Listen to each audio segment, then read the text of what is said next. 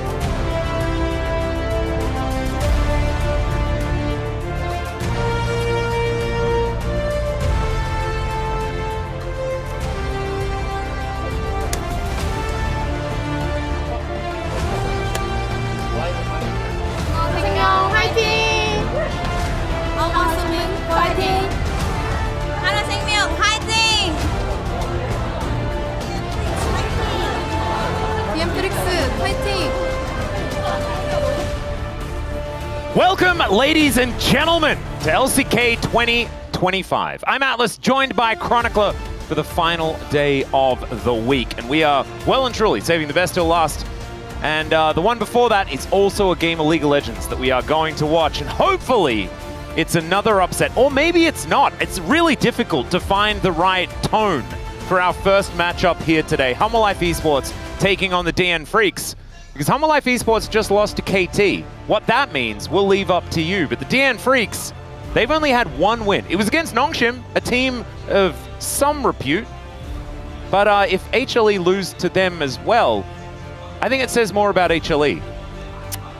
Yeah, HLE was also in that series that they lost. Part of it was KT playing well, but a large part of it was also Peanut and Zeus seemingly not showing up on the day. For Zeus, this is something that we've seen with his recent years very often in regular season. You just had these periods here as well where he went like, I don't know, like dies like 5 times inside lane for seemingly no reason. And Peanut just got monstrously gapped by Cuz. And I think Peanut's had a solid season, but he hasn't reached the heights of, say, an Owner or at times Lucid or the consistency of Canyon, right? So I think Peanut has not had the best season thus far. I'm sure Hanwha will ramp up as we get closer towards the end of the split, because we're not falling for it, Hanwha. We know we're better than this. And also, like, this is what happens every single time. Humble Life Esports, they don't care about the regular season. They'll have some happy games or whatever. Then it says best of 5 on, like, the sheet. Like, Zeka wakes up one morning, he's like, oh, it's a best of 5 today? And he locks the heck in. That's how it works. DNF, we'll see whether they can take a game, because obviously that's what we want. There's one standout day, and that was the 16th of May, where we got 2-0, 2-0. I know the date of that. That was my birthday. But otherwise, it has been 6 game bangers this week. And they also won a game the last time DNF did. Right? So I'm kind of seeing it as Berserker speaking about the fact that he faced Ruler, felt like he had a long way to go. And that's obviously one of the big things. I think Berserker, when he left the LCK, was good enough to become an LCK AD carry. But you can only be as good as the competition you face. And that's something that we have seen many players really struggle with when it comes to reaching your max potential. Now, Berserker the first couple of weeks was by no means at any fault for anything that happened for DNF.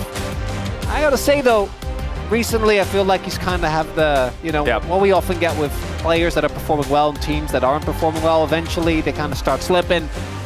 Now, none of that really matters for the analysis against Hanwha specifically. If Hanwha play well, I think Hanwha should definitely win here today. I think they should beat any team. Well, there's a lot of teams where I'm like, you know, definitely Gen G, maybe T1, where I'm like, I think that even if they do play to their peaks, that can be dependent on the meta, can be dependent on the form. True. But DNF, even if I think this team is better than what we've seen so far, right? So it's an ongoing talking point. I think that these players have shown higher peaks, but even if they hit all those peaks, you know, if you could like cherry pick like 2023 dude. Yeah. Like, we've had this one before. I still don't think that they can do it, because unfortunately, we were talking about Zeus and his random deaths. Yeah. So, you know, that KDA is not that great, but then you look at literally everything else. Dudu has second highest solo kills in top lane. And Zeus has the most in the entire league, but it's kind of crazy that Dudu's managed to get a stat like that playing on this team. Because we haven't felt like it's really Dudu's season this time around as well. No. But that is pretty impressive. It does also indicate to us that Dudu is often alone. Well, it's that, and it's also that Dudu previously used to be extremely trustworthy with leads. It was one of the things that, like in 2023, for example, set him apart from a player like Kana, which would get heavily invested in by DK, and then it would kind of not lead to anything, you know, would get caught inside. Dudu used to be a guy, if he got a 2-kill lead on something like Aatrox, the opponents would shudder and quake because he is, or was rather, such a consistent top lane carry threat. Now the vibes are good here for DNF, and that really, for me, is the main thing. I think DNF, no. We most likely lose against Hanwha.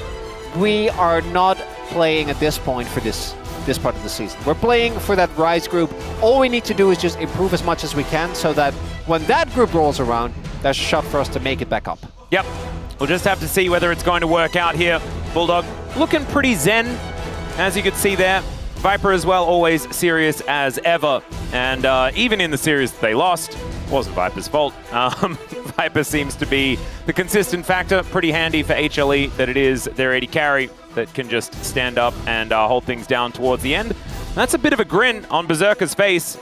And you were talking about potential, you know, potential this, potential that. I could potentially be a rocket scientist, Chronicler. That's what my parents told me. They said I could do anything. Do you know what didn't happen?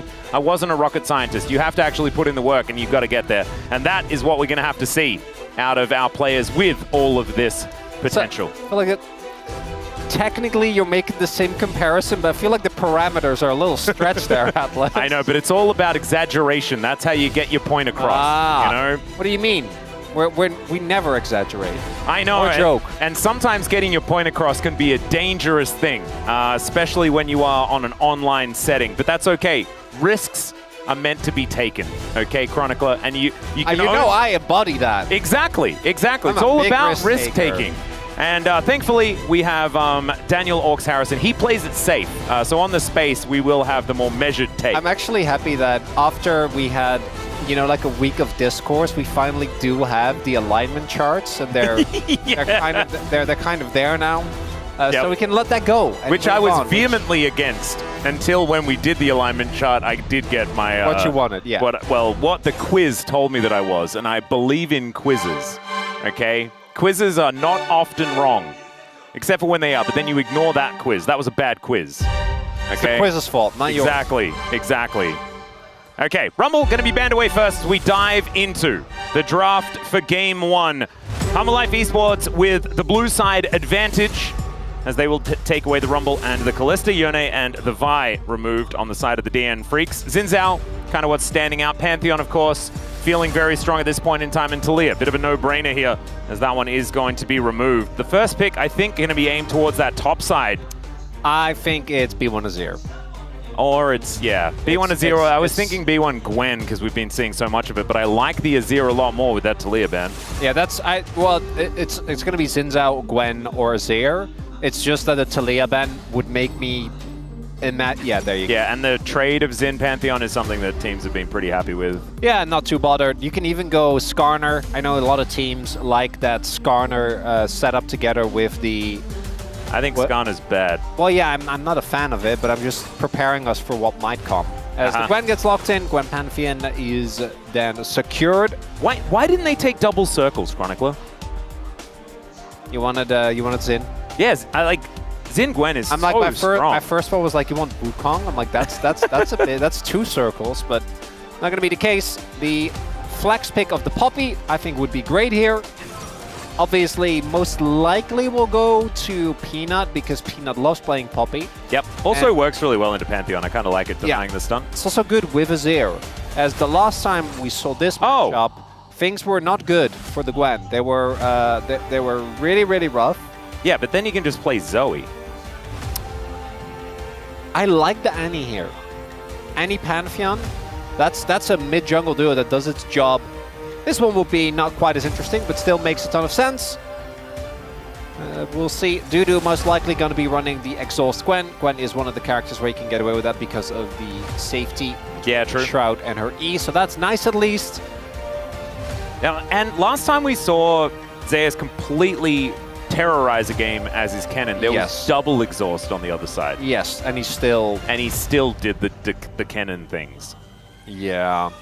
We'll see. It's a tough one. Ends up coming through here. I would love if DN Freaks pick AD carry on 4 and then let Life maybe pull out something like the set. Yeah. It's an enemy cannon, you know, he tries to jump into your team. Slam him out. Lucian taken away. So Ashe, I think makes sense. Jin is one that you can go with these type of compositions. Varus would have made sense as well. Ashe, Jin, and utility. MF is stronger in the lane. Do think that this is a MF game that's a little bit tricky to play into the air and the cannon.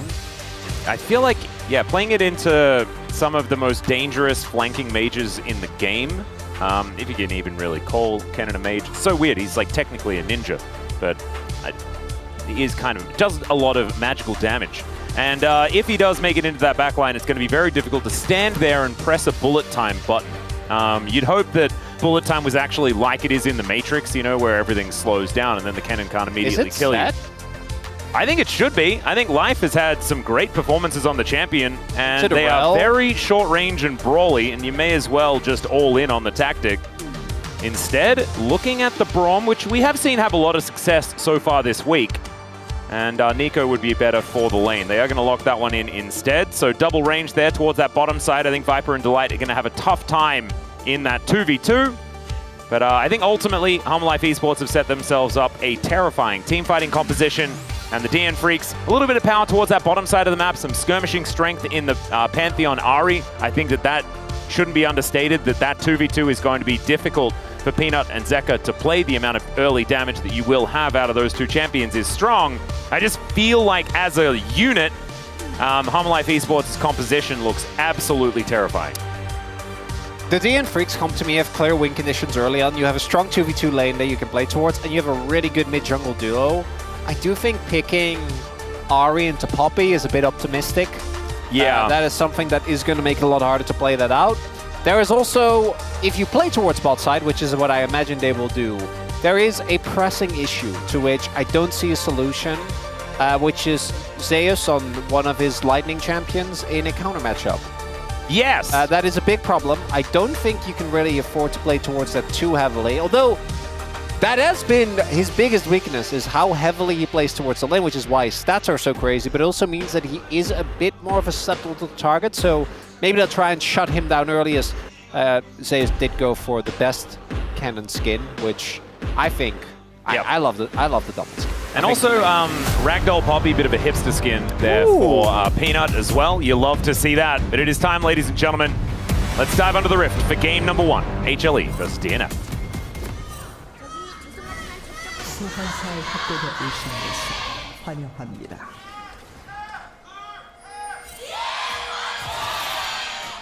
Ooh, DNF fans. I can hear the desperation, but there's also a lot of volume here in Lowell Park today. And honestly, a lot of bums on seats when it comes to one of our lower teams as far as the standings are concerned. You can really see that no matter who you are, there is someone that's going to be there to support you. And in the case of our LCK teams, there are a lot of people.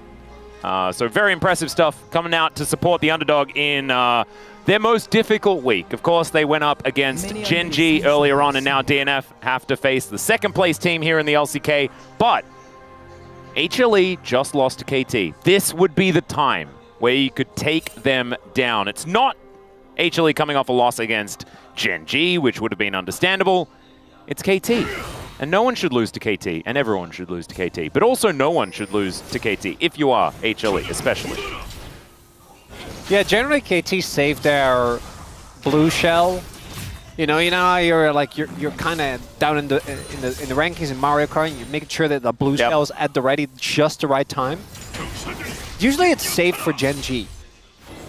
Not the case though with that win over Hanwha, but as we have often talked about what KT does and how we don't understand it on a fundamental level. But we can highlight what went wrong for Humble Life. And it was Peanut and Zeus specifically that I think were the two big weak points on that specific day. I think Delight also didn't have his best showing, even though he has been incredible. As well, I mean, we knew this was there's gonna not happen, a lot of good stats, are there? They are 1-12 and -19. So I think it's always going to be hard-pressed to find stats that look good. Ooh, Orbit Deception going to connect there from Bulldog, putting on some pressure here. Zeka not going to be too worried. Pretty comfortable on the Azir these days, as we know. It was one of the champions he used to win Worlds in 2022, so still pretty good at that. As Chovy and Faker, the only ones to win in this matchup as the Ahri. That's not good. Yeah. Bulldog is not one of the names on the list, so it would have been better for this specific matchup if Bulldog was one of those names, but instead he just needs to play as well as Faker and Chovy. Yeah, let's just do that. I like your problem solving. Yeah, it's sometimes the simplest solution is the most obvious, you know? And the most obvious is just play like Chovy and Faker in order to win this matchup. Also, like, have Canyon or Owner as your jungler. That would be helpful as well. Yeah, there really are, you know, the You know the meme about like the two paths you can take, and then one is sunny and the other is like, oh, Yeah, no? yep. Which, as I found out, is from a Yu-Gi-Oh card, apparently. Oh, that's kind of cool. Yeah, I had no idea. If it's Owner and Kenyon, the paths are different because they're very different styles, but they both get you to the sunny part. Yeah, yeah. And Peanut had, I think, a great LCK Cup, has had a lot of good moments, but has kind of tapered off a little bit in the recent weeks. This is something that with Peanut It's sort of like, yeah, it's the mid-season crisis that he often has. That's all right. Zeka is going to get interrupted here. Live comes over and is a little bit annoying. No follow-up there, but is going to be denied a bit of time. Might give a little bit of tempo over to DNF here as well. As Zeka, you can see, not going to be resetting just yet. Needs to catch that wave as the swap has come on through. Having a look, just a little bit of a peek towards that top side. We don't want to be watching it too much because it's just going to, like, we don't want to bully Dudu. You know, that is Zeus' job, and hopefully he's going to do it off camera. It is just going to be a very difficult time for the Gwen. We've seen this already. But you can see, yeah, he's ahead by about a wave thus far. We're going to get a lot better as the ward has been placed. I think Zeus was looking for a stun. So maybe set up something onto Dudu. Is still easier to gank because of the fact that he doesn't have a defensive summoner. Well, he does, but, you know, not one that gets him to the safety of his turret too easily. As it was a decent sidestep, but that's a lot of damage taken by Viper. You actually have a ton of pressure coming through here from the bot side of DNF, and they should. Right, this is why we picked Nico. The call, though, for Berserker adds even more pressure to Hanwha Life to try and not fall too far behind in that lane. Very impressive thing is that even with the cull, they're able to command this much control of the lane. Crash is going to come through. It looks like Viper will be able to pretty comfortably take the cannon here as well. Delivered there by Delight. Even then, that's what, like 12? Yeah, no, it's a big lead. Pyoshik also able to put some pressure on here towards the bottom side. Flash comes through. The exhaust is down as snip, snip goes Dudu. And the flash comes down and the charged up Q from Pyoshik locks up the first blood. So we were talking about some bullying. That's why you call your cousin. He comes over and he helps out. They're not cousins, by the way. It's just that was the thing when I was in primary school. It's like, I'll get my cousin to come over and he'll really, I'm kind of sad you wasted it on this play because that would have been a perfect cuz joke. Would have been. Sorry, missed opportunity there, but this is what we highlighted. Credit to Pyoshik. One of the biggest weaknesses of Zeus is with Zeus, with the style that he plays, is that he is susceptible to ganks. And I actually thought he was out. I thought he was fine. Wasn't meant to be. Great timing on the gank here. Zeus does know something is wrong. And the exhaust actually working very nice offensively, but it's the max stack Q that actually ends up doing it. The damage more than enough. Also stuck in a very awkward position as well, in between the turrets, so not a lot of juking available. And it's one of those scenarios where if he's 5 seconds later, then Zeus has the crash, like he clears the wave and he can just back off, right? And if Dudu tries to freeze, he can maybe look for harass. But now Zeus did catch, I think, because of the fact that Dudu still got pretty low and Pyoshik wasn't able to push out too far, still got a decent amount of the wave. But once this crashes, I think that Dudu will be basically even, which you're going to take if you're in this matchup. You still have Prio, so you can play towards the dragon. Yeah, quite a few cast minions here, as we can see. See how many of them Dudu will be allowed to get. Zeus trying to put on as much pressure as possible. Catalyst going to really help out Dudu in this lane, though, as far as being harassed. As long as he can fight back, should be an opportunity here. Zeus missing a bit of the CS, but wants to desperately pick up this crash, and will be able to do so. Peanut will collect the dragon very, very early on in this game. We haven't seen a lot of very early dragons. Only alive for 2.5 minutes. And is not going to be one of our ignored dragons this game. The Soul definitely going to be a win condition for HLE especially. This has been a constant in DNF games. Their laning phase is actually pretty solid. Yeah, they were, what, middle of the pack as far as early advantages are concerned? Yeah, they were fine. Their laning has been one of the few things that has consistently been pretty solid. We had like I think Bulldog pre-swap out was really rough, and then Pongyan also wasn't able to catch up. But now I think we get to, you know, normal Bulldog where he falls behind a little bit, but he's been fine. Kind of where he was in 2024 as well. Yep. But it's the skirmishes that I need to see from DNF. That is where they had their biggest improvement against KT, where Pyoshik and Life actually look to be on the same page. But it's also been where they have completely fallen apart. We might see one of those here. It looks like mid lane not allowed to roam. Bulldog being kept in that lane. Yeah, Tanglebubs comes through here from Life, as that is Peanut locking down one of these. Bulldog going to get thrown away by the Emperor's Divide. Zeka not going to have that for the skirmish. Chin is ult. As so does Peanut, but he throws it away. Pyoshik comes down as Zeka trying to leave. It's two grubs going over to HLE, but they may lose their mid laner for it. As flash out from Zeka, he holds onto the button and he knows that Pyoshik was looking for that one. Of course, they have a bit of experience together. And he does get himself away. So HLE, bit of highway robbery here, as it was DNF that started off the grubs. They take two of them, and they keep their mid laner alive. But the flash is now down. Pyoshik looking for that roasted pigeon there. You know, impale him on the spear, take him home. Not gonna happen. Still, I like the play. I actually thought that was a cool little setup there from Pyoshik, able to redirect with his ult, then use the upgraded movement speed from E to get on top of the Azir. And Bulldog can follow up, just barely doesn't get the kill, but pretty even trade, I'd say. Two grubs is fine, but you know, grubs have been more of a it's nice to have as opposed to a feels like they are really worth a lot. Yep. You take your eyes off your turn a little bit, but the early game for DN Freaks looking good here. It is. One of the worries that I have is that the more and more I watch this HLE figure themselves out, and when we see them at their best, the most impressive part for me is just how malleable Viper is, as he is going to walk out of a bullet time as best he can. It was almost a caster curse, but just his ability to play weak side or carry is just kind of ridiculous. His Jhin undefeated at the moment, demonstrating that they have him on weak side duty quite often, playing that utility role, and he's just absorbing pressure all the time. Just must be very frustrating facing off against this guy. As speaking of frustrating, Dudu does have some friends here towards the bottom side.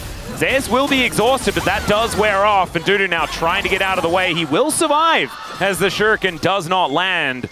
So HLE not able to find it, and they do get the exhaust, but there was no flash to gain from Dudu, so he's still going to be scary.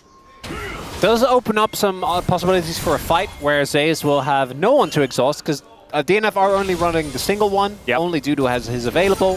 Still nicely done there by the gang from Peanut, even though he doesn't get the kill. I think if he has his ult, then maybe they can, right? Like, I think an extra knock-up could have done it.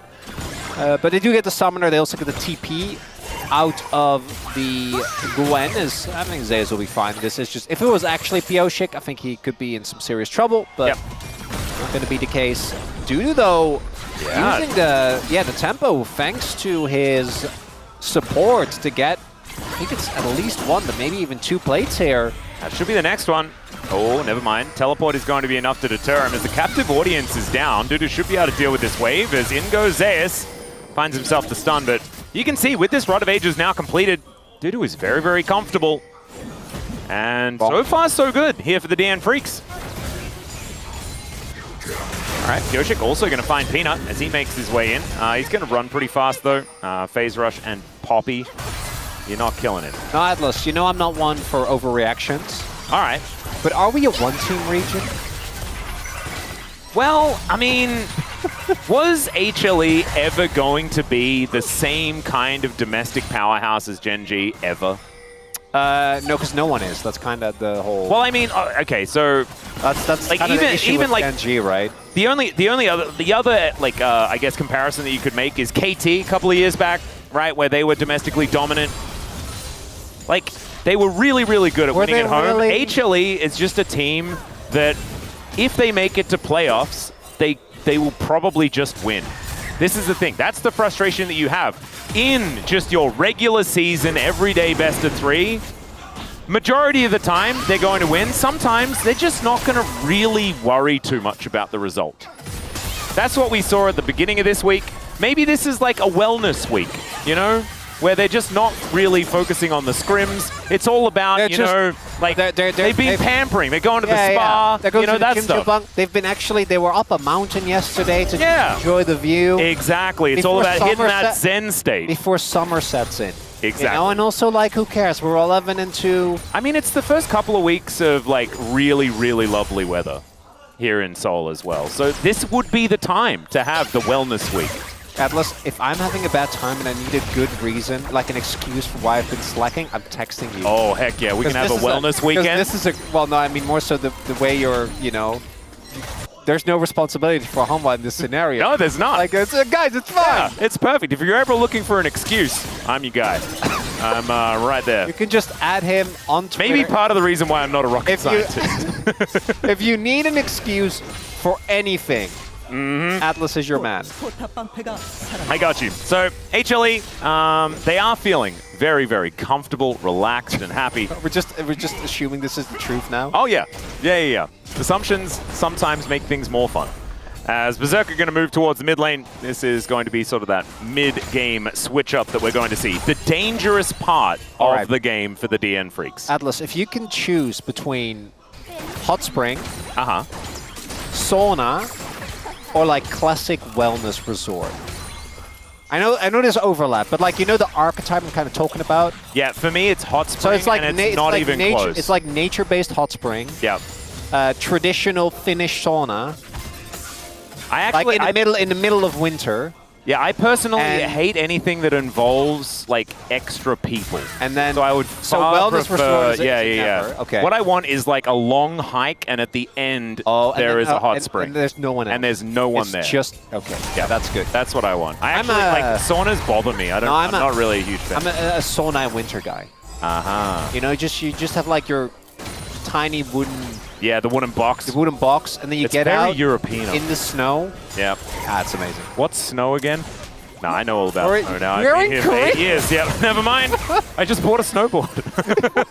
We have gone snowboarding twice. We have indeed. Shout out to Seth Achilleos King, the leader of the movement towards snow activities here in Korea. Absolutely.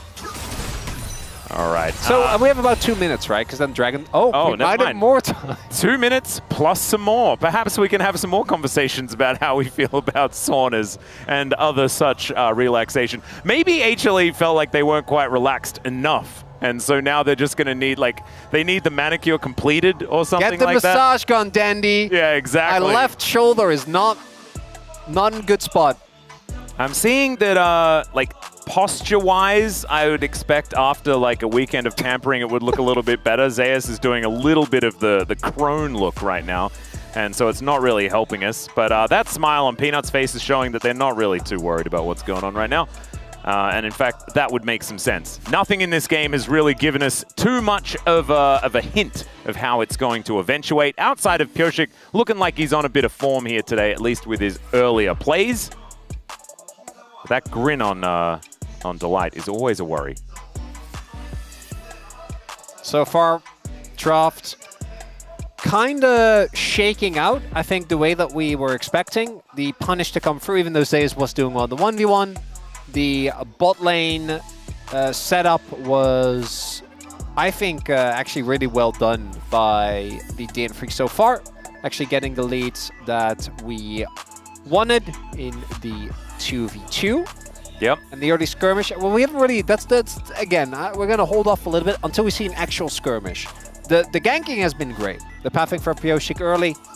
Oh dear. So I don't know whether, we'll get confirmation as to whether this is something that we're allowed to talk about on broadcast, but we have an idea of what happened. It may require a chrono break, so we might be sitting here for a little bit longer. I can take this opportunity to let everyone know that Cadril has gone live. I'd just appreciate it if you do go over to Cadril's co-stream, which I know a lot of people do prefer, if you just leave this open so we can just artificially inflate the numbers. You know? Kind of love that. Yeah, that's good energy. That's what I'm thinking. And you know he'd be on board with that as well. Yeah, no, absolutely. You know, I'm hoping that that's sort of the way. I think he was when I checked, he'd been live for 4 minutes. Or something like that. So this is the perfect time. There's no chrono break, by the way, guys. This was Life bought a banned item. It's just not allowed at the moment, and Life has to go back, and he sells it as Dudu going to be pushed away here by Zeka, who says no. I would prefer it if we didn't do that. The other Pantheon is now going to look for him, but I think Zeka has made it far enough and is going to be okay. He's just going to be heading off now. Yeah, Pioshik was thinking about setting up for some sort of potential dive, but not going to be sticking around for that one. As here we go. just wandering back. We've got some pings out, really accurate ones there from the DN Freaks as well, spotting the fact that there is a couple coming down here towards this bottom side. As Pyosik and Dudu wanting to finish off this turret. In goes Zeka, but he does have Peanut there. No Emperor's Divide, but no chance here, and Pyosik knows that he's going to flash away as Life makes his way out. All right, and Zeus also going for a little bit of aggression here towards the top side, just a trade of ultimates though, and he picks up the pedal. So you can see, Orcs is going to be happy with how this game's going. So far, the first pedal we see, immediately taken and prioritized. Very good. The old statement, if something looks too good to be true, it probably is. If Zeka is TPing back into a turret that is definitely under heavy siege, that probably means his buddies are right on the way. The timely arrival of Delight and Peanut ensures that he is fine. Zeka. Nice little crash there. Goes an awkward direction. Has to flash immediately, but does get out. That was like, yeah, he had a car accident, but he survived just fine in the end. Had to use his airbag, which was the flash in this particular example. Yeah, Zeka, I was giving you praise for the previous TP. I'd appreciate it if you don't then immediately literally faceplant into a wall. He got the charge. Yeah, he did. That's something. Just want to say that I appreciate you all in chat, letting us know that you are leaving the stream open. This is a beautiful community that we have here, and we're just so happy to have you. Okay, Viper and Berserker doing that 80 carry thing, parked in this mid lane, as Delight is going to be set up as well. And Zeka just sort of nursing his ego at this point in time, but he's going to make his way back out, does have his ulti back up and available, and I'm hoping that we get something to break this stalemate. As right now it's a Cloud Soul, that certainly helps with the action, so it'll just speed things up just a little bit. As Zeka, I was talking about you nursing your ego. He was looking to try and make a bit of a play there, but is closed in on, able to shift the sands, gets himself out of the way. Remind ourselves, last time DNF took a game off of Hanwha. Not quite there yet, but it would be cool. There's, I do gotta say, for DNF, it really is a hit or miss on the ultimate. You know, the value of Cloud Soul, like the speed up that you get. Because you do have one of the characters that's probably the worst out of anyone. All right, Dudu. Oh, going a bit aggressive. It's a preemptive exhaust. An early flash there from Zeus as well, but they're committing to this dive. Pyosik taking so much damage. He's dead. And that was not the dive that we wanted to see. Last time around, it went well. This time, the God of Thunder is going to strike. Just take the exit, man. Yeah, you do. Well, yeah, sometimes you got to gracefully take the L. We just, you know, you can't. Sorry, I'm having a hard time with this. Yeah. There was a very clear. As it turns out, he could. Yeah, there was a very clear exit. Right there is There's a flash forward from Delight. Picks them up with the Magnet Storm there as well. Zeus, no ulti, but no worries there. As the curtains have been called. Oh, one more bullet. And not going to land, as Berserker will survive. Fancy footwork, and of course, a little bit easier when you get to strut your stuff, but nicely done. As Viper just wandering past this turret with that fourth bullet at the ready. That and a grenade probably was the end of Berserker there. As out goes Dudu. A little bit terrified of Thunderlord making his way back up towards that top side of the map, and is going to respect it. So 1-1. Is going to be an even trade, and in fact it was Pyosik killing Zeus and then Zeus killing Pyosik that is the result of that. Still things extremely even outside of the extra grubs and the extra dragon. The moment you get the flash, that's good. Yeah. Even after that, you can still peace out. Pyosik's been playing for a while. Maybe he thought that he was the Pantheon that could dodge turret shots. It's not sort of the way it is. Once again, Zeus is just going to make them look silly on his cannon. Dudu still looking to chase after him. We'll see whether the stun is going to come through. It is going to be there, but finally, the rest of the cavalry turns up, and Bulldog will be able to take them down, but not after the cost. Like, it is a 1-for-1 trade, and turret falls down in mid, turret falls down in the bottom lane, and the DN Freaks not going to be able to get too much for this one, outside of Dudu maybe being able to take down this top outer turret that was already very low anyway. So to summarize, yes. Zeus is still up 630 gold. He traded 1-for-1. Okay. Dudu is definitely not going to survive this. Well, we're Hex flashing. Viper is going to be able to lock him down. That's Otacon. Yeah, that is Otacon. That is a dead Gwen, and that is starting to look like a real advantage that HLE has in this game. Dan Freaks, oh, it he's was on a mission. all for this. Oh, he is ready. They do not know. I mean, he's Pantheon though, so I assume they're gonna... Yeah, like, it doesn't really matter where he is, and they're just not gonna go for it anyway. Would have been cool though, but I don't think realistically he makes it there, so... I think the idea of not going in was definitely one of his better choices. Well, but they should have done that earlier! If you're gonna not go in! Hey, not you've going got to earlier. celebrate learning from your mistakes, Chronicler, okay? You can look at things two ways, right? And that kind of negativity I don't think is constructive. And I think celebrating when they identify a mistake and then pivot away from it, that is the thing we should focus on. So this is part of the mistake. Yeah, Life unceremoniously dies because Zeus is still quite big in this game. Very fed. Yeah, and from that point on, this is always a losing trade. Yes. Well, so if they then just back off after that, I think it is still fine. But it's the fact that Peanut is able to catch Dudu with the sweeper over the wall, deny, and then you're never getting away from the Poppy and Jin combo. Okay. Bulldog, oh, they're still going after him. Charm is going to connect, though, as the Deadly Flourish very, very close. Bulldog just out of range of that one. Viper is like a sniper, man. It is very scary. That's why it rhymes. Yeah. Does it? Sniper, Viper? Yeah, I guess it does. It's something about the sn start of it that just really doesn't sound rhyming with v.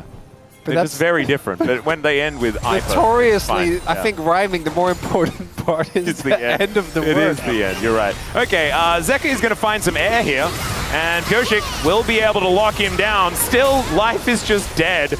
How does Zeka go in for just a straight-up air ball? Atlas. And then the rest of his team's there to, oh, never mind, it was an alley-oop. No, it's fine. Atlas, clearly he was ulting for zone control, okay. Oh, no, he was actually cleaning. He was just sweeping the ground to make sure it's all clean. Yeah, and then, oh, I didn't sweep up Live? Well, that's fine. You guys can kill him. That was never my priority. Yeah, because he didn't move back, he was already dead. Yeah. Yeah.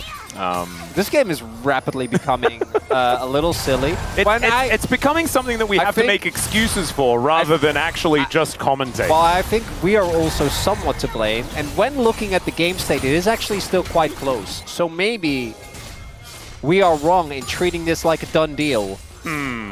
But I have also seen enough Humble Life games to know that if Peanut hasn't died yet and Zeus has only died twice, but he's still up 1,000 gold, that's not the right timeline. And I know a lot about... also like a Zeus Kennen game. Like, he struggles to lose. I know a lot about timelines, okay? Time loop time is one of my favorite types of media. Yeah. I don't think this is the one. I think we had to make some different choices. Maybe we could just separate ourselves into a different dimension. One that has made slightly different choices. Okay, I think Multiverse, that's like kind of... I know it's adjacent, but I feel like it's not quite the same. Really? All right. Well, Bulldog is going to look for something. Doesn't really find an angle here. Soul point on the table for HLE. There is the exit of the jungler, though. So Peanut going to make this not a 50-50. This is, in fact, a let's just leave type scenario for DNF. And they do get the memo that that's precisely what they should do. But that is still going to be Soul point going over to HLE. And if this is a sign of things to come when it comes to the objectives, DNF not going to really have too many options. So Viper also doesn't use the Cloud Soul very well.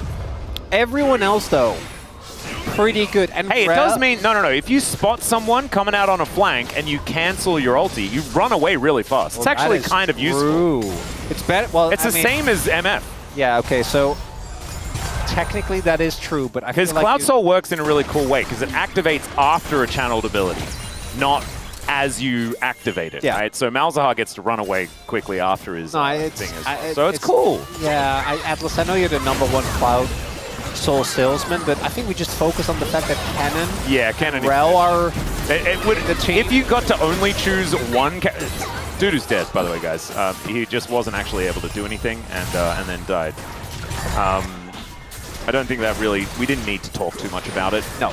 So you were saying? So I was saying that even if it was just on the Kennen, that would be powerful enough. Cloud Soul on Kennen is so broken. As Peanut finds just a small sliver of wall, and that is going to get both Summoner spells out of Berserker. Like, right on the edge. That wall was broken as well. It was broken just a little bit further up. He may not have had to use the flash. I know the game isn't done, Well, but I also... Atlas. sorry. Well, yes, you're right. We're trying to keep the 6-game dream alive, okay? Yeah, your birthday was a mulligan. That one doesn't count. Yep. 4 out of 5 days, 6 out of 6. It's pretty good. We gotta avoid the dreaded 5-gamer. Because if it's a 4-0, I think it's still bait. Yeah, no. We're just hoping it's not cringe. And the only way it can be cringe is 5, yeah. And hey, if T1 Gen G doesn't go the free, I'll be very sad. Honestly, if this is a 2-0 though, and then we get a 3-gamer for T1 Gen G, pretty sure that's not cringe. No, because it's 5. That supersedes however... Oh, no, wait. Does it just cringe anyway? Yeah. Oh, God, no. We went through this in 2023 Challengers. No, but that was 8 versus 9. You know, that's cringe. But 5 versus 6? I don't know. Yeah. Oh, no, not the graph. All right, the graph has come up. It's a bad news story. Although it's a much earlier Infinity Edge for Berserker, he is still relatively powerful. Oh, shit, come on. You can do this. Yeah, there is a very scary cannon off on a flank angle as 3.5k is approaching on the Baron. HLE looking for the turn, not wanting to make this a 50-50 unless Peanut just evicts Pioshik from the area. And the ulti going to miss this time around. HLE gonna get engaged on. Great Pop Blossom there from Life as the bullet time comes in. The steal from Pioshik as well, as Peanut will be taken down as the first kill, and HLE are just scattering. Bulldog will not find the charm, and Pioshik will not find anyone. Magnustorm is going to connect us now. Zeus just eviscerates Berserker in the backline. Delight and Zeus just saving this team fight by themselves, while Viper is taking the rest of them for a walk. Yeah, the teleport going to come in as Zeus looking to make his way forward. They sacrifice Viper as once again, playing for utility, ladies and gentlemen. They're looking to complete the aces. Delight wanting to hold them in position. Pioshik going to say no to the pentakill, but yes to the ace. As comically, so many of these buttons go wide, and Zeka will be able to pick that one up. So no more Barons left here for DNF. I respect the Pioshik. A teammate can give a penta. Yeah. As an opponent, no. It needs to be it's earned. all about denial. You have to earn it.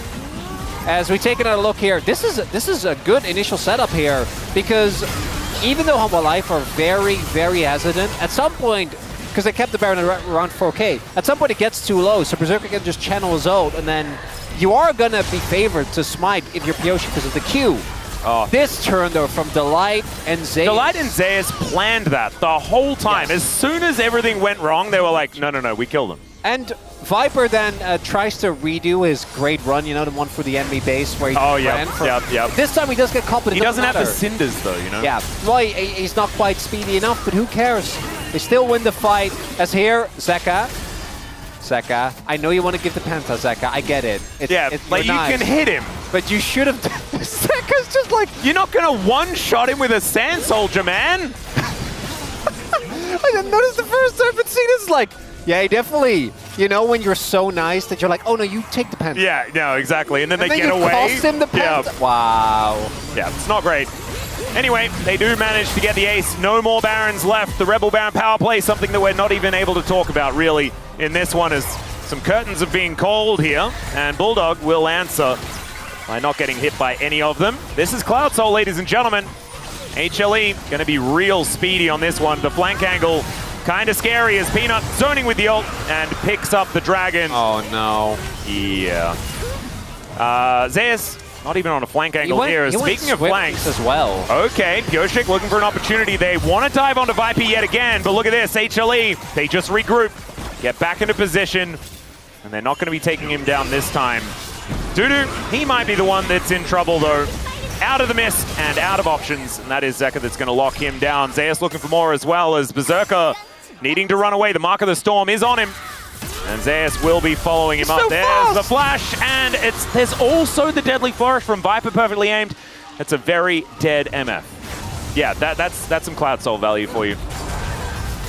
Perfect example. I actually really hope that the space doesn't actually break down the series. They just break down how good Cloud Soul is. On every, they're gonna like If Viper had Cloudso in his previous setup where he died, he would have actually lived. Exactly. Imagine if Berserker like wasn't against Cloud Soul when he was trying to run away there. Maybe Strut was going to be enough. It is such a crazy thing to me because even with the Cloud Soul, looking at the gold, DN Freaks have been remarkably close throughout the entire. Yeah, it's not even a 3,000 gold lead, even now. And all the gold is on Zeus. Yep. So if Zeus missteps once and you blow him up, that's the gold lead basically gone. Yeah, or he gets a pentakill, which is almost what happened. It's, yeah, I think the DN Freaks, they have a win condition now. It is kill Zeus, never let him do anything in this game again. He does have... He's got an arm guard and 3 other that does items. make it hard. Yeah, I never said it was going to be an easy task. I just said that that's the task. No one said it was easy. Nope. And all good what's things, you know, all things worth doing are difficult, you know? No, I was trying to do the Coldplay song. Nobody said it was easy, but I can't figure the next line. Yeah, I only know Yellow. And that one about time. Yeah, I think this is... No, it's about watches. Clocks? Yeah, clocks. Ah, clocks, yeah, that's... Wait, you know the scientist though, right? That's the... I know a few of them. Who's your favorite?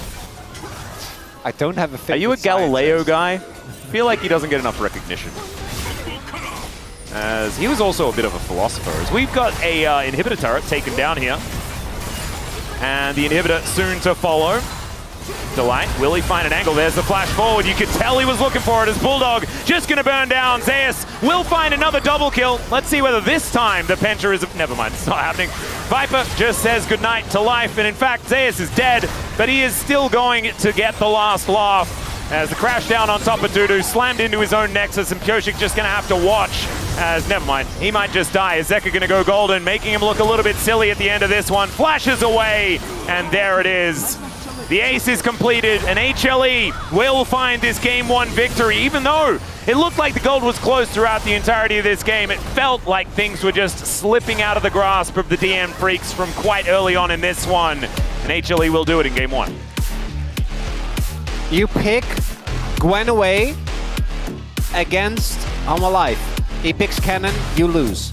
You try to pick Jace against Homa Life. Guess what happens? He picks Nidalee. And you lose. You lose. Or he picks Cannon and you lose. Yeah. You don't pick Jace. He picks Jace. And guess what? Wait. KT won. Yeah, okay. See? Let him have Jace. White band Jace. That's the win condition. Oh, DN Freaks. It's okay. They get to move to blue side in game number 2. The dream isn't dead, Chronicler. The dream is not dead. Really, realistically, I know that the DN Freaks obviously are still not in the best spot after they just go down to 0-1. This is still the Freaks that we've seen like the last 2 weeks though, where they had the great...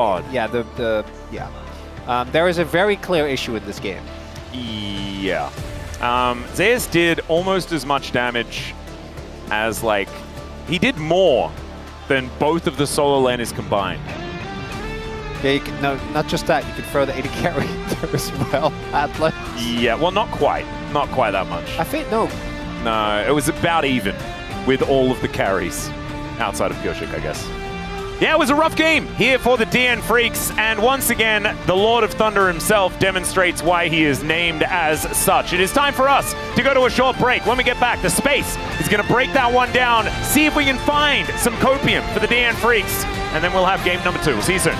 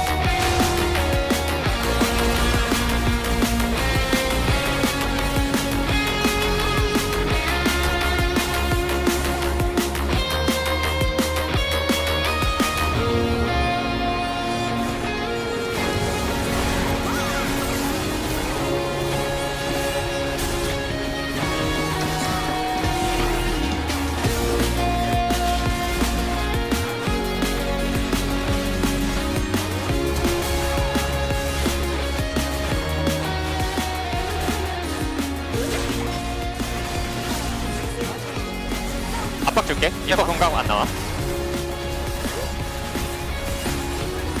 여기 살짝 볼게. 아. 여기 반대. 아리 노플, 아리 잡았어. 니코 잡았고. 니코. 왜 물 사람? 그렇지. 여기 봐줘. W 남고. 나 박을 안태는 컨티뉴 좋다. 가볼게. 아리 프리다. 여기 봐줘. 내 스테락이야. 듣기 싫어. 잡고. 나공 1초.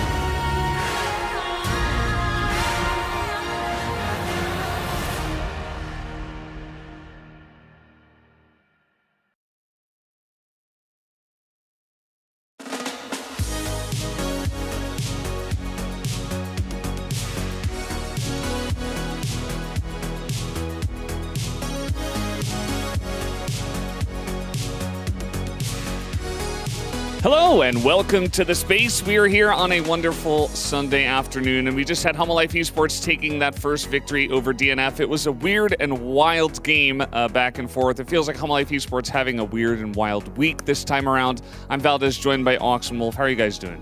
Pretty good. It looked like we were going to get another Penta. We've had so many, and then we didn't. You know? Yeah, it was very close. Pioshik said settle down, and then promptly died right afterwards. It was the final Baron, but he did stop it. I respect that, though. I'm going to be honest. We've had a lot of Pentas recently, and I think sometimes teams are like, oh, whatever, just give it to them or whatever. You have to earn a Penta. You know, Pioshik made that clear. They may get the win, but a Penta, you don't get those for free. No.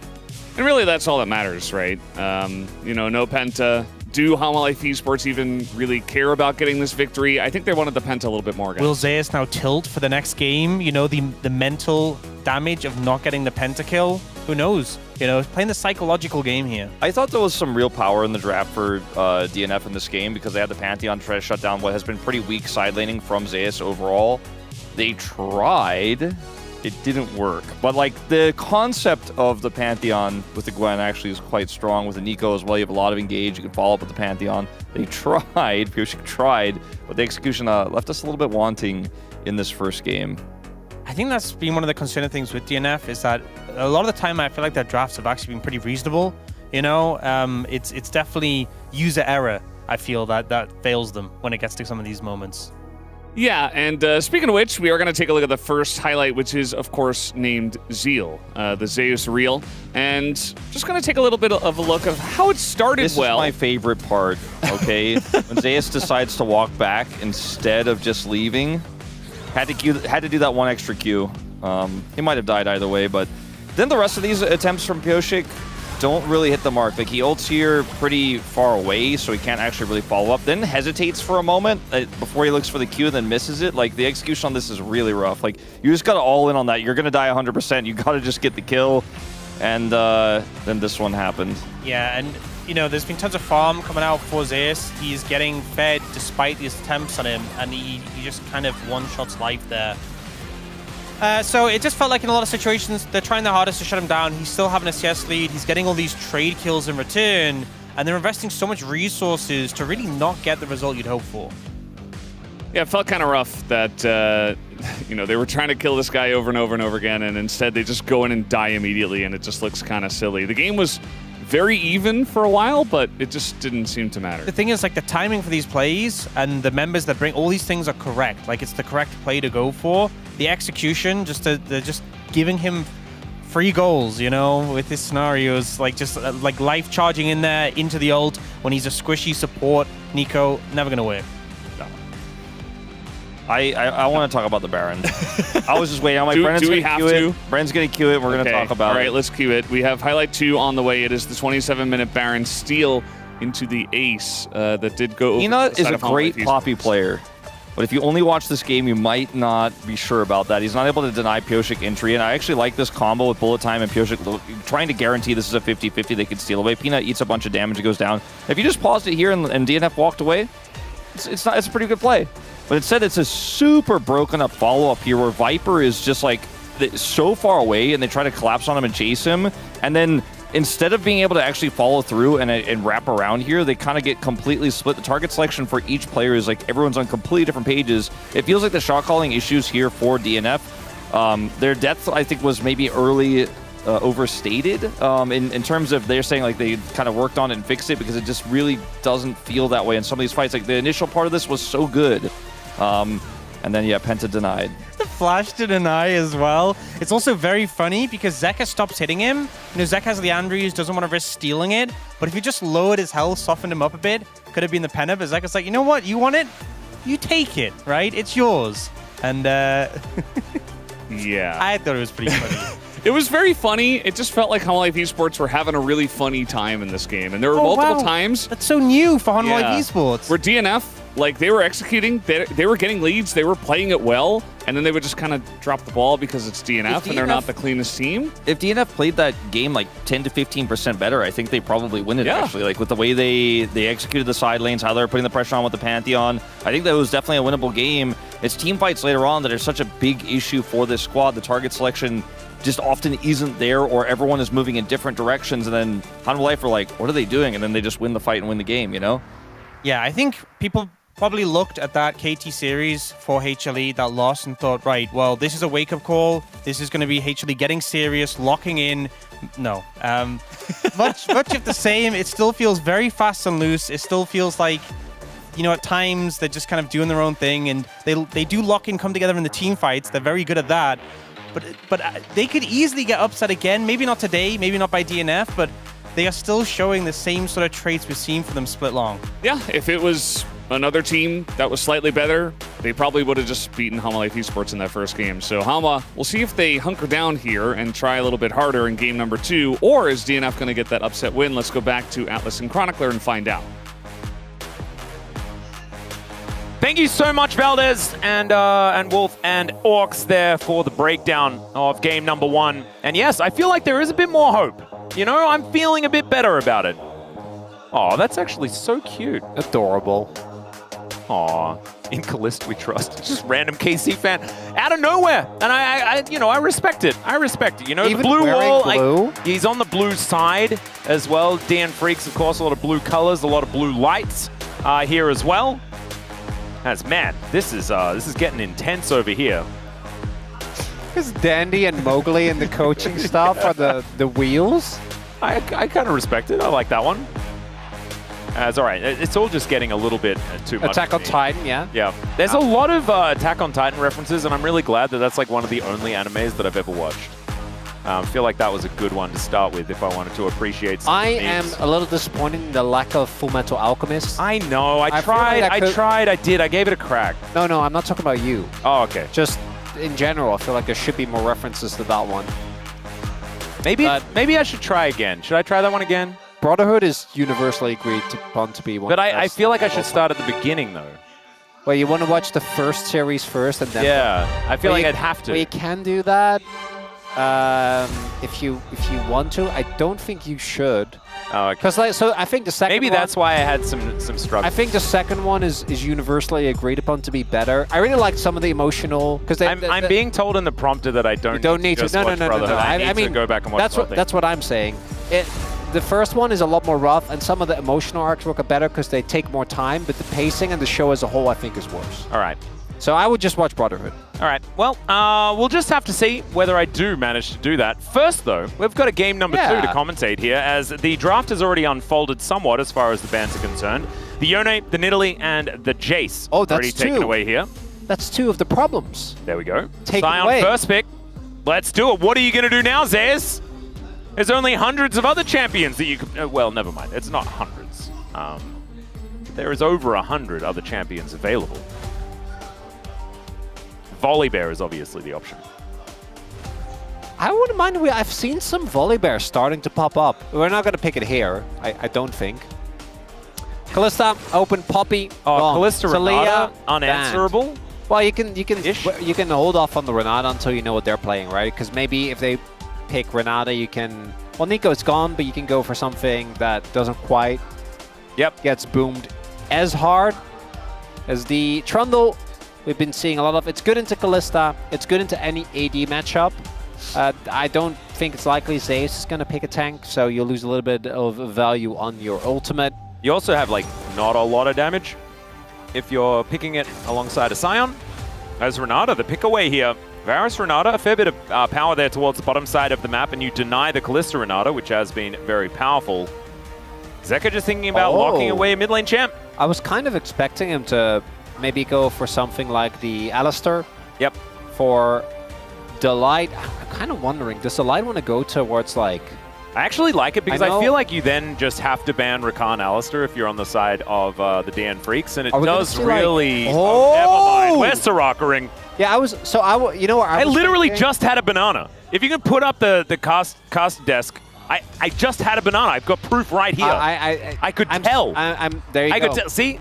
That's my former banana, now just a banana peel that I'm not going to place on the ground. We know that they're very dangerous. We knew it had to be something kind of crazy, because if you pick something like Nautilus, you're basically just hard counter or self-hard countering. I was thinking like maybe Fresh Callista, you know, they used to be one of the classic combos. That's something you could do. Blitz, but no, it's the Soraka here for Delight. I do worry a little what it means for Humble Life, because I do think that the reason why they've been so consistent in fights is because they have Delight, who's possibly the best engaged. Wait, now you've got Engage Soraka. Yes, that's what you want. Because he's got Fate's Call. You can just engage well, I know with you the can Fate's throw Call. her in, but we definitely don't want to. That we'll see it, but that's not Well, really. do you know that if you're playing Mario Kart, most of the time the bananas go behind you, but if you hold up on the joystick, I know you can throw them in front of you. You can throw them in front of you. That's actually a thing that you can do. So that might be the tech that Viper is looking to. It's the exploit banana here. in front of you. Yeah, Okay. yeah. That's the plan. Yeah. Well, we're definitely, hopefully, not going to see that as a main form of engage, but we'll see. Maybe Might be one. Life thinks otherwise. Does mean that if we don't get an alternative source of engage, Humble Life is going to be somewhat reliant on finding pick angles with this. Ambessa Aatrox going to be taken away here as we're doing our best to protect Dudu at all costs. Like Camille, maybe? You're definitely picking the top laner here. Well, Vladimir could be an option. So Vladimir makes a ton of sense when you think about getting the Vladimir to be as strong as possible as soon as possible. Sir, can I interest you in an Oblivion Orb? Well, yes, but I feel like the amount Soraka, of anti-heal the value here is absurd. Okay, but I don't actually think Humble Life, now that we have this comp, unless they get something that kind of pulls it together, aren't you just playing for 1-4 or 1-3-1 and you just... Because no one is going to be able to answer Zeus. It's just not happening. Like, it's Victor against Vlad later on, you just get... Yeah, ran around. That's a Belveth. That's kind of fun, right? I guess. I'm not... I mean, I don't know if it's like gonna win or it's good, but it's fun. What else would you go? Like Wukong? And Wukong would be like your more standard option. And that is what they're gonna opt for. This is a bit more tier listy. As big grin on Pioshik's face. I think he was very much considering the Belveth angle, but decided to instead go to more something that was going to work. Like, do you pick like Silas here? Galio? Yeah, so Galio was what I was thinking to kind of solve the issue. I mean, it is going to be a lot of... it's just... A lot of magic damage. So I guess they've got Callista. So that, you know, they have Callista's in, right? But it's more so... I'm just looking at the Hanwha comp, and I'm kind of wondering, like, you're playing almost a full melee comp into Renata, Wukong, and Victor. Yeah. I'm just... There are parts of this that I really like, right? Like that core-free unit of Xin-Zhao, Galio, Callista. That looks like a great skirmish comp, where you can play aggressively early, right? You have a lot of CC, you have a lot of explosiveness. Then Vladimir obviously just wants to play for either team fights or side lane threat, depending on what build you go, depending on what the game state is. But he can be really good in both those, but Vladimir does struggle with getting kited. And then you have Soraka, who kind of generally wants to play more of... You can obviously... You have a really strong laning phase, which should help a lot. Yep. But you generally want to play fights kiting back. But you get outranged, because it's probably going to be Lethality, Varus, and Victor. So you are the one that needs to start the fights. I like the individual matchups. I just struggle to see how it comes together for Hanwha. And that's not something I often say. I do feel like you can play 4-1 really effectively, like you mentioned a little bit earlier. I think that the amount of pressure that they can put on with Vlad in a side lane will be difficult to deal with, especially when DNF have just put themselves together a pretty stock standard 5v5 team fighting composition. You know, you've got a frontline tank, you've got ways of engaging and blah, blah, blah. But I don't know whether it's necessarily going to work, especially when Humble Life Esports are the team that has, you know, a little bit more winning under their belt. They do. So getting things in line should be possible here for the squad. But the DM Freaks, they have blue side. Let's see whether they can bring us to 3 games. 소환사의 협곡에 오신 것을 환영합니다.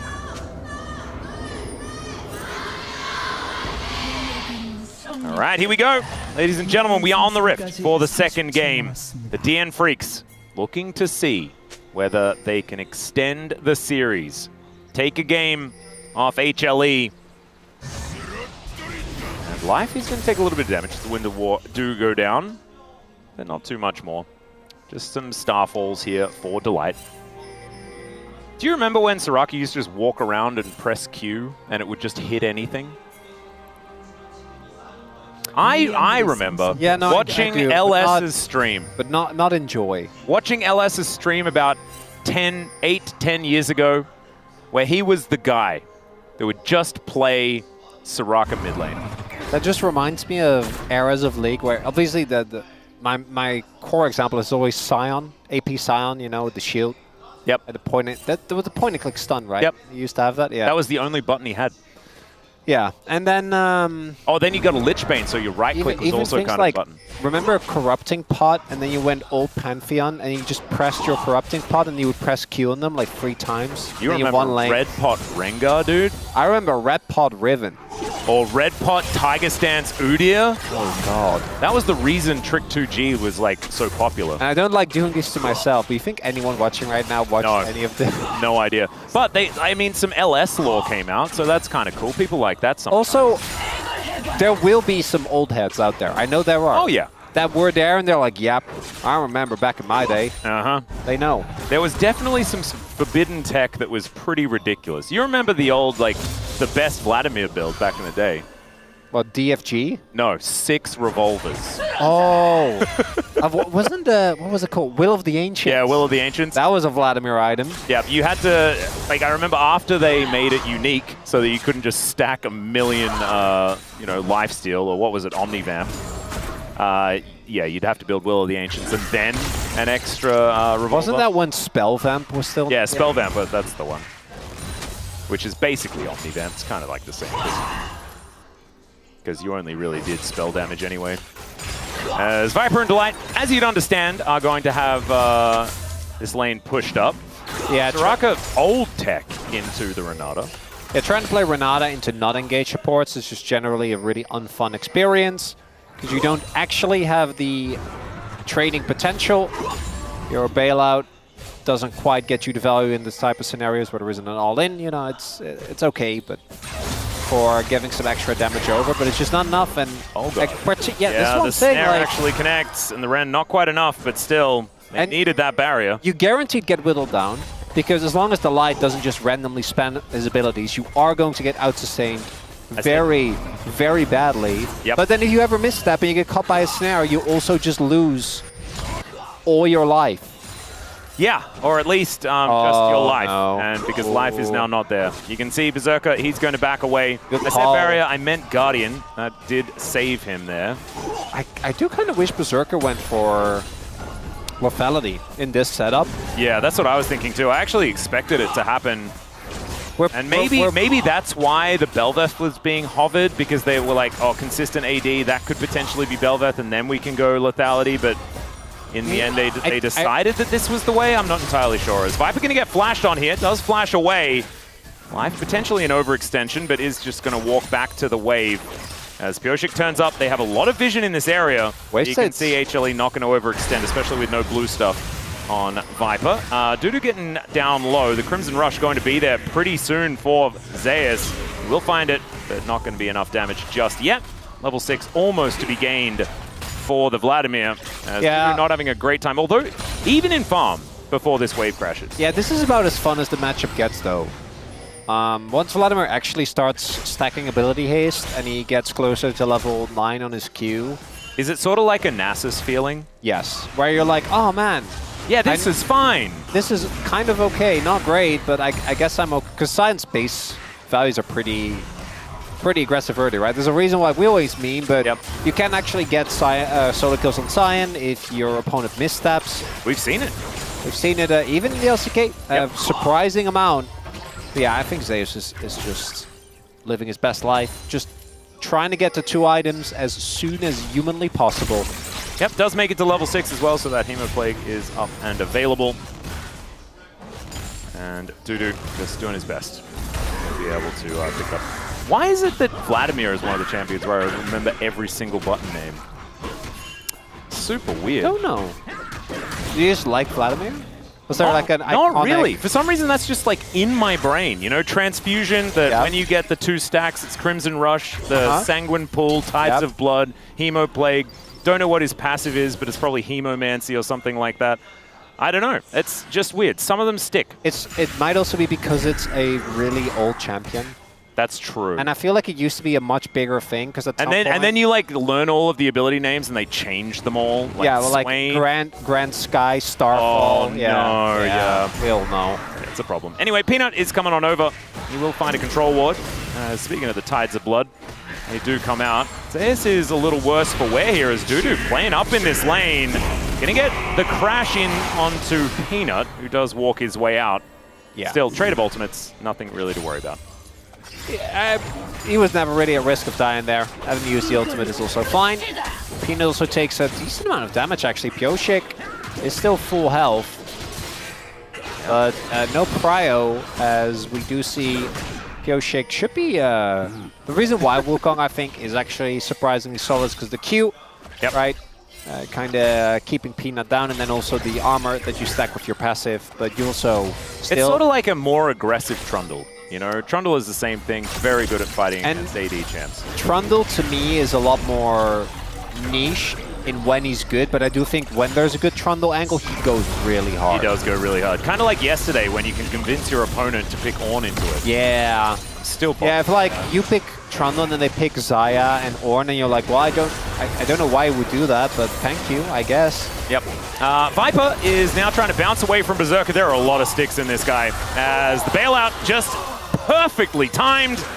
And Berserker will be able to grab the duo kill up against Viper here. Felt like it was close, but in the end it was not. And Delight unable to actually keep Viper alive. That is why we go the on-hit variety, I guess. Yeah, just walk at him. Walks up. Viper misjudging, I guess, the bailout as we take another look here. Is it life? It was right on the end of the bailout is what it felt like. As we see here, the healing not enough, and yeah, can't outplay the bailout if you're that low. If Delight has his ultimate, I think Viper actually gets out. If he still has his flash, he might get out. So that is a run-of event, a run-of play being it's just gonna from life, right? It's gonna help reinforce the DN Freaks 8-minute stats. Yeah. Because as you can see here, once again, it is an 8-minute gold lead. They are really living up to their reputation of laning well, playing out the early game well. They've got decent plans that are in place. It's just navigating the rest of the game that has seemed difficult for this squad. As Peanut going to be taking the remaining 2 grubs here. And Pioshik already with one of them. So no huge advantage to be gained, but it is going to be 2 objectives as far as the feats of strength are concerned for HLE. And back to business here towards the top side of the map as Viper will be getting some of that health back here from Delight. Going to put on that pressure where they can, but the DN Freaks probably pretty happy with where the game is sitting right now, especially from this top side bottom lane perspective. Top side bottom lane, it's confusing, but you know, the champs are seen on your screen right now. Big advantage for, or relatively for Humble Life, is that as Life does in fact pick up the Oblivion Orb very early, which we do love, is the ult. Oh, Chains of Corruption going to get flashed here. A lot of respect from Viper. And Delight does heal him back up again, but this is a great look from the DN Freaks, especially from this bottom lane as Berserker. He has been a linchpin for this squad. Remember, I mean, we were memeing about it a little bit, but in the games that the DN Freaks win, Berserker doesn't die. That's how that works. He is very, very important to this squad. What is remarkable is Viper, you go barrier because of the lane, right? Like that's the main reason, as I know which VODs Dudu has been watching. Yeah, he is going to pick up some turret shots, but oh, drifting gloriously. What was that? He ping-ponged off the wall. That was very confusing, but I think probably just a little bit of a glitch in the matrix here as far as our spectator client is concerned. He gets over there and manages to just go back home. I think he could have gone for one more wave. I think leaving there is a little bit cowardly. I'm not gonna lie. Oh man. No, just one more wave. It's fine. If you die, it's worth it. We're for the tempo, Atlas. Yep. No, that's that must be it. All right. HLE gonna come on over. Yeah. We'll see what, maybe we can get a show match. We can talk to Lost Returns about maybe coming over to Korea and playing off against the DN Freaks. And then we can just have Brendan Veldas and Oaks cast and just say drift, what's drift for the entire broadcast. That's just In the fact, whole we don't cast. even need them to cast. We can actually just get the track. We could soundboard it. Yeah. And actually, we could get a DJ to just play an LCK soundboard over the top instead of there being commentary. No, actually, then maybe that'd be too good, and then we'll lose our jobs forever. No, I think that should be us, and we can just press buttons. Oh, the whole yeah. time. And we will think it's funny, and everyone will get very sick of it very quickly. Oh, yeah. Yeah. No, that sounds fantastic. Arcane Storm here into the mid lane, as Zeka is going to trip over the gravity field just momentarily, but otherwise it's going to be A-OK. Oh, man, we got to make this happen. Maybe we should talk to Cadril. Cadril, if you're listening, let us know whether that's going to be a possibility. Surely. Because I kind of just want to see it. Just, like, curiosity. Who's the best drifter in the LCK? Yeah. And then Baus is the judge. I think Baus is probably just better than anyone that we've seen. Well, I don't because think we haven't seen a lot of great. Well, we should have him compete, right? We should just have only top laners, and then I guess Lahens just for reasons. I just want to see like a 5v5, just DNF versus Lost Tries. Like, I think it's fine. I mean, I do want an excuse to like hang out with Nemesis again because that guy's really cool.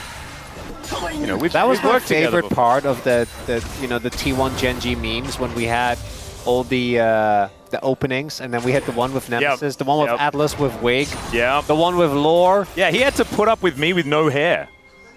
Well, you're always annoying. I don't think the hair makes a difference. It made it worse, though. Could you imagine? You don't have to imagine.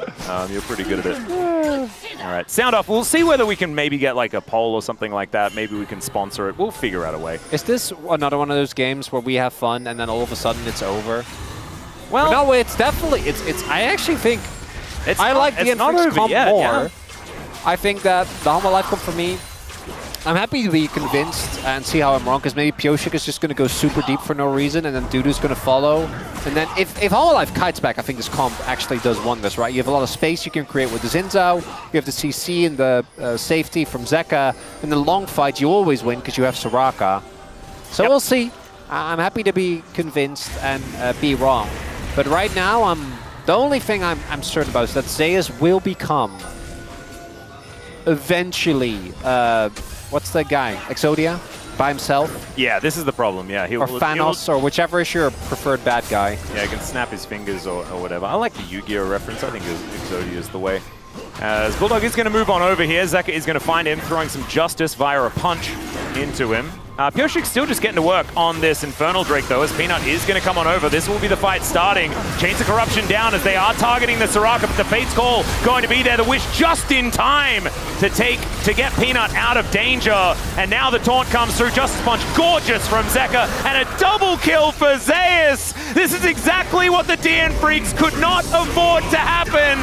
And my God, I could say that this is probably the best composition to have when a Chemtech Soul is revealed. HLE couldn't have manufactured a better outcome. Outside of maybe Viper not getting hit by that Q. Why did we take a 4v5 DNF? What happened? I actually don't know what happened. What if they just won? Well, but you're not going to win because they're a member up, and now Vladimir is 2-0. Yeah, no, it's not good. I was just posing the question, just to, like, someone had to ask it. Yeah, well, let's take a look at the replay, because you can't be backing and then TPing with the slow TP. Okay, 4v5, Pioshik dies. Okay, ult from life. Berserker can't approach because he doesn't have a front line. 4v5, the fight is lost. Dudu's here. Well, what do you mean? Yeah, no, what do I mean? What do they mean? Yeah, I think what do they mean? Well, they meant maybe they thought the Scion was going to come early. Either Pioshik needs to chill out and not go in, or Dudu needs to make sure that he's just TP. I'm sure you were going for your item finish. You could just be there, use your shield, use your passive, die, as long as Berserker can play the game. But you're one strong member. But he needs a front line. You want a front to back. We had everyone everywhere. Oh, DNF. I'm mad. Yeah, well, Dudu and Zeka are doing battle down here, okay? Whilst you're molding, we've got a very serious fight on our hands. And Zeka is going to move out of the way. The DN Freaks will be able to collect themselves the Rift Herald. HLE a little bit late to this play, as Delight wanting to throw some bananas around and all that sort of stuff. Yeah, that second item on Vlad is... yeah, it's coming in hot. It's pretty accelerated, Atlas. Yeah. And he's got the Riftmaker. This is, you know, the one that he really needs. Yeah, he went Conqueror as well. So, like, in a long side lane. Yeah. Or in a long team fight as well. It's not like this is going to really hinder him if he wants to be a bit more of a team fighting Vladimir as well. DNF, we had one. You just needed to win one game. Yeah. Just one game. And it has to be this one. It's not like you can win game 3 after losing games 1 and 2. Nope, That's not not how a that thing. works. You're just canceling game 3. That's all we wanted. You could have done whatever you'd like. And HLE, they have a composition that is quite confusing. And now Something that could have been dealt with. But now it's going to be much more difficult. Well, I mean, we're saying much more difficult. It's only like 600 gold, but HLE, like, they're 2 Drakes away from Seoul, and it's the Vladimir that we're looking at as a bit of an inevitable situation. It's the underlying concepts, Atlas, of just taking a 4v5. I hate underlying concepts. for no reason. Well, now I prefer far more obvious now, concepts. DNF, you've brought out Satless. Is that what you wanted? Yeah. Satless. And it's Sunday. It's as far away from Satless as possible as far as the Saturday version, so it has to be Sadless.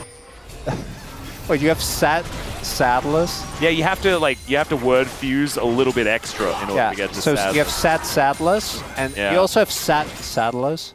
Is that Satellite Atlas? I don't know, man. I don't know what's happening. What is Satellite Atlas? Atlas technically is a satellite. Because Atlas is a moon around. Yeah, they're also a game developer. It's not really relevant for the conversation at hand, right? I was named after a moon, okay? So I'm already a satellite. Well, you named yourself after the moon. Yeah. Okay, yeah, that's cool. Yeah. That's a good name. Yeah. That's Thanks, nice. Barry. Thanks, Barry. Yeah, my mate Barry helped me out because I wasn't allowed to have my original name.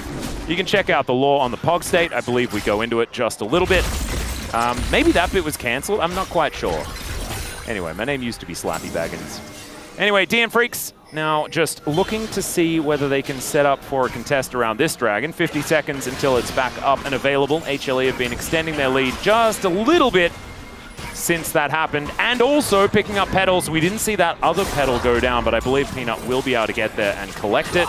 So what is... See that it's gone on the minimap. There. What is your favorite Lord of the Rings movie, then? My favorite Lord of the Rings movie? Oh, because it's Baggins, right? Like. Yeah. My favorite Lord of the Rings movie is probably The Two Towers. I never hear anyone whose favorite is The Two Towers. I don't know. Christopher Lee is just incredible. He is, yeah. I really did just... I'm a Return of the King guy. You know, that's kind of boring, but... Also, the extended version of Two Towers is probably the best extended edition. Oh, because it has, it has a ton of actual... Yeah. And like Merry and Pippin hanging out in Isengard together. It's just really, really fun. As Viper is hopping around, dude, takes a lot. We get a redo. We're barely behind. Okay, Vlad doesn't have 2 items yet.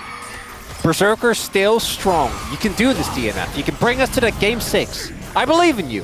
Pioshik, they don't know you're there. All right, well, Pioshik is going to be discovered, but now the value of the Galio comes in. The Wukong able to get out those Warrior Trickster comes on through, and now there is a Hemomancer in amongst everyone. Dudu trying to be that frontline as Delight just gets in there with a massive knockup. Viper having to flash away as the huge taunt comes through from Zeka, being an absolute hero. There is going to be Zeus going down. That's a raid boss removed, as I've seen this movie before, and it is going to be both of them dying. This time around, Delight almost able to save his AD carry. A 2 for 3, though, should mean that Soul Point still goes over to HLE.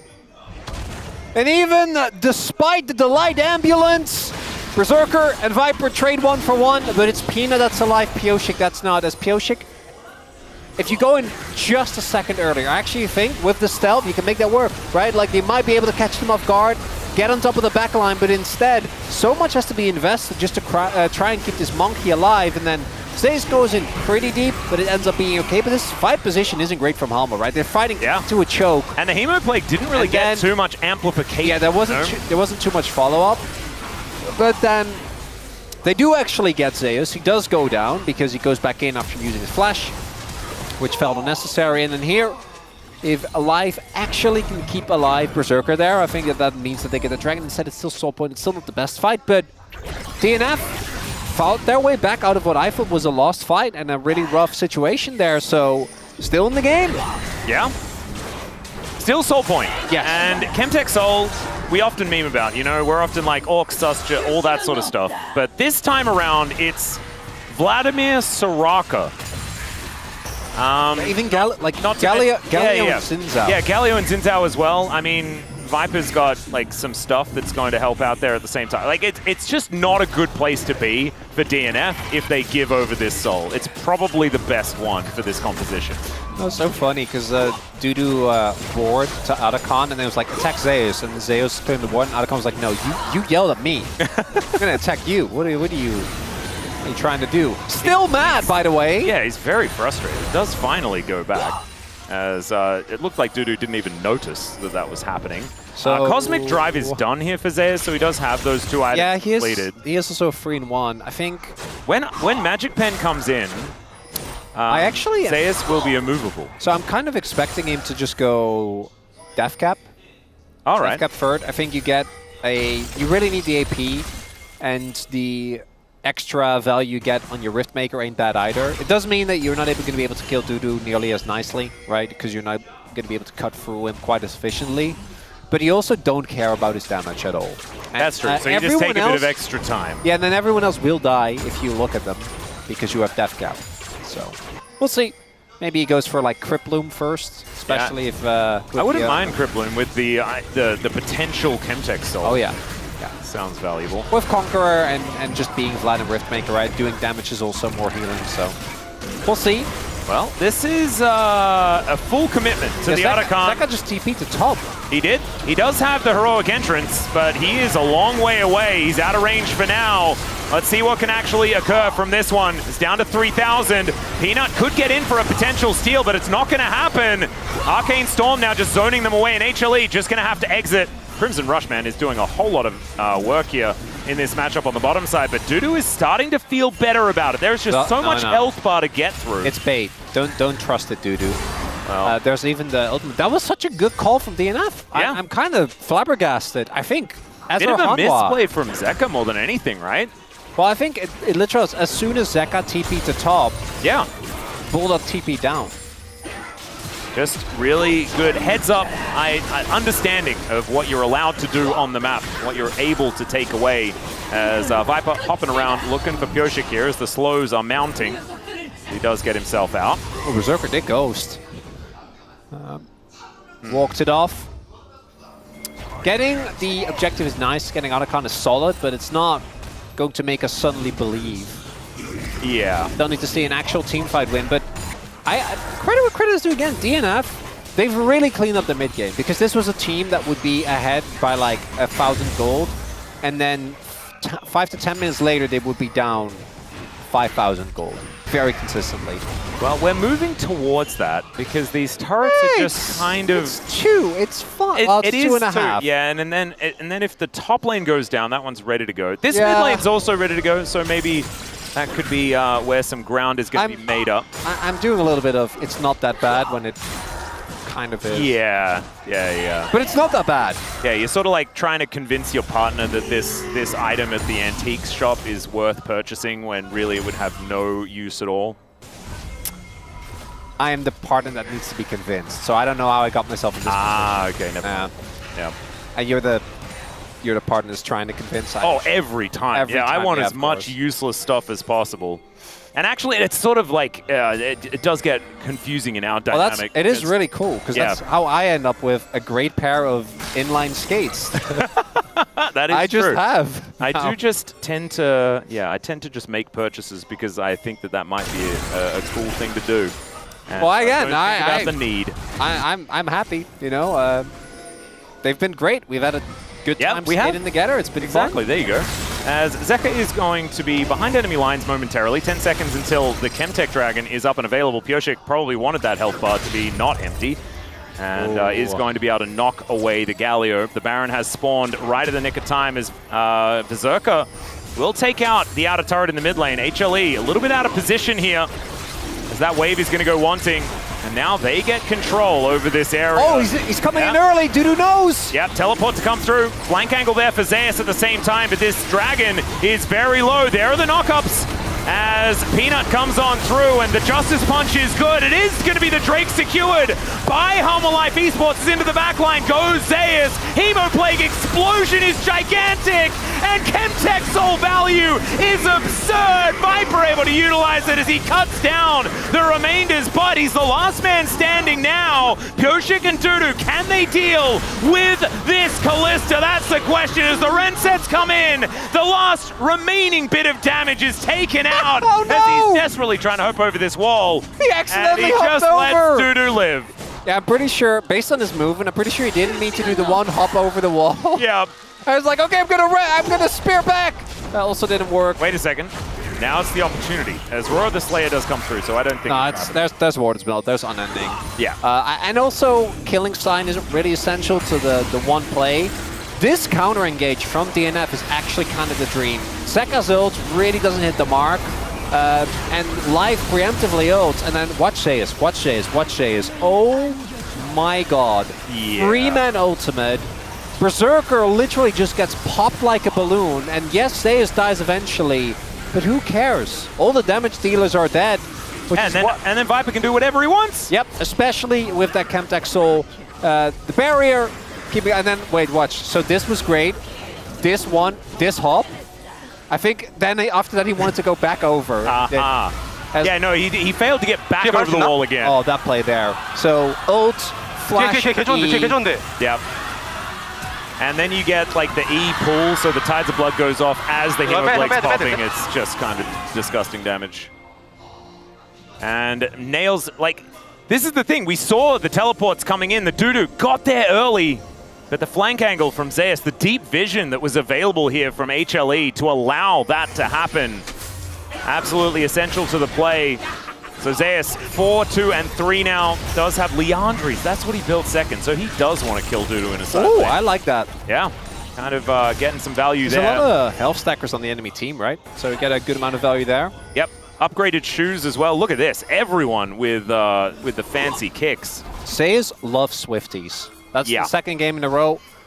Did you see there was like a Reddit post about like as soon as like anyone builds Swifties, you must build Swifties. The item's just kind of absurd. It is, particularly this version of them, right? Yeah. Like they're just so good. Yeah, Vladimir, upgraded Swifties were already one of the ones. As Dudu, big ol' health bar. They do manage to get through his shield. Congrats. Starfall is going to connect, but not too much more. They're just trying to convince them that Baron is not somewhere that you're allowed to look at. Unless you've got a Scry's Orb. But that's only going to last for a couple of seconds before it's denied by the control vision that is available here for HLE. Viper having a great time. Does have his Terminus done. It's item parity between Viper and Berserker at the moment. It just feels like HLE have been able to utilize this just a little bit better outside of those great moments with the bailout. Life gonna have to make sure he is hitting that button at exactly the right time to make sure that Berserker is given the longest leash possible in these fights. There is one rod for Zeus, level 16 now. Yeah. Oh, Zeka is also doing like a fair bit of damage as well. Does have his arm guard now completed. Scalio getting some work done. Gold lead, not anything worth speaking about, right? It's more about the outcome of these fights, the Chemtech soul value. There's so many things that aren't explained by the gold. You know what counters Chemtech Soul? What's that? You know what? It spawns 2 minions. Morella Nomicon. Oh. Oh, Elder Flip. Oh, yeah. Elder Flip is pretty good at that. You Well, you have to win. do lose a lot of that zone You have of to win the Elder Chemtech Flip. value. As all right, Peanut not able to quite find the avenue in here, but Berserker is also going to get taken towards that bailout very, very quickly.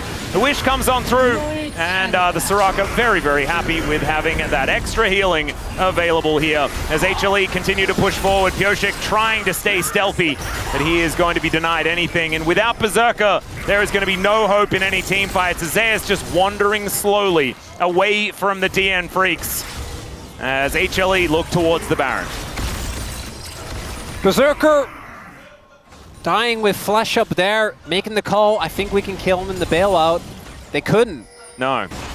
They really couldn't. And so it just ends up being a catch. No AD carry.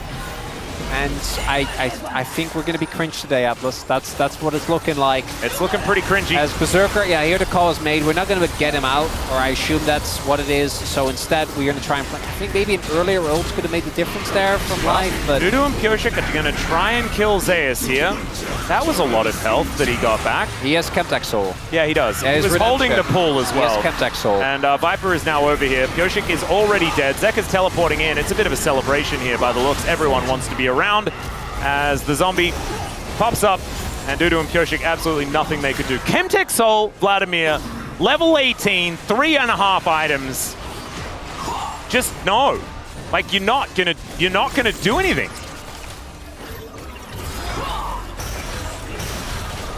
I'm just a little sad, Atlas. I'm taking a moment to fair enough. accept that what we wanted today might not might be happen. taking a moment as well. Never mind. He made it to 50% health, where Immortality just decides that it wants to pop in. Level 16 now for the Xin Zhao. And now they can turn that into a guaranteed play towards the Dragon. Wow, I just saw an incredibly poignant comment in Twitch chat. It just said, Jeepers. I would 100% agree. Jeepers is the perfect way to describe what's going on here. That is, because imagine you're just going about your day, you know? Yeah. You're a monkey, you're Wookiee, you're just living your best life. Yeah, you're like, oh, 2v1, we got this. And then you're like, oh, Jeepers. This horrifying bloodbender shows up, and you're like, we can take him out. And then he doesn't, and he turns into a puddle. Elder flip! Well, is it really? I guess it is a flip. It's a flip. Yeah, no, Pioshik's here. They can win. Unless Viper gets loads and loads of sticks in. Atlas, no, it's fine. They're going to mistime it. It's really hard to actually do this well. They're going to flip. Well, he's hopping around a lot. They managed to get the Baron from the Giga Call. last time around. Is, oh, dearie me. Viper going to have to use everything to get himself out. He gets the Soraka out as well. As into the back line they go, and oh my god, they used him as bait! The entire time. Over the wall goes Peanut, and Pioshik just reeling after this one. He gets into the pit, but it's not going to work. And Viper, he didn't even make it to that 50% threshold.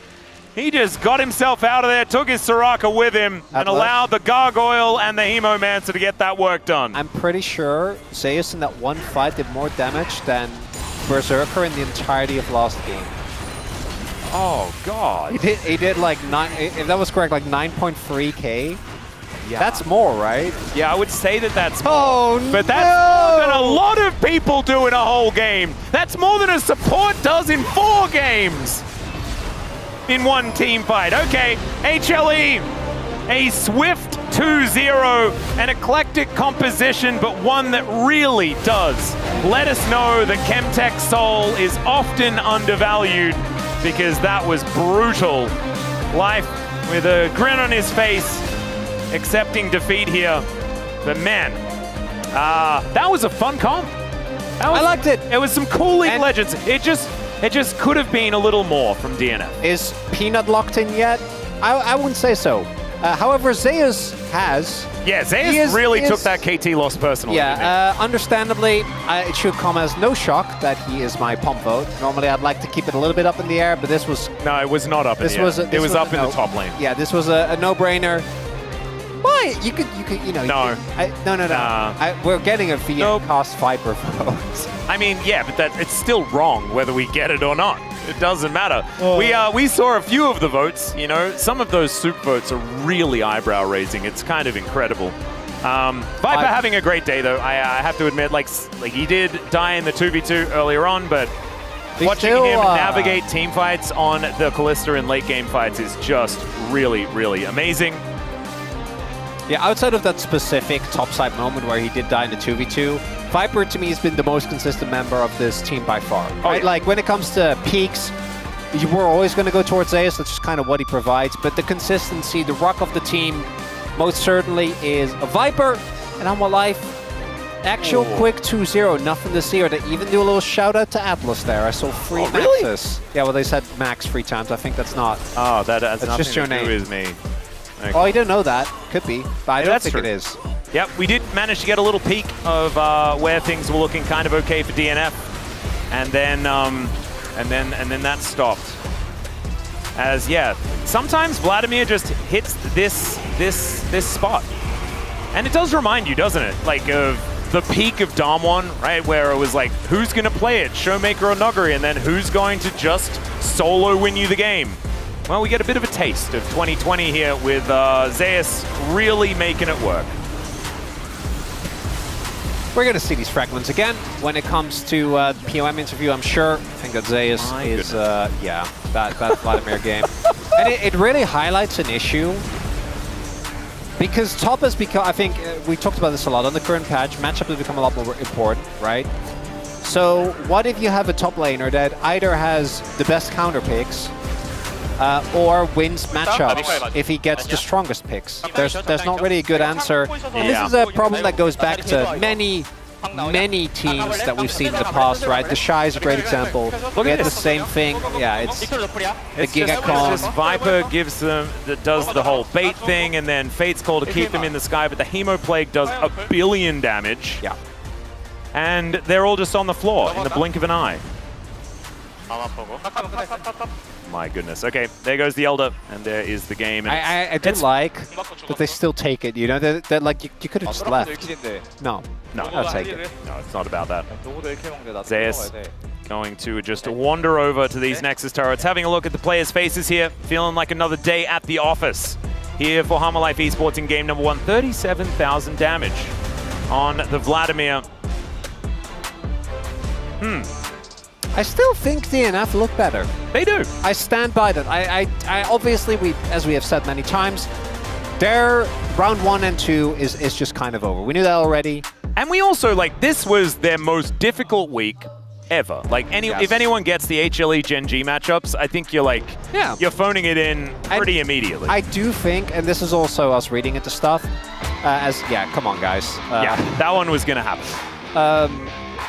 You can see it in how DNF, I think, kind of looked after the game as well. It is what it is, right? It's Humble Life. You're just going to take the L. And Zeus, Vladimir, and Cannon both are also champions that, besides having big circles of Boom Boom, are sometimes the right place to go in and die. And I think that in both of these games, he showcased exactly that, right? Yep. Sometimes just have to press all your buttons in the right moment, and if you end up going down, doesn't matter. Fight's won. If you've taken the equivalent of your health bar times 4, then you've probably helped win the fight. Good math. Yeah, let's just say that as, oh man. Impressive stuff here from HLE, but not something that's unexpected, right? We've seen this so many times. They fumble against KT. We knew. And then they come back and they absolutely dominate in their next matchup. Time to hear from Zeus, though, so let's throw it over to the interview. Thank you very much, guys. This is Steer for the POM interview translation. We are here with Zeus on the side of HLE Esports. Congratulations! Thank you. It's been a while, but you secured a POM to reach 600 POM points. How do you feel? We had a really regretful defeat last match, and getting a POM after a long time makes me very happy. That's right, must have been pretty disappointing after that defeat against KT. So what was the feedback like? I think we talked a lot about a lot of the things that we need improvement on, and try to work on those as a focus. And every time you play Kennen, you win. You got a 3-0 score with him. So in what circumstance do you like to pick him? I think I normally like playing Kennen against Gwen, and because Gwen also got a recent nerf, I think Kennen has an upper hand during the laning phase as well, so it was a pretty comfortable game. And yeah, so in game 1, the enemy seemed to target you relentlessly, so it looked pretty rough to deal with. Because of the Gwen and Pantheon, I feel like I did fall behind earlier on, but I think I did predict that to happen. And in game 1 again, you failed your penta, and you look so disappointed. How did you feel?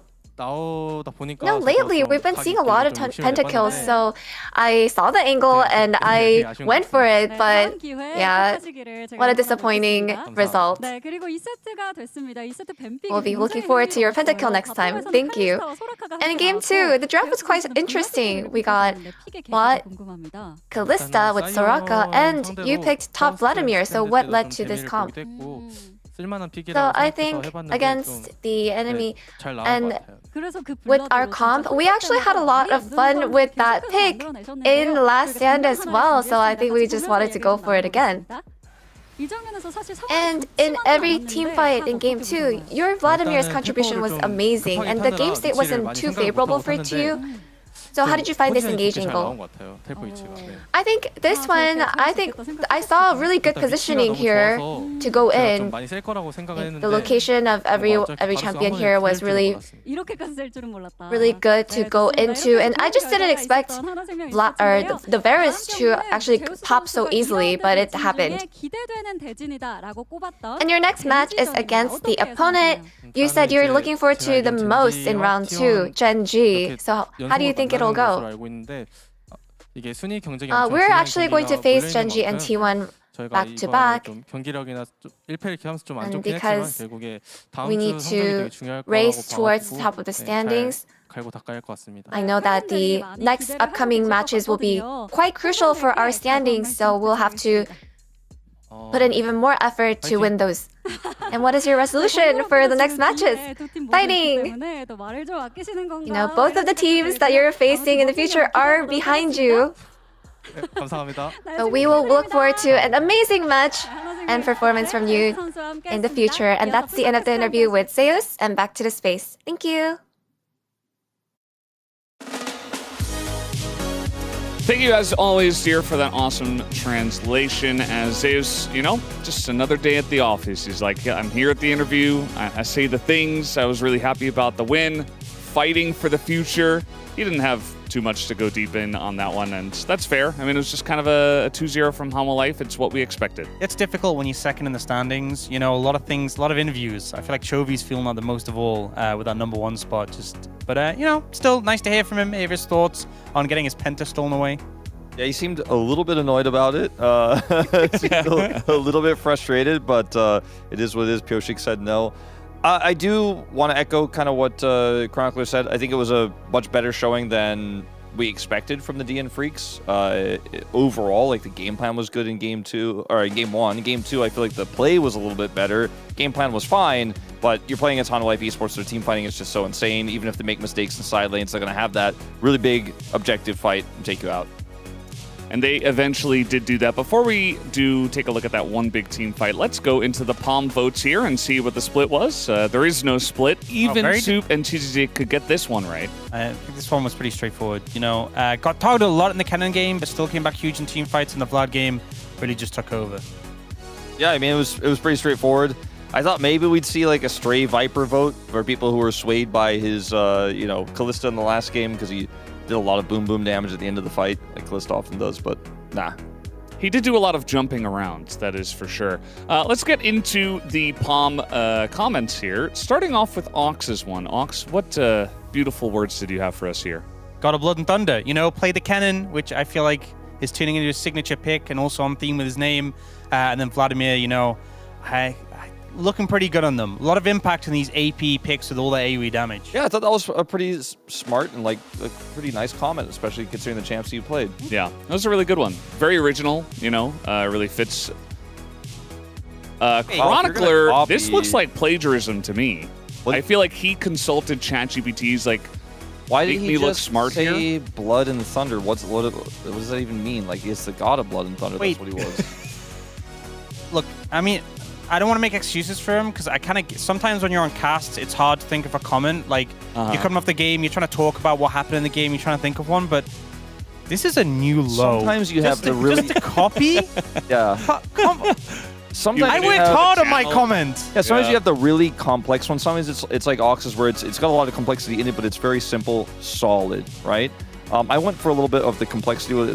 This one might be, you guys might not fully get it. I went for zap, zap, zap, zap, zap, also stun. Yeah, I don't really get it. Can you explain a little bit further? Why specifically 5 zaps? Well, it's not...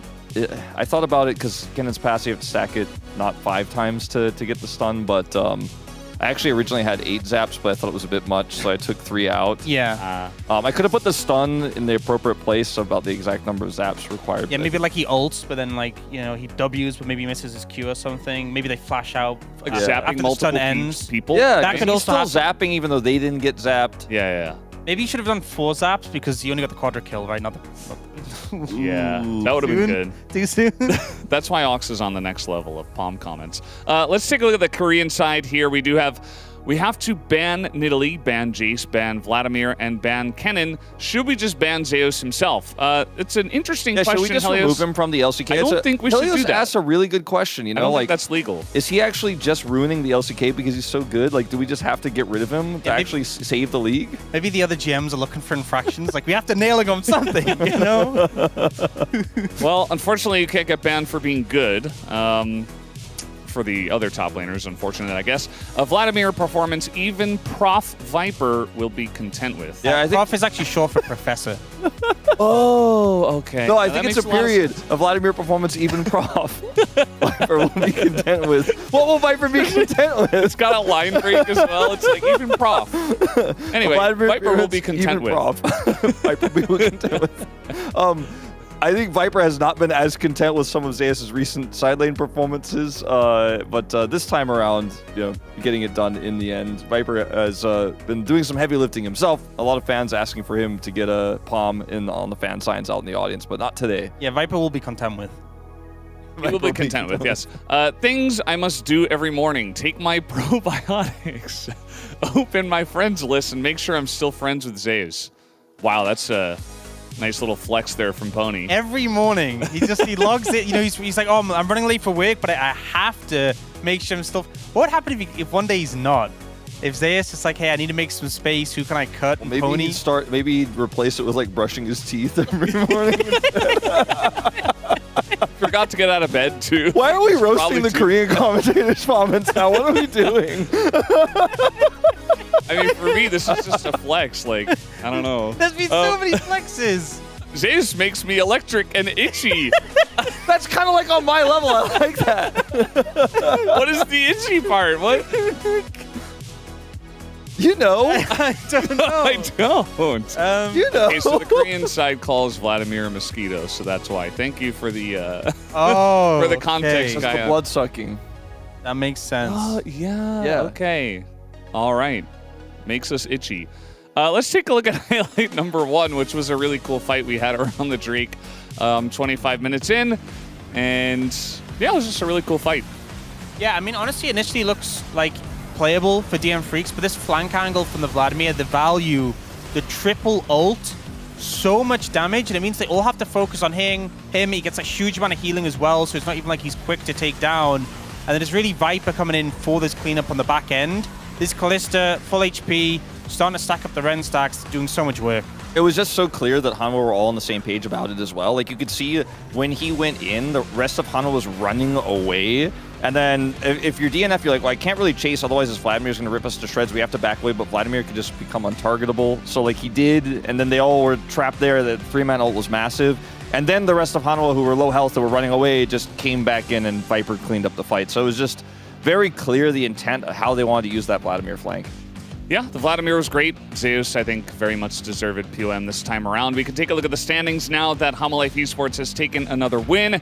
They did lose this week, which means that they are 2 behind, but they did come back here against DNF. DNF looking better, though. I don't think we really expected them to make too much of a dent, you know, maybe get a game, but they weren't able to do that either. I think as well, with the fact that it is 2 losses for HLE, this next series is going to be really important because they are hoping someone can take a win off Gen G, and that would mean if HLE can also beat Gen G, they can actually catch up with them. So yeah. I think the only team realistically we're looking at to be able to have that opportunity to take down Gen G other than HLE is T1. So big matchup next. I think this next matchup is going to be really exciting. I think it'll be a bit closer than most expect. I would still predict Gen G 2-0, but T1 really looking in form right now. Absolutely. And there's the spoiler, guys. We do have the next matchup on the way. It is Gen G versus T1, so you definitely will want to tune into that. We're going to take a break and come back. We'll be right back.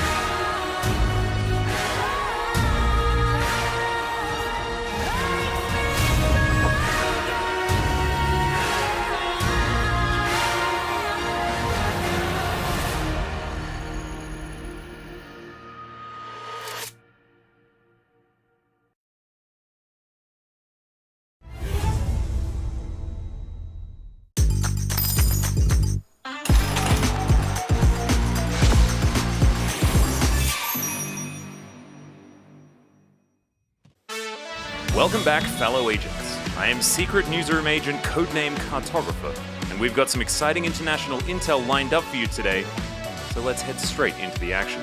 This time with more LEC included. I know you missed it from last time. And in fact, first up, we have that news from the LEC. On May 10th and 11th, the LEC held its second official road trip, this time in Paris, France. And with Carmine Corp on their home turf, the fans and the atmosphere was absolutely amazing. A teaser video for the Paris road trip was posted on the LEC YouTube channel, and G2 fired shots in the comments, setting the stage for a highly anticipated showdown with Carmine Corp on May 11th. So how did the clash between the rising force Carmine Corp and the historic powerhouse G2 play out? Let's take a look. With the series heading into Game 3, G2 pulled out their Joker picks for the draft. Warwick top and Dr. Mundo jungle.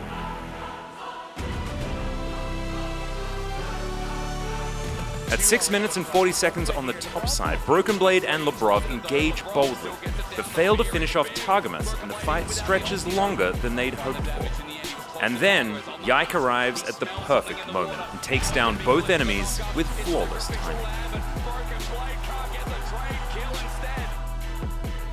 At the 22-minute mark, this is the game's decisive teamfight. Both teams dive straight onto each other's carries. But it's Vladdy who lands a perfect Emperor's Divide, knocking G2's frontline away and securing a huge win in the fight.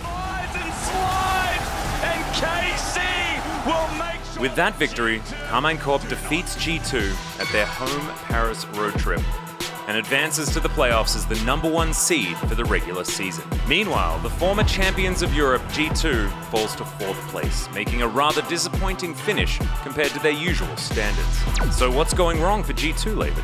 We got a chance to speak to our Korean top G2 expert, Wadid, for his thoughts. 예전에는 아무래도 비비나 한스 그리고 캡스의 라인전을 따라올 수 있을 만한 그런 선수가 없었어요. 근데 최근에는 새로 합류한 블라디, 칼리스트, 낙나쿠, 차이크 등 이 선수들이 신인이라고 느껴질 만한 그런 선수들이 많이 등장을 했는데, 그래서 아무래도 라인전의 능력이 서로 맞물리다 보니까 예전 G2의 그런 파괴력이 잘 안 나오는 것 같아요. 반대로 생각해보면 전체적인 수준도 많이 올라왔고 G2가 약해졌다기보다는 다른 팀들이 많이 강해진 것 같습니다. 저는 계속해서 말씀드렸지만 이번 연도 LEC는 다릅니다. 지금 호흡 좋은 팀들이 너무 많아요. The LEC playoffs kick off on May 25th. Which team will rise to represent Europe at MSI? Let's hear from Agent Berlin over in the secret boardroom. 이 베를린이 보는 LEC의 플레이오프, 역시 주목해야 할 팀은 정해져 있다고 생각을 합니다. 퍼스트 스탠드에서 한화생명 e스포츠의 라이벌이었던 이 카르민 쿱, 퍼스트 스탠드 국제전의 경험 이후에 아주 탄탄하게 강해졌고, G2 같은 전통의 강호들은 오히려 위협을 좀 느끼고 있어요. 물론 이런 얘기를 하다 보면 모비스타 코이나 푸나틱에 대한 이야기가 나올 겁니다. 근데 전 저렇게 얘기하고 싶어요. 제가 그들을 의심하는 게 아닙니다. 그들이 절 못 믿게 만든 거예요. 모비스타 코이, 제발 멘탈 좀 챙기고 게임해요. 푸나틱, 제발 플레이오프 때 보여줘요. 그걸로 나를 믿게 만들어 보란 말이야. 그런 상황이 나오는 게 아니라면 이번 LEC 플레이오프에서는 카르민 코프와 G2 이 두 개의 팀을 주목해야 할 것 같습니다. With the overall level of competition rising in the LEC, we'll need to keep a close eye on how far these teams can go. Now for intel from the LTA. On May 11th, North America's eternal rivals C9 and Team Liquid faced off in a high-stakes match. Let's see how it played out. With C9 leading the series going into Game 2, they stretched into an intense 40-minute slugfest. APA pulls off a miraculous Baron steal, and C9 doesn't want to go back with nothing in their hands. Just when it looked like TL had the upper hand, Blabber's Lilia flashes in and puts the entire team to sleep. C9 take the team fight. C9 has found the enemy AD carry, but Impact also killed Vulcan. C9 has only lost their support at him. 6 minutes later, with Baron back on the table, the two teams decide to make the decisions they think is best for them. Team Liquid goes all in for the back door, breaking through the inhibitor and charging straight to the Nexus. But C9 take the Baron quickly and recall just in time to shut it down. TL's empty house gambit fails, and C9 get home just in time to punish. Top laner, but it ain't gonna do enough. Now Team Liquid is very far ahead, and everybody from C9 is already here. Impact down, Umpty on the run. Yon locked up as Blabber goes golden. A double kill back over to Loki. Umpty will be next to die. With Baron in hand, C9 marches down the lane and completes the comeback victory. Just one miscalculated decision turned the whole game around. As the saying goes, nothing beats the original, and NA delivered once again. Both teams treated us to a thrilling, high-quality match. We hope to see more of this excitement in games to come in the future. And finally, news from the LPL. BLG has been turning heads lately. Something's definitely changed. So what exactly happened with this team? After a disappointing 4-win, 5-loss start, BLG made a bold move to shake things up. They benched Wei, who had been underperforming, and they brought in Beichuan, formerly of Thundertalk Gaming. This substitution paid off immediately. On May 2nd against Weibo Gaming, Beichuan Skarner steps into the spotlight. At 15 minutes, he gets isolated in the dragon fight. While he draws all the attention, BLG turns the fight and encircles Weibo Gaming. Beichuan re-engages with a perfectly timed wall slam. Went for the Fate's call. Let's see what Light's going to do. Airhop not landing the knockup. Ultimate goes down to Elk, but he dies on the side alone as Ben is going to look to chase down Light, and Light gets caught and is dead. Oh no, Mr. Sion, you are not going anywhere. One after another, he slams Weibo Gaming into the wall, leading BLG to a dominant Team 5 win. 6-win streak since the jungle swap. Beichuan's addition has pushed BLG all the way to 3rd place. Will BLG make it back to MSI and challenge the LCK again? We'll be watching closely. That's all the intel we've gathered here for today. We'll be back next week with more hot news and top secret updates. But for now, I'll leave you with the wise words of Atlas once again. Stick around soon. We'll see you then.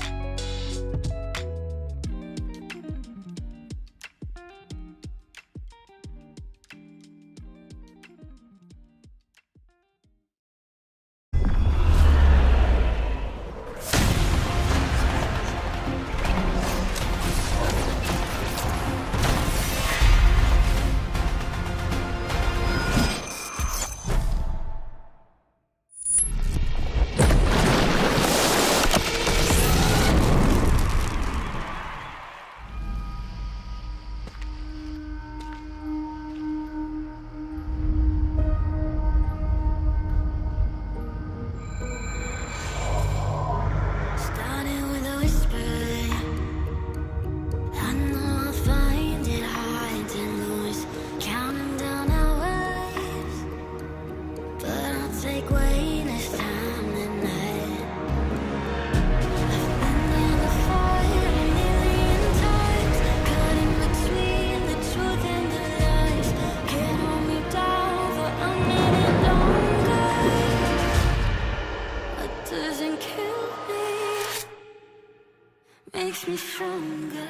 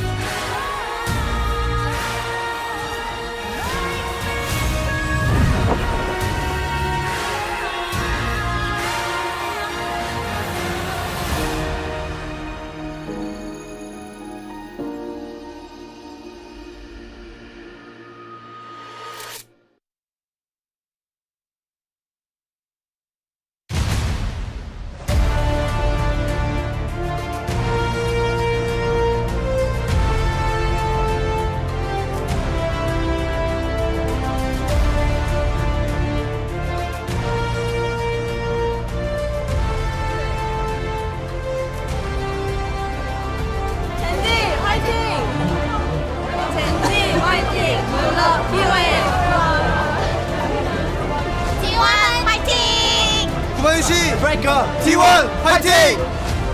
젠지, D1, LCK 화이팅! Welcome back, ladies and gentlemen, to our final matchup of the week, and probably the one that you've been waiting for. This one went the distance last time around. It ended with Chovy zapping Gumayusi from over a wall blind. It was unbelievable, an immortalized play, but an incredibly close series. And we're hoping for that once again here between T1 and Gen G. There are, however, some caveats that may make things more difficult for T1. Oh, you were on such a roll. I didn't want to interrupt you. I thought you were going to. No, that was when the roll caveats. fit. When I stop and then look at you, that's normally your cue. Yeah, well, let's be real. Sometimes you do kind of catch me off guard there, That's Atlas. a good point. Yeah. We're already getting into it. I can't wait. The last time these two teams faced off was special, but it's Gen G T1. It's Gen G T1. It's Gen G T1. We have seen this matchup so many times. It is the most iconic matchup that our league has. The most common LCK final. It is. It's just all kinds of cool. And had this happened 2-3 weeks ago, I think this would have been a blowout. I think that T1 had already dipped in form, which. Were we overreacting collectively? Yeah, they're 9-4. They're third. They're also 8 games ahead of Nongshim. Were they ever really in any trouble? No, probably not. But they didn't quite look as convincing as they did, I think, during LCK Cup. And it really was started with that loss to Gen G. I think that's kind of when we saw the downward trend. They are now back, though. Unfortunately for them, while T1 are on the up and up, Gen G are... Yeah. Well, they're kind of beyond the concept of up. Yeah, no, they really are. They're starting to get towards the territory of breaking their own records, creating new records, and setting the stage for, you know, the most dominant LCK that we have ever seen. That is going to be our next point, though. The grand finale of 2025 LCK Week 7, Gen G versus T1. Exactly right. And every match to a full series so far, as we can see here, even dating back to the LCK Cup group battle.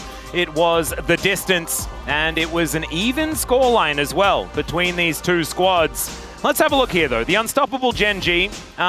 This is game wins in a row. They are 18 games in a row. They lost game 1 against BNK Fear X, and from that point on, they have won 8 series in a row 2-0 after coming back 2-1 in that series against BNK. It's gotten to the point where, you know, when you play your racing, you're only playing against your own ghost. Yeah. That's it. Right? Yep. That's what we're looking at right now.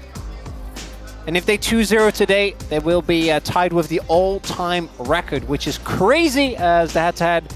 Canyon and Owner. Owner, my number 1. Canyon, my number 2 when it comes to jungle at the moment. Owner is by far the beating heart, the most important individual member of this T1 roster. Oh, 100%. He is the one that has gotten them the most wins. And Canyon, he's just Canyon. He is what he's always been. I think there's been seasons where we've been a little bit more critical of him, or his early game pathing has been quite hit or miss. It's always hard with Canyon because his playstyle is quite different. Is he actually the one that sets his team up, or is it because his laners are auto-winning, he gets to do the things that Canyon does, right? It's hard to judge. I mean, it is and it isn't, both. because he's also had probably the most impressive mechanical play of all time on stage that we have ever seen. The Lee play? I mean, the Lee play will live rent-free in my brain forever, but he's just still really good. Those hands still work. Oh, yeah. And owners, of course, need no introduction, but I'm looking forward to seeing whether the polar bear can sharpen his claws once again as the players are going to fist bump. Owner and Canyon there with a very cute little laughing exchange. Kind of want to know what's going on there, but does show that a lot of our pros are just kind of mates, right? When they're playing solo queue, oftentimes it's against one another, things like that. Forming relationships in and outside of the game. So very, very cool to see that there is still some happiness to be had, even though it is all business when you get onto the Rift. And the biggest difference in form compared to the last times these two teams faced off is I think Doran has shown us a return to domestic Doran, which is a really big deal. Yep. Right? The fact that he is, we'll see what happens if and when T1 make it to MSI. When talking about Worlds, I feel pretty confident because they are currently very far ahead of the 4th place teams, which would be like Nongshim, DK. I don't think that's close. And then for Gen G, Ruler and Duro. Because Duro has just been growing week after week, getting better and better. But Ruler really had a slow start to the year. I would agree. Call it getting used to the environment of the LCK again.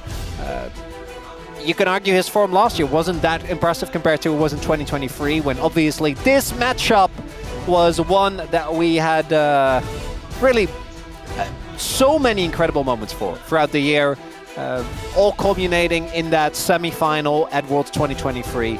Was absolutely incredible. And I can't wait to see, because I think that, again, had this happened 2-3 weeks ago, my expectations would be quite low. Right now, I'm feeling good, which that's the that might be a worrying sign in onto itself. But my waters are not as powerful as yours. Yeah, and I'm thinking that with the fact that Gumayusi has turned things around so much, you know, there was doubts in the air. That was a large portion of why this was such an interesting matchup the first time around in round 1, but we just saw the round 2 stats. I mean, no one's going to be doubting anymore that Gumayusi was the right call, because those stats don't lie. He's been putting up the numbers and making things happen here for T1. And so now, without those doubts lingering, they can just focus on doing their very best to attempt the impossible here, is what it feels like against Gen G. Gen G are just so incredibly powerful here in the LCK. We'll see whether T1 can do it as, are we going to have the double reboot as Chovy doing a bit of that faker meditation? Oh, could be. Using his own powers against him? As Faker's like, I already did it ages ago.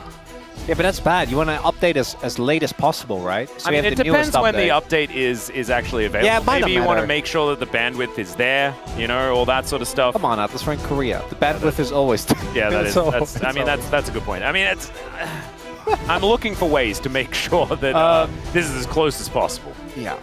I can't wait to see.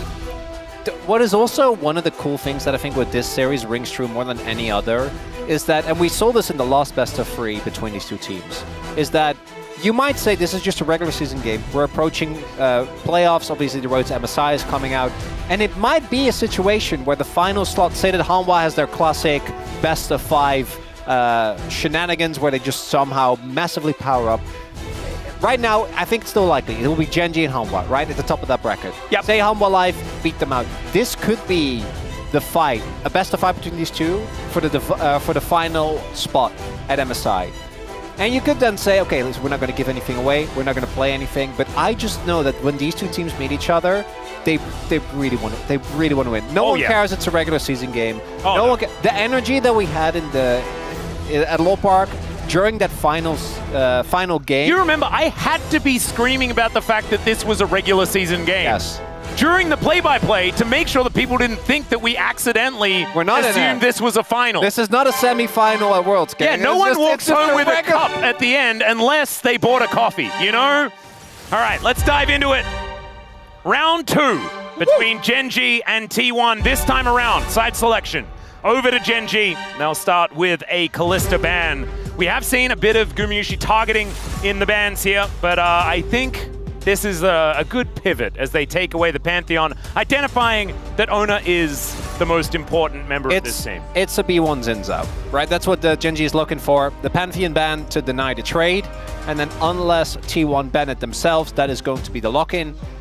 If the Zinzao does get banned, I think Azir feels the most likely as a B1 pick, which then most likely will be answered by like Ahri Jace.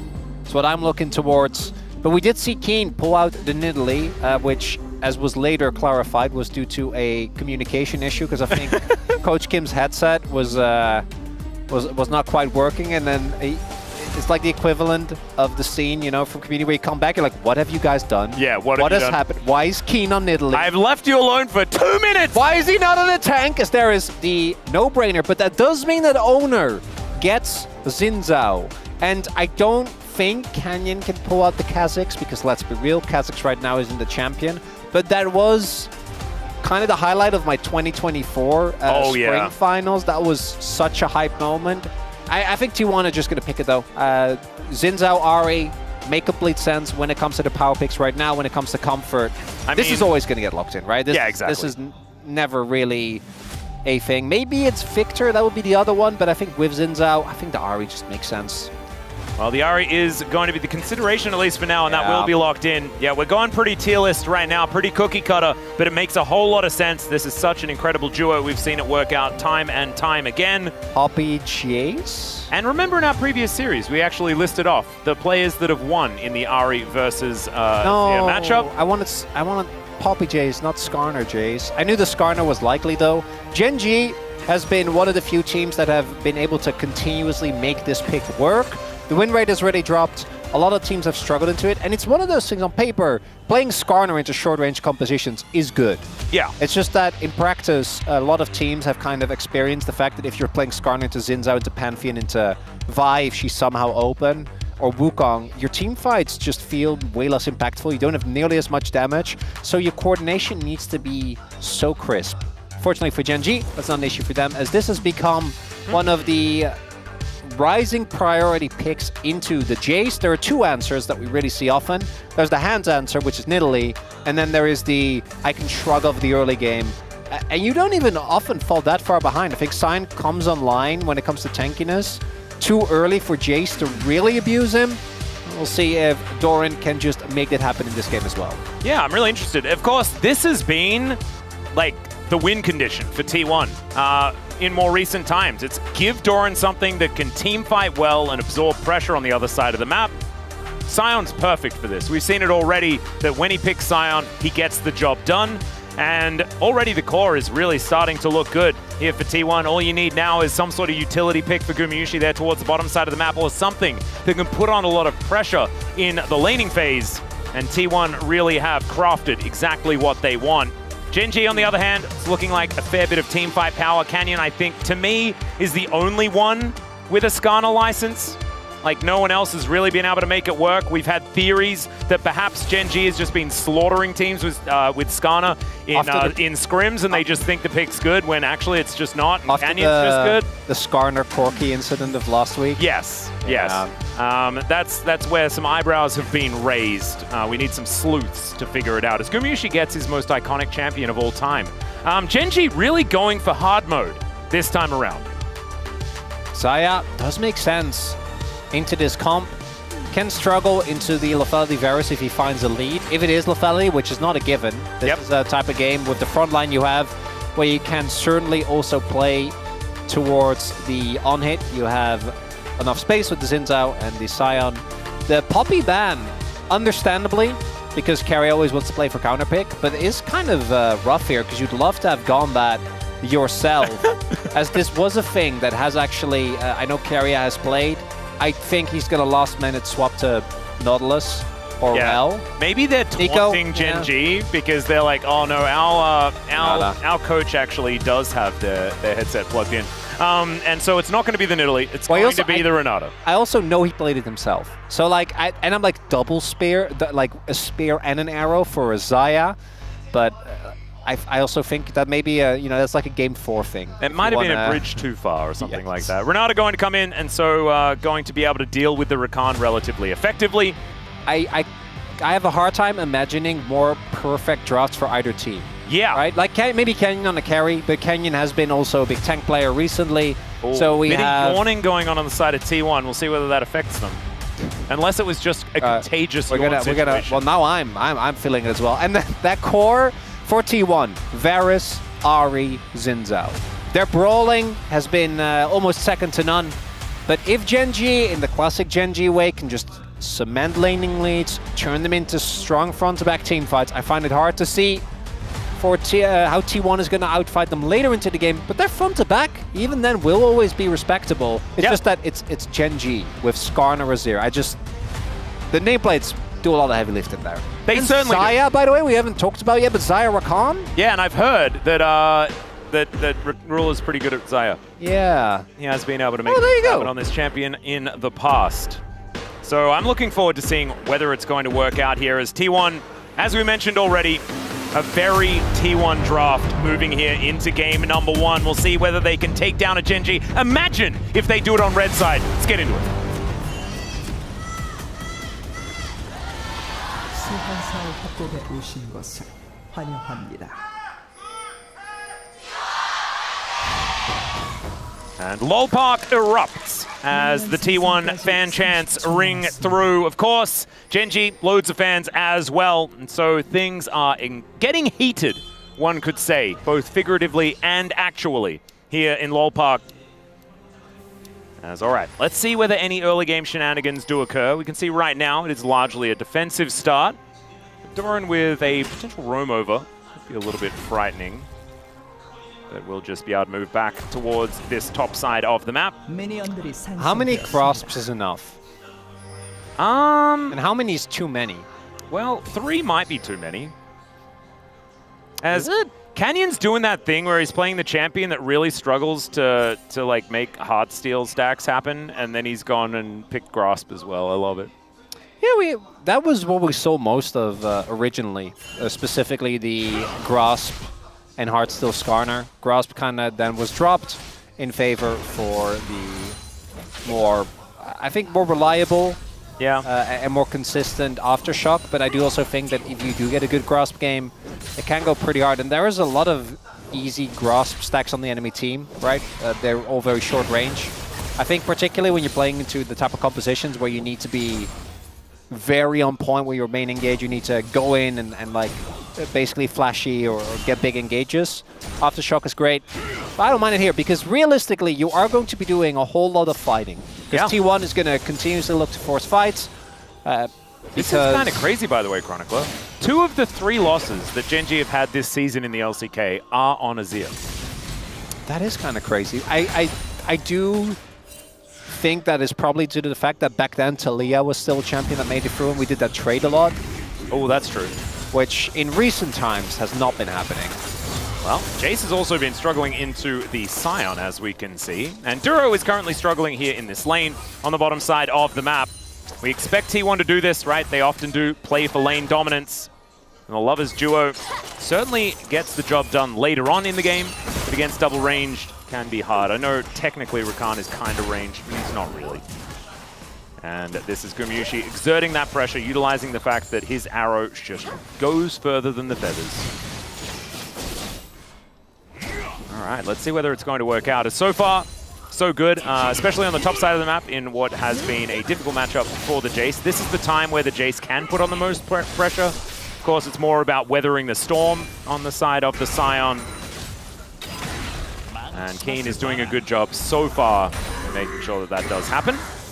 Standing out of queues and things like that, as we're learning right now. As once again, there's a handshake towards the bottom side. Good sidestep there as wow. That was a few blight stacks already stacked up there. That would have really not allowed him to have any presence in the lane whatsoever. Chovy, he's just farming grasp stacks, as mentioned. I do expect he's just going to go for an early Leandries because there are a lot of great targets on the enemy team. We've seen him do this a lot. Yep. Ooh, Ona going to be moving in here as he has to juke it. The flash is actually going to be employed as Chovy, not willing to die this early on. Gets another grasp stack on the back end, but that is high value from Ona as he moves back towards his newly respawning Raptors. I thought he probably dodged the charm. Yeah, I think he was actually already out. Yeah, but not wanting to run the risk. And what this allows you to do is, Zero is one of the champions where the flash is good, but I don't think it's strictly essential to be safe in lane. The only thing now is that if you do get, flash charmed on, you don't really have any response. Well, responding to that is always going to be hard. But you do have enough health. Because if you get hit by that charm, even if you don't die, you flash afterwards. Yeah. You will be down a teleport. Chovy loves to play for lane, so with that, he will be able to maintain a very high level of presence in his lane and not have to go back just yet. Faker also looking for a base. We have the swap coming through here from Keen, and then him deciding that, nope, not going to do that afterwards. Doran missing the timing there on the Q.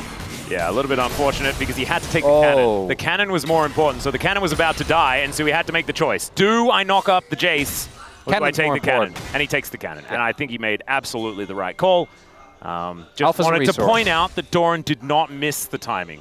He chose the better one. Oh, that's a valid call out, Atlas. Thank you. Very important. He missed that one though. Why? What does it all mean? Keen is playing on the range, right? He is, yeah. All right, Canyon will be just completing his next full clear. That is going to be the Gromp going down. We'll see whether he does actually elect to go for anything. As we can see, the Mountain Drake has already been started by T1. Owner in position. Yeah, we have kind of opposite stories here, where on Gen G, Keen is going to try and apply as much pressure in lane as he can, whereas Doran is looking to outskill, and then for Gen G, it's the opposite. Yep. All that Gen G bot lane wants to do is get to a point where they can just eat up these waves, get rid of the 2 items, and Duro gets to be freed up, hopefully for him eventually, to make an impact on this Rakan. Engage potential for him is obviously off the charts. All right, got a bit of an engage here. Is Gumayushi just going to Ghost, gets himself out of the way very nicely as Canyon looking to make a little bit of a drive-by happen. Just going to pick up a rock, runs around with it a little bit. He's like, hey guys, I got a cool rock, and then he leaves. At least I assume that's what he said. I don't want to assume comms, but it's likely that that's what he said. Knowing Canyon just said, yeah, probably. Maybe. That's seen the man get panas and be like, yeah, no, that's actually, that could be his Pentakill response. But if you, it's like, with Wookiees, if you know Canyon, you know what he means. He's just not saying, or Groot. Yeah, Groot. It's just a different I am Groot, or I am Canyon. That's all right. Faker dashing forward here. Remember, Chovy, no flash available. The Charm is still going to go wide. Great sidestep as he throws Faker under the turret. The Sand Soldiers come out, and Chovy is well and truly okay. Faker looking a little worse for wear at the end of this one. What a sequence there. So if I caught it correctly, so Chovy tried to shuffle out, then Faker flashed to cancel the dash, but then both the Charm and the W from Zinzao went wide. So Chovy still survives, the flash is invested. And the flash is going to come back up now earlier. So, Faker blocks the dash, but then the Charm misses, the W misses. Yeah, he's just like, no flash. Ice cold. Damn. And that was like picking a juke there from Faker as well. He was trying to assume that Chovy was going to sidestep because he moves forward and you know the Charm is coming. And Chovy just did not move at all. Kind of reminds me of his Corki actually, where he gets jumped on by an Ambassador and just presses Gatling Gun and does nothing and wins the trade. As all right, Logistic Protocol coming on over as Ruler, just barely out of range from that handshake. As Canyon might be able to defend this control ward, and in fact he can. Chovy with some priority here in this mid lane. And right now, Chovy, the big difference here in this game with that extra priority, with that extra control. But here on the top side, Ruler can actually give up on these these caster minions, and Canyon able to take that one away. Mistake from Owner. Yeah, no smite necessary. Owner, a little early in the smite there. I think it was down to 40 health. Canyon got it with the big rock. Yep. Sometimes all you need to do is throw a rock at it, and that's going to solve your problems. I wouldn't use that at all in real Great life advice, Adler. Yeah, not very good life advice. As Chovy not wanting to face check Faker, who's charming, but not charming enough against this guy's Zia. And Owner will be able to secure the majority of the grubs in the end. So that is going to be kill credit. 2 objectives already done. As Keen going to deny Doran that Q. It was a bit cute, but not actually going to work out. Barmy Cinder completed here for the Scion. As much help as possible, pushing these waves back is what he's elected for, but he's down 20 CS, as you'd expect in this matchup early on. And not going to be exactly somewhere you're seeing big advantages grow. The T1 still in a fine position. The problem is we're seeing a few of these cracks start to occur. And they've tried to try and put Chovy down, things like this. He's still grasp stacking, as we're seeing, still going about his business. And we know that Genji's composition, and Genji as a team, just get pretty good at winning later on in the game. Yeah. Ready to? Flash now back available for Chovy. Faker still going to have his on cooldown for a while. Would expect Genji to at least consider putting some pressure towards this Drake. But the second Drake they can still give up. It's really the third Drake where there is a need to fight. Yep. As opposed to maybe we want to. Given the base timers though, I think they are swapping Ruler back down, which would make sense. With attempt to try and play towards this dragon. Yep, you've also got both teleports being held by our top laners, so Keen going to just wander his way back up there. This wave is going to crash. No cannon in sight though, so that is going to be a couple of these melees perhaps falling down before the Jace gets in. Never mind, it's just going to be one of them. And just to the skies, we'll be able to take that one down very nicely. Does allow Doran to set up a little bit of additional vision. Chovy TPing back. Would imagine. Okay, doesn't quite have it yet, but he is going for the Leandris as we expected. Oh yeah. Does have his Dark Seal now done. Faker going back to the Rod of Ages build, it looks like. As the Prio now big, as expected. We want, or I thought Genji was going to pivot towards the bot side, but instead might be looking for a punish here towards Doran. Wanting to let this dragon go. Knows T1 is always going to play for that. Yep. Over he goes. Canyon just going to drive the Scion back. And remember, he used the ulti to get to lane. So he's just going to get impaled and destroyed. That's going to be first blood going over to Canyon. They do trade the dragon for it. But as you said, maybe not necessary to exactly fight for that one. As another Chemtex or Orcs, what the heck, dude? You're in the space right now. I think he's too busy thinking of how to roast me, and he's not doing his job properly. Yeah, well, I mean, may I have a token to him, Atlas? I think this is one of the bits of feedback we're going to need to give off. There's a few of them. He's kind of gone off the rails. Okay, plate not going to get taken just yet. Teleport back in for Doran. Especially comfortable to use that now as the dragon has gone down. Next thing going to be the Rift Herald in 3 minutes. Yeah, so call from Genji there is we're not strong enough to actually fight for the dragon, because otherwise I think they might have at least made a cursory glance. Instead, looking for the cross map. Cross map is successful, but T1 is also not too sad. I do think that this is one of the teams where, like, looking at what they have, Chemtech ain't bad. Obviously, would you have Red or have Hextech or Inferno? Yes, I'm not... Yeah, trying to, not be. I mean, it is good to talk down to it for the memes, though, because I was talking about how amazing it was just one game ago. Okay, but it actually was, though. Yeah, I know, but it's still fun. Oh, yeah, no, it is. It is. Well, that's funny coming from you, because you would never stand for cloud slander. No. Well, actually, I mean, that's called lying. It's very different.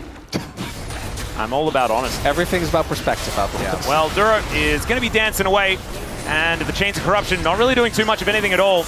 It was an attempt on the Bramble back, but you can see just a bit of repositioning and not going to be able to take that one down. So Ruler will be able to get his red buff that he was looking for as Keen and Doran continuing to fight. But man, it's feeling, even though it's 1,000 gold for Gen G, does still feel like it's on a knife's edge. It is. Because this is still, we're getting to a point in the game where T1 will be inherently stronger in a neutral game state.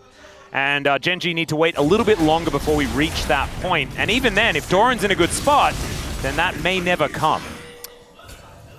It's so interesting. This is really a game one. You know, it's either only game ones or game fives feel like this. It feels like a jostling for position. Because in game one, you're kind of filling each other out. And unless either team is in a much more spot, I think that generally those games are slower.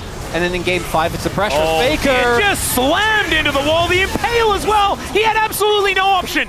Nothing he was allowed to do. The utilization of the built terrain there, gorgeous from Gen G. And Faker is going to be punished for being underneath his outer turret in the bottom lane. The answer is going to be there, though, and this is something that T1 have been very, very good, trading Faker for other stuff.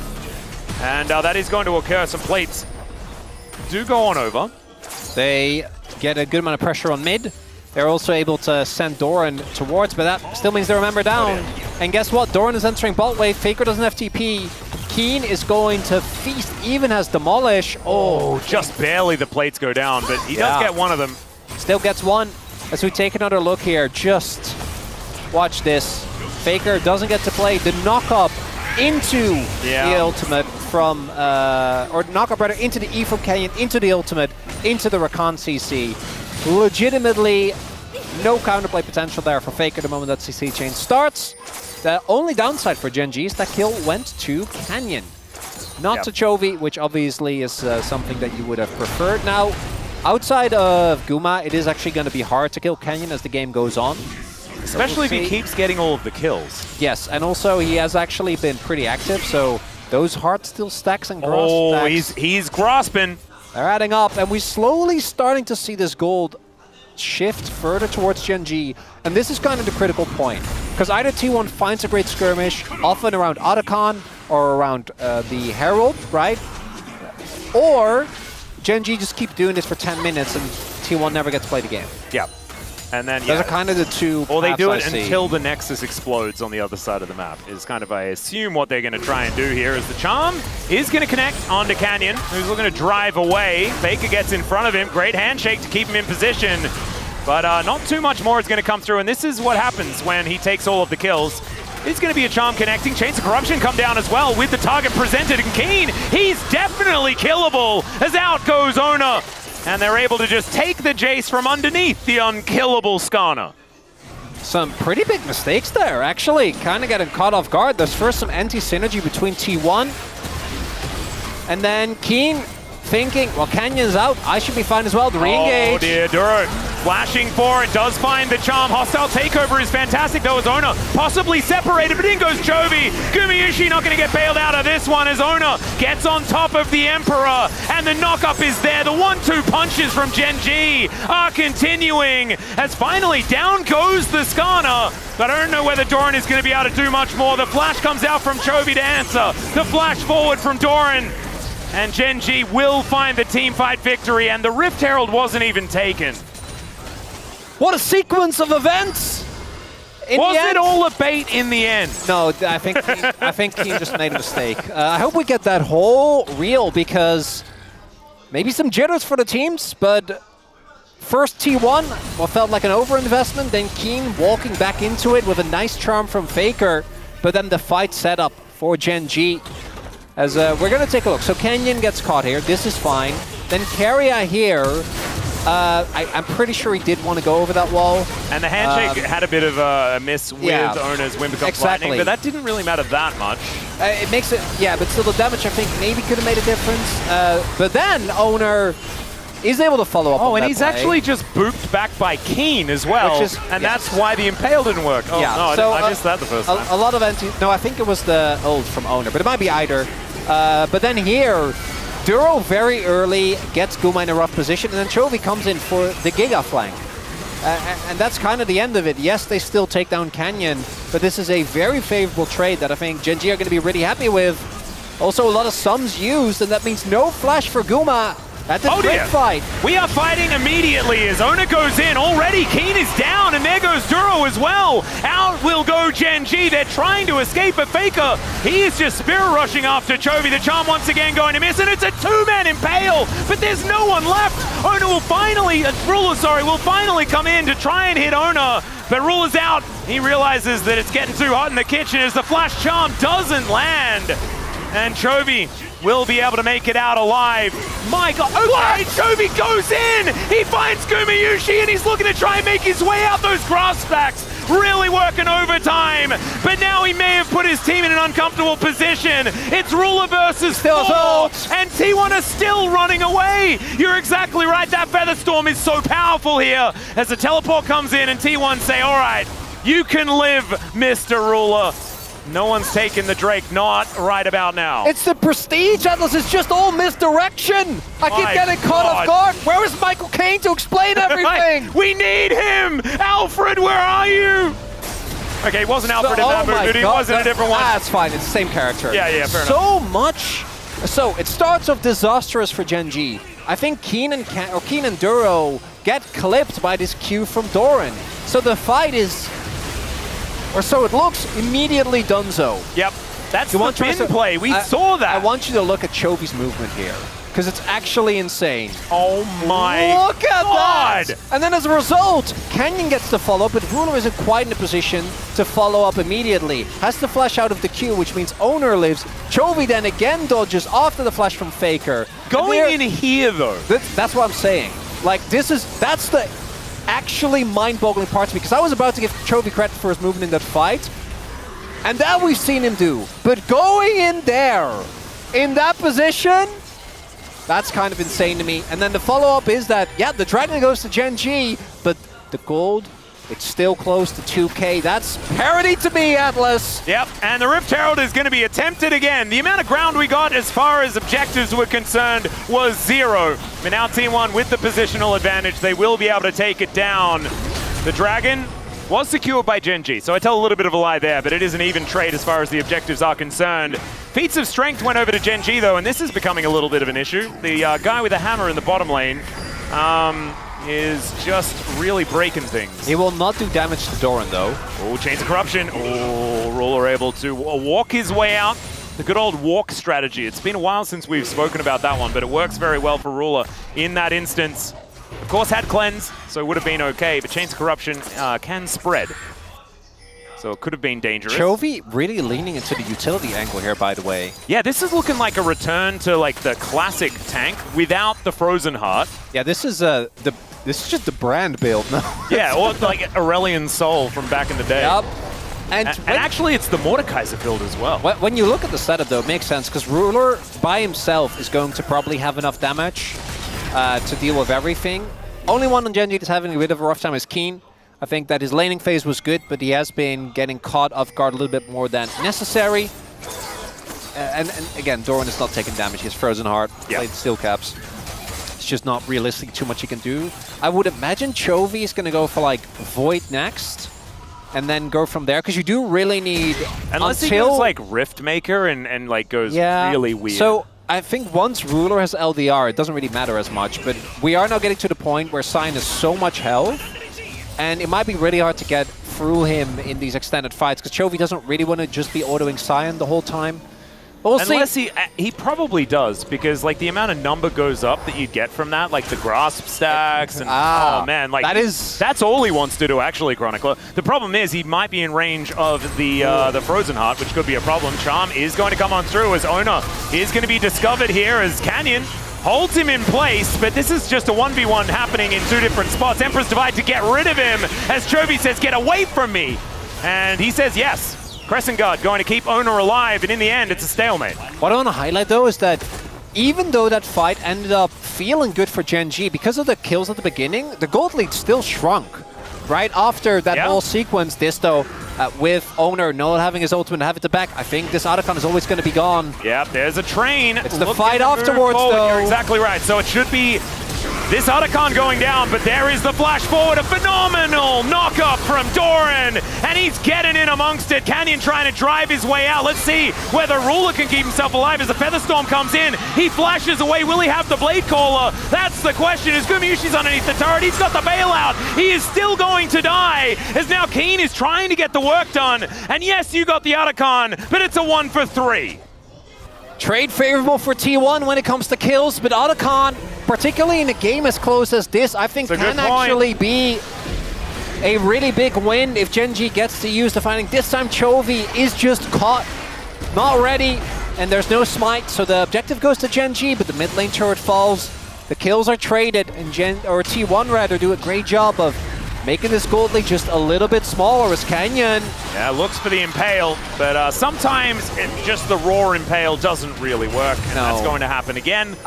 If you get flash, that's nice. Not getting anything is somewhat rough. As we take another look here, Chovy trying to stand guard, but it's the flash ult from Doran. Yeah. On this Scion that sets it up. All right, Carrier gonna have to flash the Emperor's Divide here as Owner goes in and then goes back out. Understandably so. This game is so action-packed and so close, it's absurd. It was 10 minutes, 50 minutes of exposition, and now it's action. And guess what? We're about to fight again. Control Ward goes in. Keen able to take that one down. Doesn't find the Shock Blast, though. As all right, Doran will get knocked up. Of course, he's very happy to take damage. He's Scion. And Chemtech Dragon, number 2. No Chovy ult. I think they have to let this one. Yeah, that's going to be Soul Point. They're going to let it go. Soul Point going over. Yeah. T1 not giving them an open, went down to 1. Down to 1, yeah. The Charm is going to miss once again, though, as now fight on a couple of different fronts, as flipping in is Keen and trying to throw away Doran, but he's a brick wall. And now the knockup comes through again, but if you're engaging onto the Scion, it's what T1 wants, unless they're not able to find an inroad. And Doran, he'll try to get bailed out. They will take the Rakan, and the bailout actually works. And now Chovy's trying to free hit. Owner is down so incredibly low. The Shock Plus, they're going to defend him. But still this turret is going to fall. Chovy trying to find the Sand Soldier damage. And they clear out the minion wave. And T1 will be sticking around. It's a 1-for-0 in favor of T1. They take the Dragon as well. They're trading up. The gold is still there for Gen G. But T1 are still getting what they want in this game. It's a Thriller Atlas. Canyon still has his Impale. Is going to try and deliver Owner. Yep. Beautiful, beautiful Impale. Still Keen's going to get traded. It's just trades everywhere. Faker able to pick that one up. Now the hostile takeover just zoning them away. Ruler doing a fair bit of damage here as they're just looking to steal away a bread buff. They will be able to do that as Faker just cannot jump Chovy today. He can't do it. Canyon goes in. He's going to go out via the Death Chamber, and Chovy will find an Emperor's Divide onto 3, but doesn't get Guma, and he will take him down. Ruler here going to have to use a max range ulti, avoiding Faker's damage as well, as Ruler's positioning has been fantastic, but that Blade Caller could have been better. And Gen G, they will keep a couple alive, but once again, it's a great trade for T1. Oh yeah, I was about to say, if Owner was closer, if the cooldowns were there, they might have gone. As let's take a look at where this all began. As we go all the way back, while Chovy and Faker are fighting, the rest of Gen G is going in aggressively. They want to try and use the fact that T1 played for the Dragon to play for this mid lane turret. And then they do actually get Doran, but as we highlighted, with the items they have right now, especially without Chovy, they just don't quite have the damage. Duro gets CC, gets blown up, Doran stays alive. But then Chovy comes in, his and Ruler's damage means that T1 takes so much. And then I think it's here where things start to go a little bit iffy for Gen G. This play is great. Owner still has a ton of damage. If Keen doesn't miss that Shock Blast, by the way, this play is fine. Like, he doesn't die. That's the end of it. Really, another example of those little movement abilities not quite working out. And then here... Oh, the bluff! I think he got trolled. Didn't he get trolled? Yeah, I think it was... was it Ruler? It was Ruler. I'm pretty sure. And then Chovy tries to salvage the play. Ends up going down. But because no objective falls, this whole sequence, I think, is relatively even with all the kills, with the turrets still going down, but the Dragon going. But the gold lead is kept again within that 2K range. It's virtually nothing. But as this game goes on, the more value T1 are going to get from this Scion. We can see already that he takes a lot of killing. I gotta say that once Ruler hits the critical mass of, he has his IE already, once he gets what I assume will, it will be a Mortal Reminder, but once that comes through, if that thing happens to Doran again, wait, he's dead. Like, he will not live. There is absolutely no shot. The Xayah damage will become a much bigger issue, and that's kind of where I think T1 have more pressure on them. Can this comp win a fight late game? Yes, absolutely. But I do think their execution becomes a lot tougher because Owner, Faker, Guma have to put themselves in a position of risk to really get a lot of value out of their kits when it gets later into the game. For Gen G, I just don't think that quite rings the same. But no, 1K gold, it's basically nothing. It's nothing. It is T1 is absolutely the nothing. objective lead, right? Because they do have those 3 dragons. And Gen G, if they can get an actual team fight where they can use the power, there it is. Lord Dom's done for Ruler now. Tower goes down in the mid lane as well, so inner turret now missing. Going to extend that gold lead basically nowhere. I said extend, I tell a lie. 1.2 means nothing at all. Chovy clearing out these wards. Riftmaker done. The battle Azir well and truly in position as he's going to now escape towards that top side. Doran just moving in front of things is going to be his job this game, and he's very good at it. The fact this top lane turret is still up is kind of insane. I feel like we've seen like 15 plays where it just ends because top lane turret is still up. Yep. Well, Duro might be in a little bit of danger here, as he needs to be careful of Carrier. Canyon moving away from Faker, who finds him on a potential flank angle. Wind becomes lightning, and the battle dance is going to get Duro out.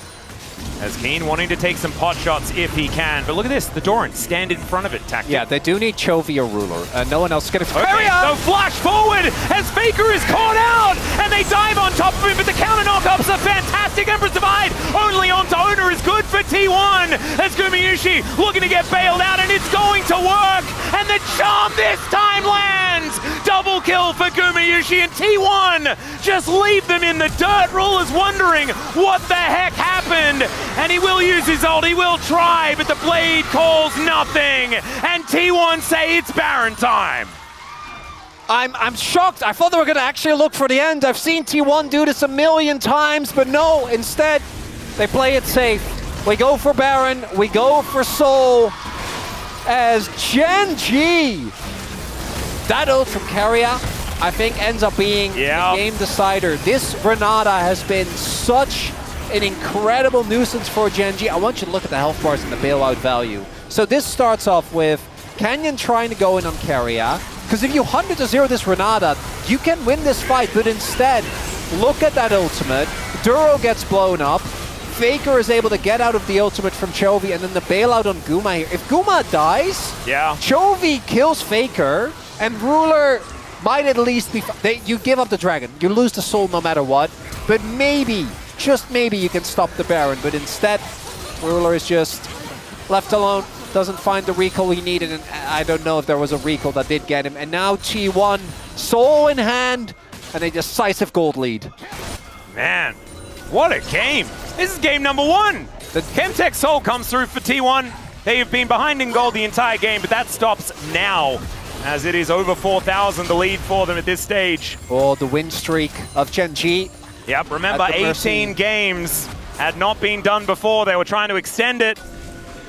And I don't know whether it's going to extend past this, as T1 here in this first game are looking poised to win. Charm going to go wide as Chovy finds 3! The Impale does as well, and Ruler is just able to free hit. Down goes Gumayusi. They deal with the turret, but Doran is so incredibly low. Chovy is still going to die in this fight. Canyon is just trying to keep them interested as T1 look to back away. It's a big fight, but it's only a 2-for-1 thus far. Can Gen G get more? That's going to be the question as the handshake from Carrier. Oh, lock in the POM already. I don't care who wins. If I ever see anyone say that Chovy doesn't have clutch, I am so sick of it, Atlas. My God. As Faker goes in, the charm goes wide again. And it's a 3-man ultimate on the 2 core damage dealers of T1. Is this enough to win the game? No, not even remotely. Oh, but it kills. Barely avoid. Like Faker almost survived there. It was almost just a 1-for-1. Yeah. 야, 바로스 넘길게. Oh my God. Yeah, he was just like, I found Varus. Into the immediate zone, yes, to ensure that he doesn't get clipped by the Renata. 다행이다. 야, 이거 아직 And again. 그래도 이러면은 나쁘지 않다. 그냥 300원 손해 정도. We'll probably get a translation of that one for you guys. Yeah, I was waiting for that. Again, all this does is mean that the Baron doesn't end the game. But that's enough, right? Like, now this means that they might give up a turret or two, they might fall behind, but That's not going to be enough to ensure that we are not getting an Elder flip for our first game. Oh, that is what we need. And what Faker said was the situation isn't that bad. That's basically what he said. It's true. He's going to find a charm. This situation's bad, but if you're a Gen G fan, as they eliminate the jungler, and T1, they get rid of the biggest tank on the side of Gen G as well. Next one going to be Chovy as far as that is concerned. And so now, Doran just able to stand up. The charm is going to hit the minion. As T1 are just fishing for it. Gen G have defended this turret pretty expertly though, as you can see. It has taken and damage, I think. They are going to look for a reset now. Ona clearing out the enemy jungle, and he can without Canyon alive. But like, as the dust settles, it's like 5,000 gold. We're gonna see this pick, right? And this looks like a big deal, and I screamed and yelled a lot. But ultimately, like, the dragon was 3 minutes away. The Baron had just been taken. That charm does hit the mark. The big scorpion gonna get taken down. But this, really, again, the key play was the play on top side, because it meant that the base is intact, meant that there will be no inhibitor waves pushing into Gen G. Quick Blade's now done for Ruler. Even though he's stayed alive in a lot of these fights, also feels like T1 have been doing a really good job of ensuring that he's always on the outskirts, not quite able to do quite as much. Yeah, you can see Kumiyushi as well. He's got his Jack shows done. This guy is very, very close to maximum items. This is the on-hit Varus. He can get through these very health-ridden targets that we're seeing out of Chovy and Canyon. Canyon's starting to build up a bunch of armor as well, but Serpent's Fang, love that Keen. Good call. That's a big pickup. As Chovy fighting against Doran. This will take a while, but it is about both of them just clearing waves into one another. And now, as you can see, with the gold advantages, there's 3,000 in the lead for just Owner against Canyon. That means nothing. So, Chovy will be very close to his flash cooldown. I don't know if Chovy has his flash as well, that's obviously one of the big cooldowns to look for. The other one is Guma, who does have his available now, which means that for the upcoming fight, play like that from Chovy not going to be nearly as easy. I gotta say the parallels of it being Ruler versus Guma, and then it's Guma on Varus, and then Chovy. Yeah. I'm kind of loving it. There's a lot of narrative. There is so much narrative, but we don't have time because the game's too good. It is. So those sums very big. The other one is Keria. Keria to me has been the biggest factor in T1 winning these fights. His ultimate getting an insane amount of value so many times. That and the bailouts is, I think, why we saw Canyon try to like kill Keria in a combo, right? Because if the Renata dies, I think the T1 comp does really start to fall apart. But with how impactful he's been, I mean, he's just been so good in these fights as well. Every single time the bailout is exactly where it needs to be. The ultimate and the, what probably should be the final fight, Atlas, is about to take off. Chovy has a stopwatch. He has his teleport as well, as he's all the way in. Ona taking some shock blast damage, but he doesn't really care about it too much. Remember, Chemtech Soul going to be powerful here as T1 wastes no time. They've started this up. Doran just trying to stand in front. It's looking a little 50-50-ish for now. As on the ward. Yeah, spotted on a flank angle, but they also know he's there because they just got hit by a shock blast. Are we flipping? Are we flipping? Oh god, we are. We're flipping. It's going to be Canyon that locks down the dragon. Owner is in so much trouble. Empress Divide picks them all up, and it's Gen G that finds the value. Chovy can rest easy now as 4 are lying on the floor, and Doran is not going to be able to do it alone. Gen G not going to be broken in their win streak. They'll move it to 19 instead. The hardest part of any story is the ending. It's not even the end, Chronicler. No, I mean of this game. It's game 1 of regular season Gen G versus T1 round 2. Oh my god. No, but like, that can't be. It's just a flip. Canyon wins. The game is done. Do you know what it was, Chronicler?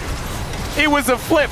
Canyon wins. And that's game 1. Ladies and gentlemen, the Nexus will be taken down.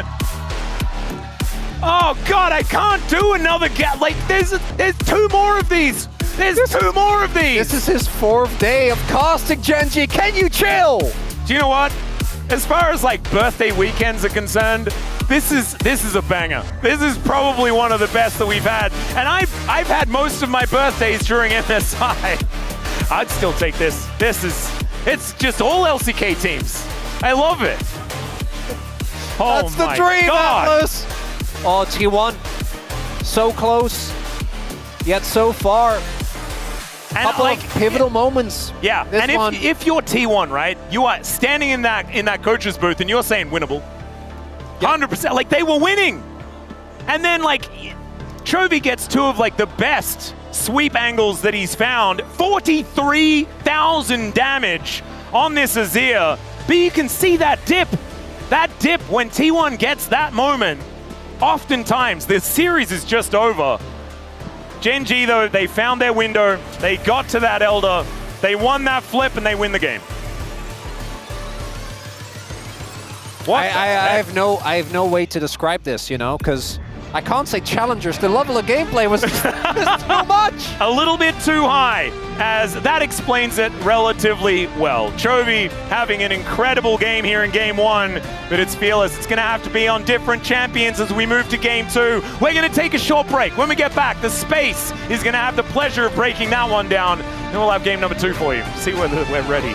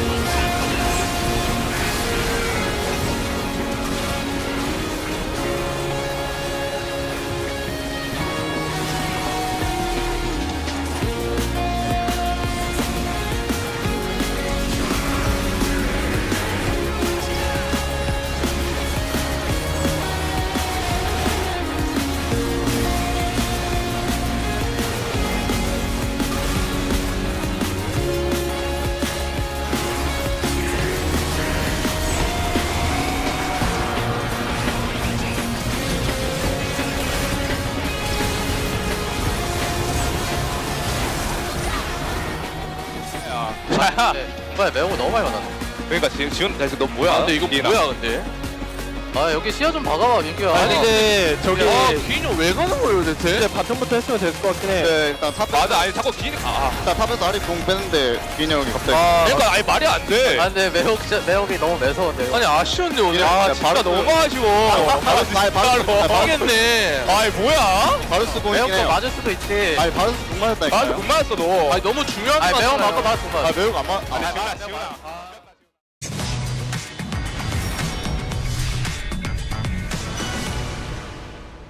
농심 레드포스도 지금 약간 아쉽기 때문에 더 달려나가야 되겠지만 DN프릭스 12연패 제발 중꺾마의 정신으로 극복해봐야죠. DN프릭스 대 농심의 두 번째 세트입니다. 난 결국 미드 푸시하고 이제 바텀 쪽으로 속도 내고 싶긴 하다. 용 준비야. 용 볼 거고 한 번만 밀려주라. 나 텔 밟을 수 있긴 해. 야 뒤텔 박으면서 그냥 싸면 안 되나? 이거? 바로 싸도 돼 여기서 그냥. 가자. 됐죠 가자. 노틸부터 봐봐 노틸부터 때려봐 노틸부터. 해볼게 그냥. 자 5부터. 찔게 와봐. 아리지텔. 아 앞으로 갈래? 앞으로? 저. 야 럼블이 꺼져지. 야 일단 나 봐줘. 아리. 다리 잡았고. 야 들어가자 그냥 들어가자. 아못 들어가 이거. 얘들아 용 볼게. 오케이 여기까지. 나 욕 먹을게. 시간 안 터진 게 좀 아쉽네. 이번 미드 봐줄게 그러면 한번 해보자. 아리 옆에 있어. 끝. 아 맞았다. 야 노플 아니야 이거? 오케이. 아 라이즈 아직 안 했나? 맞아. 맞아. 괜찮은데 이거? 맞아. 노틸부터 때릴게 앞라인부터. 뭐야. 우리 뒤틀밖에 없고. 야, 안 된다. 위로 빼냐. 쌈바. 짜오 높을. 짜오 먼저 볼게, 짜오 먼저. 아타칸 가자, 아타칸. 승리 잘했다. 오케이, 나이스. 스톤 같이 맞은 거 너무 속상하다 진짜. 이거 아타칸 바로 볼 것 같은데, 얘네. 천천히 할만한데 얘들아. 나 와드는 없어서 몸으로 들어야 돼. 우리 궁 다 있어. 근데 일단 얘네 정글 없는 거라 버스 하자. 먹튀야, 먹튀. 빼야 됐지? 빼봐. 찾아볼게. 오케이, 50. 야, 50 맞추고. 맞아. 50 볼게. 아래부터. 이거 싸워봐야 돼. 쭉 가도 되긴 해 얘들아. 살짝 따져볼게. 얘 노플. 보자. 내는 거만 맞아. 나 아무것도 못해. 버려 돼. 이게 기분이네. 근데 나쁘지 않아. 이거 아타칸 먹었다, 그래도. 잘 크긴 했어. 자, 여유있게 하자. 미드부터 하자. 미드부터 하자. 그냥 이라인 밀고 우리 무조건 여기 시작 가야 돼. 미드 이거 럼블 와볼래? 와볼게. 이런 거 50 나오면 살짝만 볼게. 나 살짝 보는 거 어떻게 나왔는데? 좋아. 오케이, 살짝. 오케이. 이거 찍인데. 50 볼게. 빼면서 해봐. 천천히 맞아, 이거. 야, 칼타. 천천히 앞으로 가볼래? 야, 빼면서. 애니비아 볼게, 애니비아. 얘들아, 애니비아 봐줘, 애니비아. 형 빼도 돼. 안 죽어.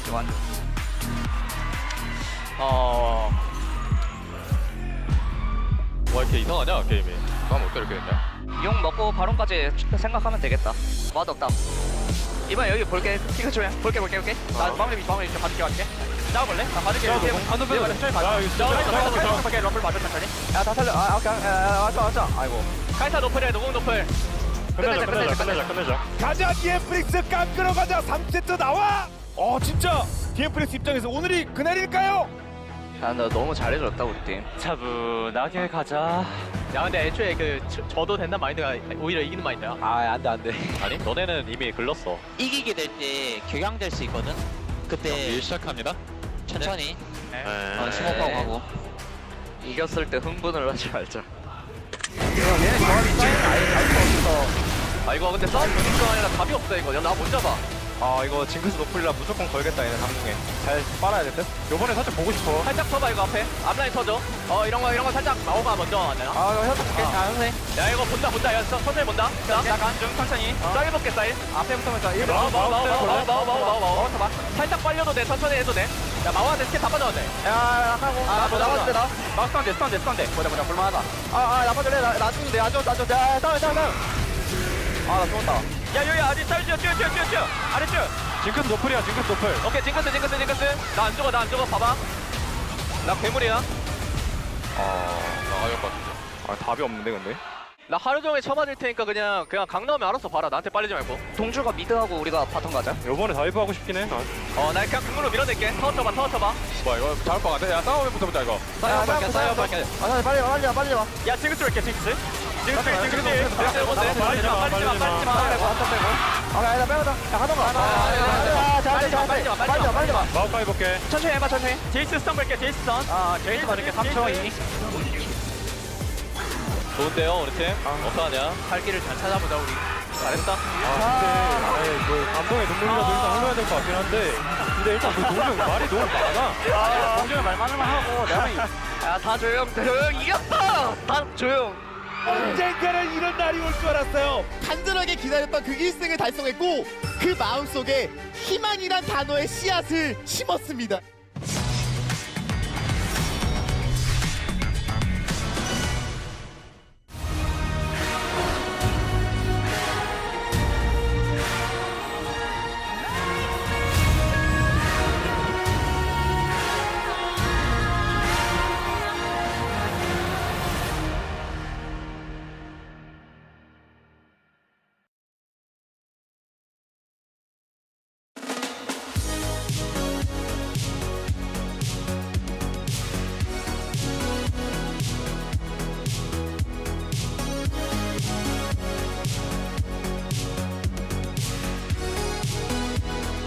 Hello and welcome back to the space. We're here after game number 1 of Genji up against T1, and for a lot of that, it was kind of a fiesta. Very back and forth, crazy fights, a lot of missed skill shots and flashes, but eventually we got to the specific challenger's baby moment of the Elder Flip, which Canyon won, and then Genji won. Always exciting. I feel like, the last matchup we had between these two teams was very exciting down at the end, very chaotic.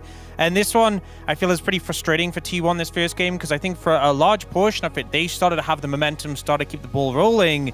and then fumbling at the Elder, that final moment being what cost him the game. Really unfortunate. The Elder was a huge problem, but also so many heroic saves from Chovy, some really nice snap decisions where he was able to flash in or slide in and get big Emperor's Divides, sacrificing himself to buy his team a little bit more time so that they could even get to that Elder fight in the first place.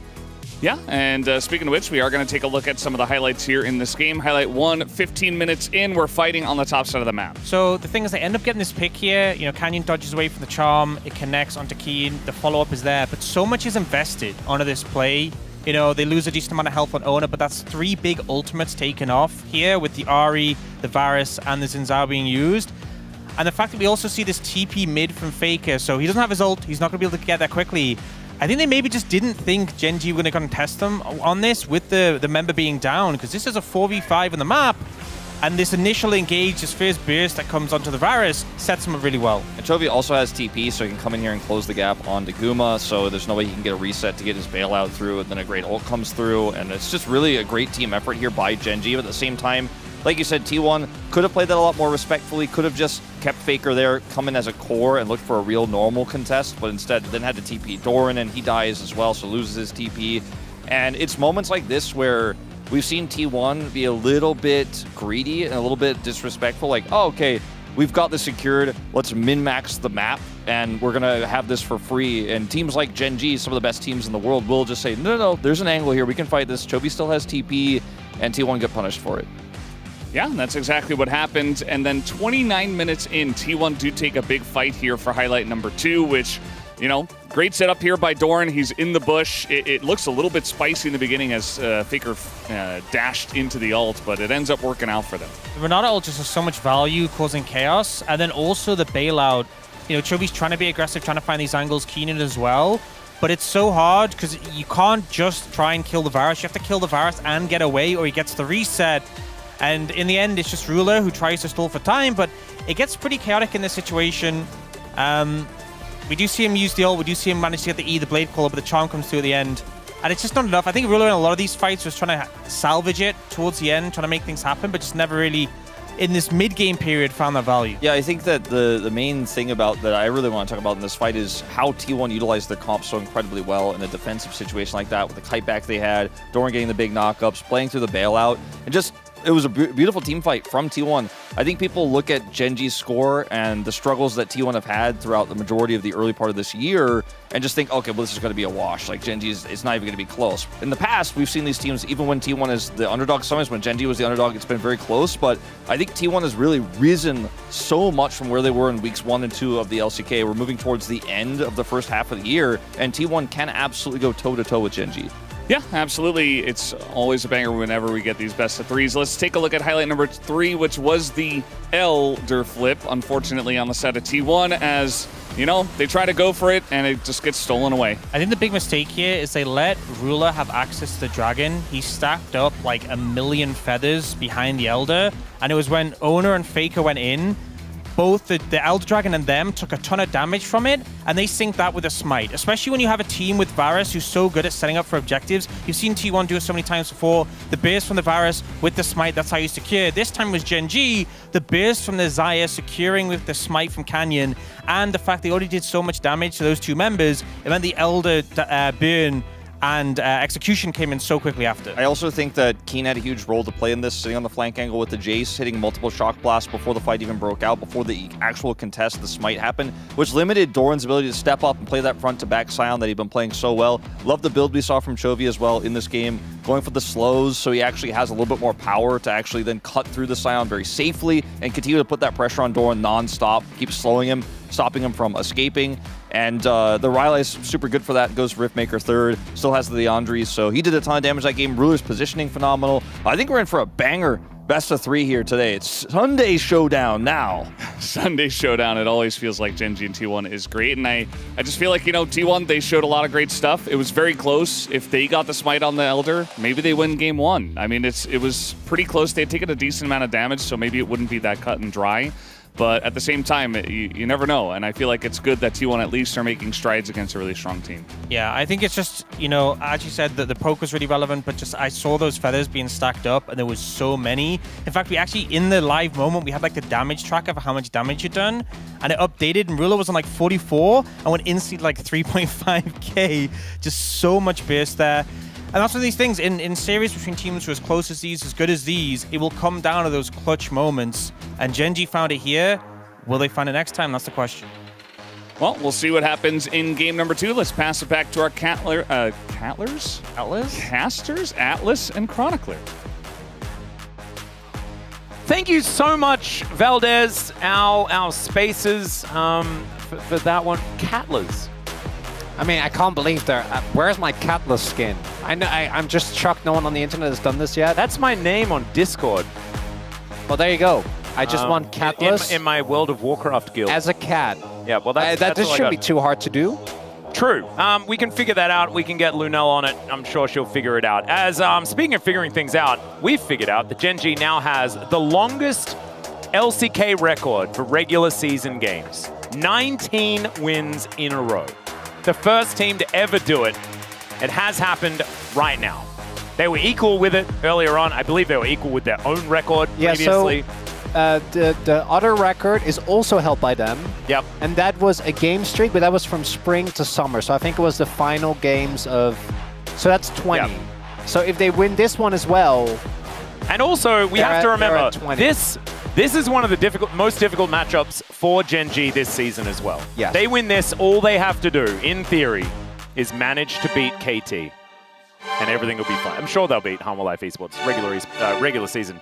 But KT definitely going to be a difficulty. And if T1 can come back here in game number 2, they have blue side. That helps. Blue side has been very powerful. We'll see whether it is going to be a Gen.G loss, whether that record is going to be made and broken on the same day. As the Talia, the Yone, both of them taken away here. I believe the Pantheon will still be hitting the deck because now Xin Zhao is already just Fearless banned, right? I think Pantheon becomes a pretty comfortable first pick option here for T1. I mean, Owner is the guy, right, for this team. So I think that does need to get a bit of a look in. The other pick I'm looking towards is Nidalee. Oh, true. As a flex pick, a Prio is the Victor ban from Do you think T1 thought that Chovy had a good game? What do you think? Yeah. Yeah. I mean, it's warranted. Yeah. The Victor particularly heart-wrenching given how the previous best of 3 between these two teams ended with Chovy really doing his best. I've been told Arcane cosplay. I would know if only seen one. As Gwen taken away as well. Nidalee for me is very high up the prio list. Might be something a little bit less exciting. We still have a lot of the top-tier top laners up as well. You know, now, the Rumble is the one that I'm really looking towards because I'm double-checking, like, Rumble is open. Yeah, Rumble is open. There's also, like, the Pantheon is obviously something they're considering. The Rumble does need a look in, and that is going to be locked away. One of the dangers here about picking the Pantheon these days is the fact that Trundle has kind of stumbled his way onto the Rift, right? Pantheon doesn't have a great matchup into the Trundle. Doran, if you ever wanted to play tanks, it would be a difficulty. So the Rumble makes a whole lot more sense because he's not afraid of what the Trundle is going to do. Are you picking like Pantheon Ryze? Because Ryze you can flex. Because it's keen. It's keen. And he wouldn't mind this matchup either. That's kind of what I'm thinking. Because there are, like, I don't think there are that many bad matchups for Ryze either. And you have double global. We've seen this exact combo be played a lot. Yep. Would make sense to me.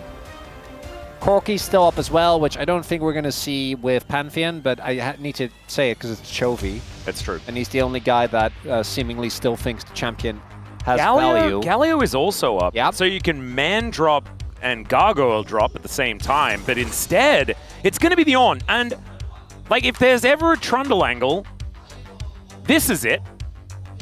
Yeah, this is better because now Gen.G didn't pick Ornn into Trundle. Exactly. Did happen last time we saw it, to our dismay. Makes me kind of wonder what they want to do for support. Because to me, an Ornn pick signals we're going to counterpick something for Duro. Because I think Gen G are a team that really don't need more than one form of engage. Orianna. Is it like Orianna Jarvan? Wukong makes sense as well. Like Wukong, Nocturne, and Jarvan are, I think, the big ones. Yep. That probably means you ban Ezreal if you're T1. As one of the few champions that can really escape Wukong's clutches. Oh my god. Wait a second. It's not... We're not representing all that much damage. Oh, yeah, no, not the top side, not really, but... Okay. So this Has he played mid-on before? He has to. I think he has. I'm pretty sure he has. I remember... I think I need to do my due diligence. You go look it up. Because obviously the reason we're saying this is because Galio is also a good matchup into the Rumble. We've seen that as a counter a lot. I don't think that's going to be the case. I think it's just going to be Keen on the Ornn. Keen had a dreadful game on the Ornn last time we saw him. I'm pretty sure that was the LCK Cup Finals against Home Life. That was the game where he got like, I don't know how much CS it was, but it was... Yeah, he's played 3 games of Ornn. So you're saying... He's 1 and 2. It's possible. So you're saying there's a chance. He can actually reach with a victory on the Ornn, he would reach a 50-50 win rate as well. Because he needs to tidy that up. Like his only other win rate that's not looking so great is 25%, like Vel'Koz, which ain't great. 0% on the Tryndamere as well. Couldn't win either of those games, and there's quite a few one-offs that he hasn't found victories on. He played a Lilia game? Yeah, Kalista mid. I don't know. Let's not... This is like going down Faker's list, man. You're just going to see stuff. I know. Like, why and when did this happen? The Ezreal, to me, is a no-brainer here for Gen G. The Kai'Sa ban makes me wonder whether T1 wanted to leave it up. Obviously, there's been a lot of talk about Champion Pool, but maybe you just ban both the Kai'Sa and the Ezreal. Because I think if you ban Kai'Sa and they're just going to R4 Ezreal, you really shoot yourself in the foot. So if you ban Kai'Sa, I think T1, you also have to ban Ezreal. How do you do damage now? I think they're fine. You think so? Yeah, you can... I feel like Galio does do more damage than he ever used to. Well, that, and also with Galio, you can go with a lot of different builds, right? You can go more damage heavy versus more... Yeah, this is just having a good time, I think. Versus more... and I like the Jhin pick, because it's a good pick for Ruler. He's been solid on it. It also is, I'd say, Gumeyushi's second best champion together with the Varus. I think these two are kind of his hallmarks. As it is a blind pick here for Carrier. Rel would make a ton of sense with this style composition, right? We are looking at a ton of team fight. Wombo combo, or the Braum as Carrier as like just having a giggle again, is obviously really strong. I'm kind of wondering whether Dura would want to go Nico here. I'm double checking. It is open. It is open. To have a bit more pressure in lane, but the Alistar, I do think, has a lot of value into the Wukong specifically, right? And being able to catch the arrow without too much of an issue. Also, I do agree with you. I think if the composition from Gen G really falls behind, they struggle. But if you're on parity in mid-game, the amount of CC you have and the bouncy costling that can happen is kind of disgusting. That said, T1 have a composition that excel at just taking out Jhin. So the rest of Gen G is going to have to do some lifting in the damage. But I want to see Sunfires. I want to see Canyon building a lot of damage. I want to see Chovy with an aggressive build. Yeah, well, I think I'm allowing Keen to build like mainly defense, but if it's not Sunfire Cape first, what are we doing? What are we doing, guys? Well, actually, it probably shouldn't be because it's going to be unending. I mean, a bit of a silly Billy. But yes, Gen G representing a lot of tanks. T1. I really like the draft. I think it's very clean. I think Faker's Orianna has always been fantastic. He's got brilliant ball delivery systems. The Braum for Carrier, even when he has been on sort of engaged Braum duty, he has found some angles to make it work. This isn't the case. Ona can take that one, as well as Gumeyushi being able to start fights with the arrow. And then this Rumble from Doran, this has been a great pick for him throughout this season, especially this round robin as well, since it's been finding some form. I think the T1 are looking in prime position to deliver us exactly what we want. Which is a free game. That's what we need. I'm not gonna... I want a trilogy. I don't want no 2-0 Atlas. Yep. So Gen G, hopefully they don't have enough damage to get through the enemy nexus. And in fact, we do get that game 3. But we're getting ahead of ourselves. Let's get into game 2. 소환사의 협곡에 오신 것을 환영합니다.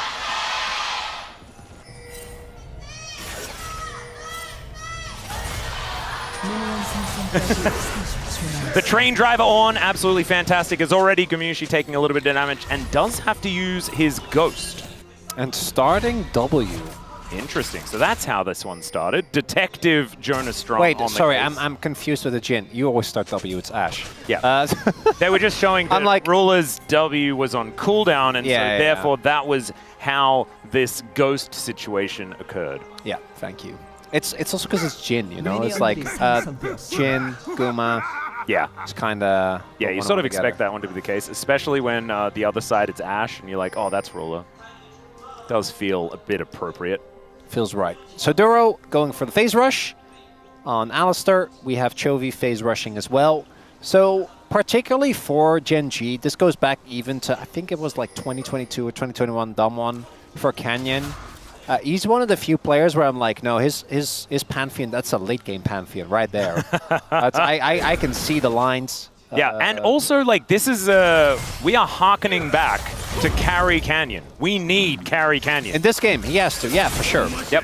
As, yeah, we are level 1 Alistar, so obviously... Just taking a beating. Life not too great.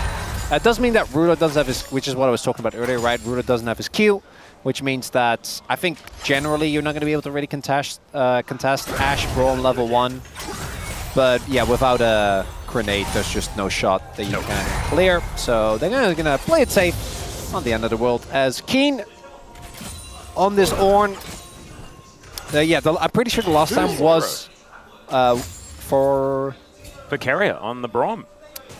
Yeah, that can't be right.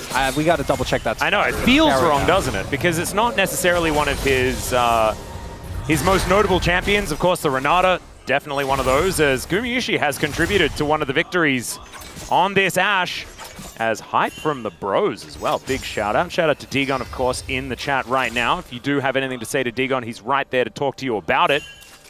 And Gen G looking to defend against some pretty good win rates right now. It is really looking like we might get the 3-gamer. I don't want to curse it or anything like that, but I'm feeling it, man. I don't believe in curse. I do, however, believe in backlash. So I want you to calm down the hype a little bit, Atlas. It's no hype. And look at this. Chovy's like taking a damage. You see that? Yeah. Normally doesn't do that. Yeah. Actually, I've been told. Yeah. What is that? He might miss a cannon? Canyon. What's the pathing? Oh my god. So one of the biggest criticisms, piece of criticism we always give to Canyon is that his pathing is extremely predictable. I'm pretty sure they spotted him on the Raptors, so their read is... Whoa, we're flashing in. No, and Gumyushi's flashing out. No, the wave is still pushed. I'm pretty sure that... So Canyon is delaying himself, but I am pretty certain that the timing should not be expected, but I think Canyon's too late, yeah. So... I'm not sure if Duro would have had to held off longer, or whether he was just trying to force and then hope that T1 still would play forward. But now you're just approaching normal scuttle timing, right? So the bot lane would always back off, and the wave was also not really in a position where I think it was a big deal for them to just let it go. There's going to be a couple of minions that will go into the Abyss, but we have to swap 4 minutes in. These early swaps have still been done by some of our teams. Yeah. Gumyushi making his way there towards the top side of the map as Doran playing pretty aggressively. You can see Keen already getting taken down relatively low. 2 biscuits sitting there, although they're not as powerful as they used to be. The Ash Gang? Yeah, that's an odd one. No, sorry, that was, they know that was the TSM Juggler. Teleport down towards the bottom side of the map. The original General. Oh, yeah. Actually the original General. Didn't wear the trash bag all that often. And, yeah. Bay life. Okay. Gen G with Chovy here pushing up in the mid lane, doing his very best to stay in parity, able to tidy up these minions. Justice punching away as Faker with a phase rush of his own, actually, able to follow this Galio, who is desperately looking to try and go for a reset. Look for a cheeky one, of course, had already used the teleport, so needed some good timing to be able to get back and remain in good standing. Had to cancel, as you can see. Skeen down towards the bottom side and already taking a bit of damage here from Doran. I just want to see the first train. I love this skin. It's one of the best skins in the game. It's so good. All right, Taunt going to come through as Chovy is quite low. Clockwork wind-up, ladies and gentlemen. He's also this stage of the game is dangerous. Quite fast, fortunately for him. Yeah. Doran just going to drop a barbecue on this minion wave. And that is going to cook it. as they generally do. Kenyon, in the meantime, is continuing to farm, as is Owner. And T1 have now positioned their bottom lane towards the top side. So once again, it is quite a slow early game. But this time, look at that Dragon Atlas. Oh, it's not going to be another Chemtech Soul. There you go, Orcs. Not this time, buddy.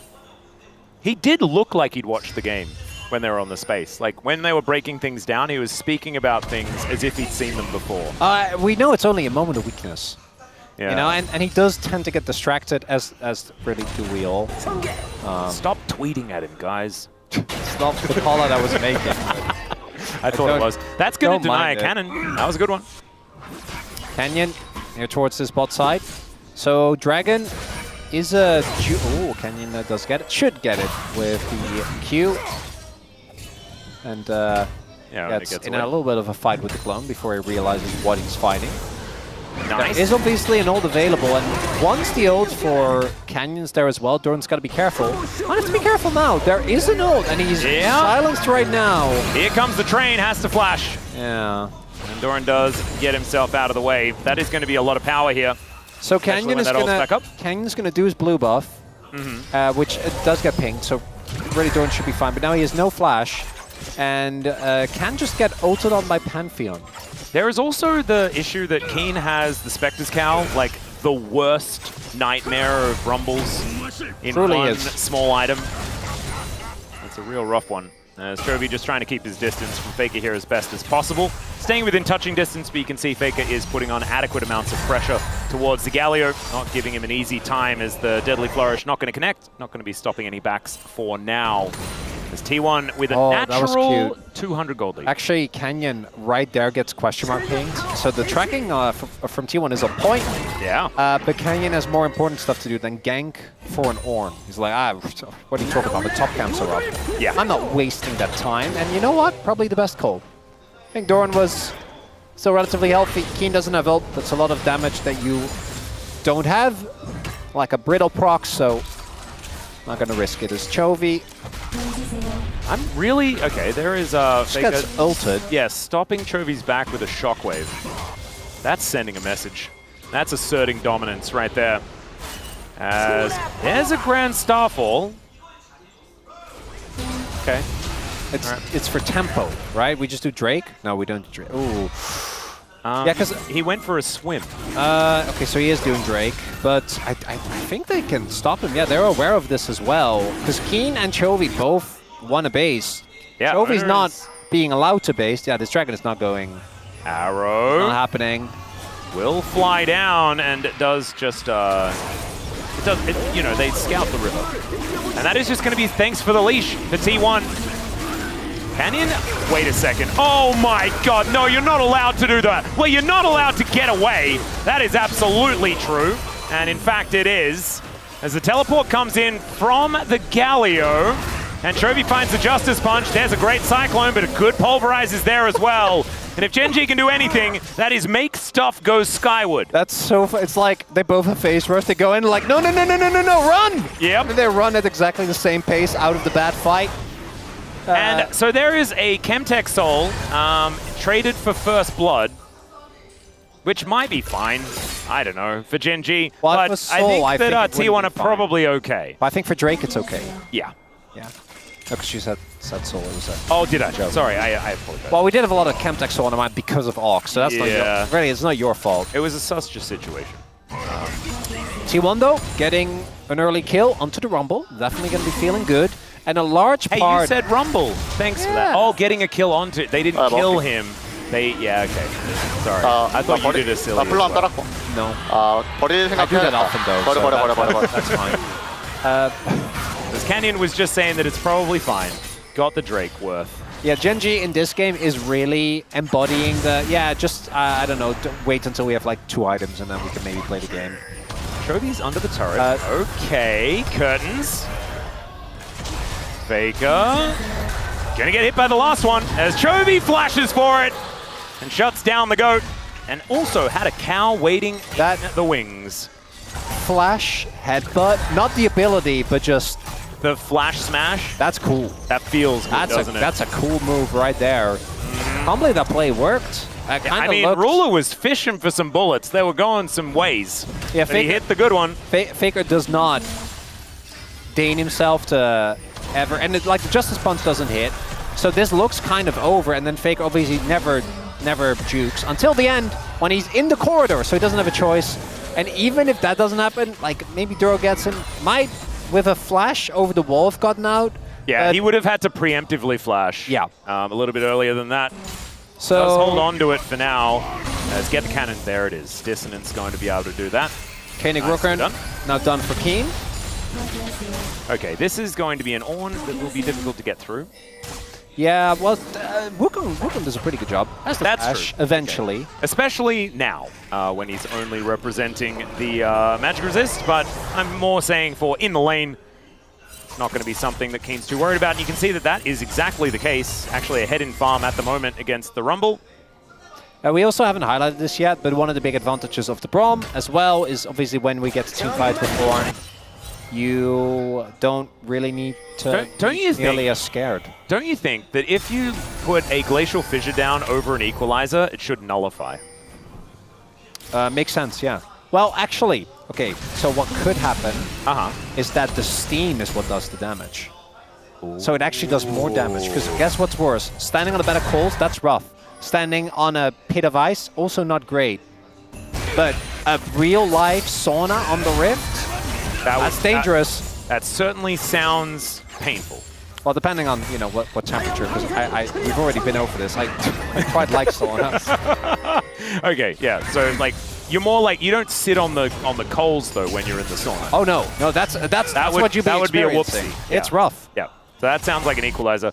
It's just some suggestions here for the Riot development team. Hopefully, Maddie can get on it.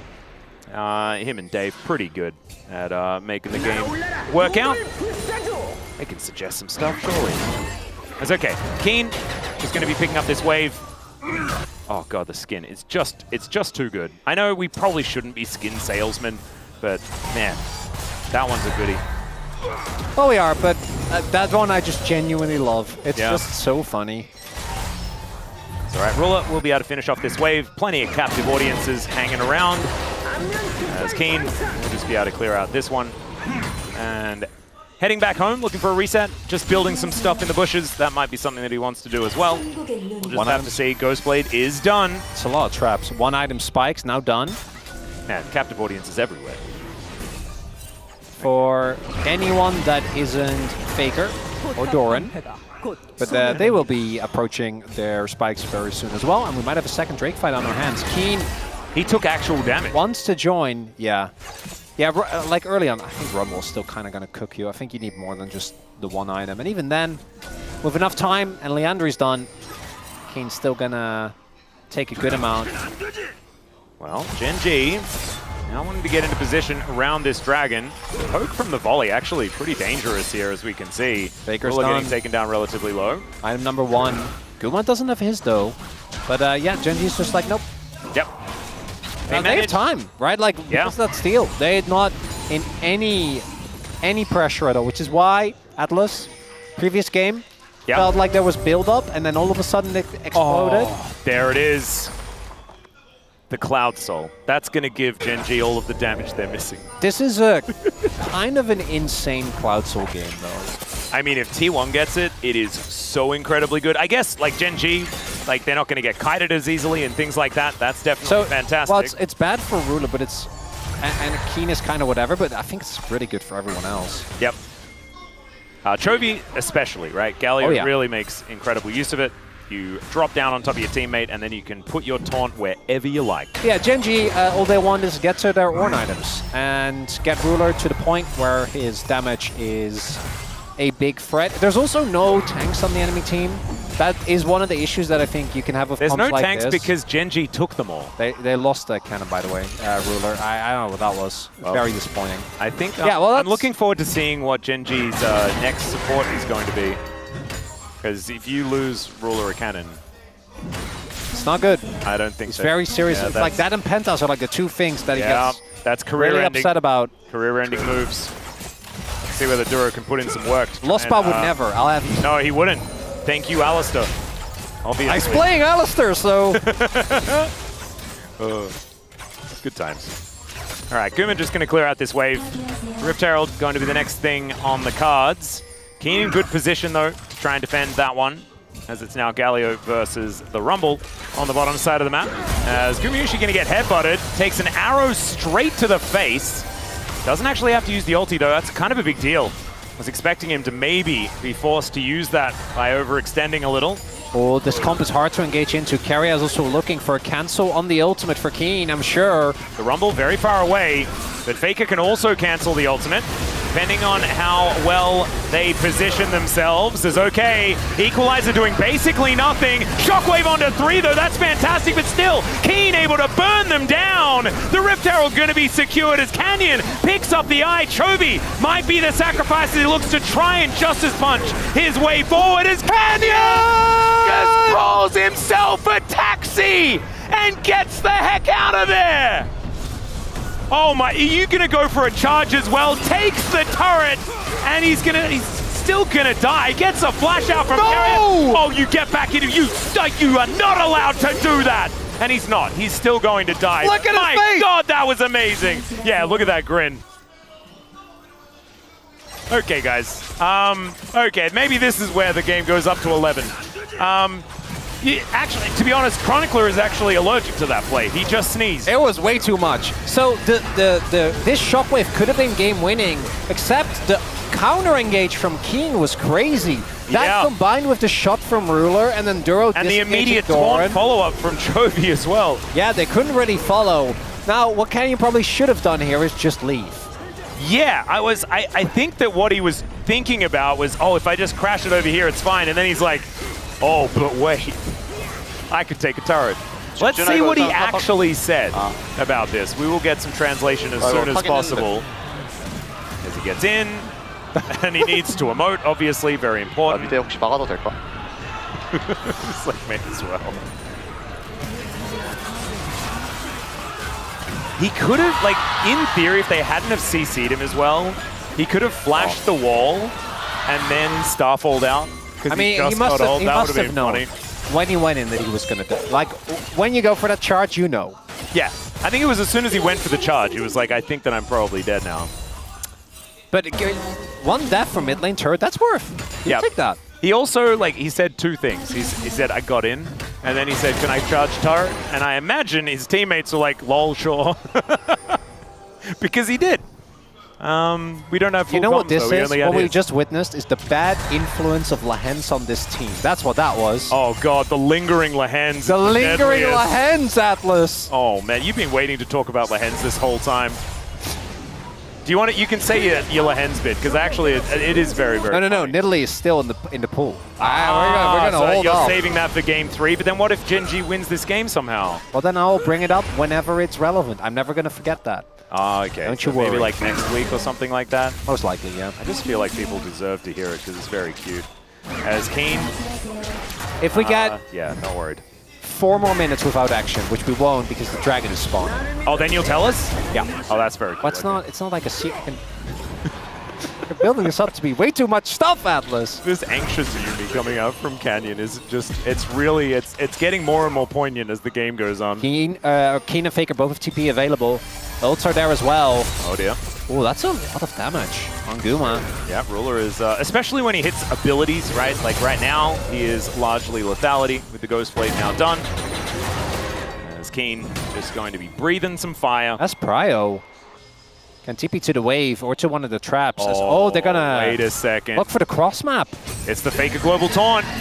The train is being called. The Brittle comes through. He flashes and still gets knocked up. Collects them with the Shockwave, but doesn't really matter here as T1 will look for the first Cloud Drake of the game. They'll get that, but it's only their second Dragon. Genji, they get their prize. They're looking to lock down even more as the Otacon is being started. Keen and Chovy, or Chovy's here. Keen has TP. He's gonna back first, but Canyon did ult. Yeah, this is dangerous. Oh, Ruler has ult though. They're squishy. Oh yeah, they're gonna go for this fight. Yep, teleport going to come in. Canyon, not quite close enough, but still. Arrow connects onto Chovy. Let's see, there's some brilliant knock-up. Another one, four-man. The jumping cast Castle has been picked up, and there is the Otacon secured by T1, but can they get anyone out alive? Carrier, that's a no. Doran, that's also a no. But at least Gumayushi and Ona will stay standing, and they have the permanent buff from both the Dragon and, of course, the Otacon. The Genji walk away with a bit more money at the end of that one. Yeah, Genji's going to take that. Yes, Otacon is solid. It will have a continued impact in the game. But you are getting 2 turrets and, what, 3 kills? For a second Drake, which, frankly, they're not going to care about because by the time the next fight rolls around, they're going to be even stronger. More levels on Keen.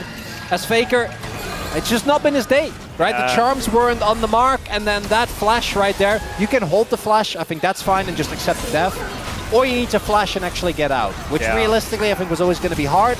That equalizer, I didn't notice that one before because it wasn't quite in the area where the players were. Well, not only that, but even if it was, the people you were trying to equalize were Ornn, Galio, and Alistar with ultimate. That's true. There are a few tanks. I don't think that necessarily means you just put it in the river. No, I mean, ideally, I think if you put it on Ruler, because he actually was running the big damage sources there, right? Yeah. Could have been a difference maker, but Ruler probably just walks it off, and then the tanks still kind of cook you. Because again, we're still relatively early in the game. It's not like Ornn and Galio are known for not doing any damage, and Riftmaker's done. Yeah, I mean, also, Despair. Ornn is a level ahead of Doran right now. Like, this is the problem, is that Keen is doling out so many items. You got the Sundered Sky, you know, already upgraded, as well as Keen, who'd already made his Rookern even more Kanic than it was before. This is all building up to when T1 finds the comeback team fight. Oh yeah, I mean, obviously that's happening. Where Owner gets onto the back line, Ruler gets blown up, Canyon gets caught, and then we get to game 3. Well, Doran, we got to get to game 3. Oh dear. Well, we are going to call the train. That is going to get another flash, and the man drop comes in as well. Okay, well, that's a few cooldowns for a flash. Equalizer going to eat the wave, and so tempo back in the hands of T1 for the moment. With the Cloud Rift, though, it does mean that Genji have extra maneuverability to get back around if they would like to. Vision going down where they can find it. I've really liked Canyon's play this game, except his ultimates, which, outside of the top one on Faker, have universally just not been great. I'm fine. He's fine. He's okay. Duro's on the flank. He is. They know. Who's on the flank? Play his ult, so... Well, he's going to have to ult. He will do that. Finds a Pulverize. There's the Deadly Flourish. It's Canyon waiting in the brush. He's like, buddy, I think you might be dead. He's going to have to flash.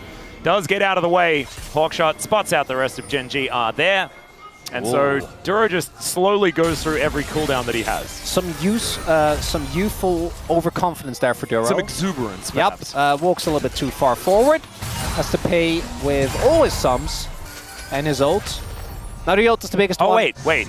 But he has Hex Flash. Yeah, so really, you can't take all his sums because he has Hex Flash. Exactly. And in fact, he should have flashed first, because then maybe he could have just got out and then activated Hex Flash. It's only a trade up. Yep. But he didn't. Yeah, he did.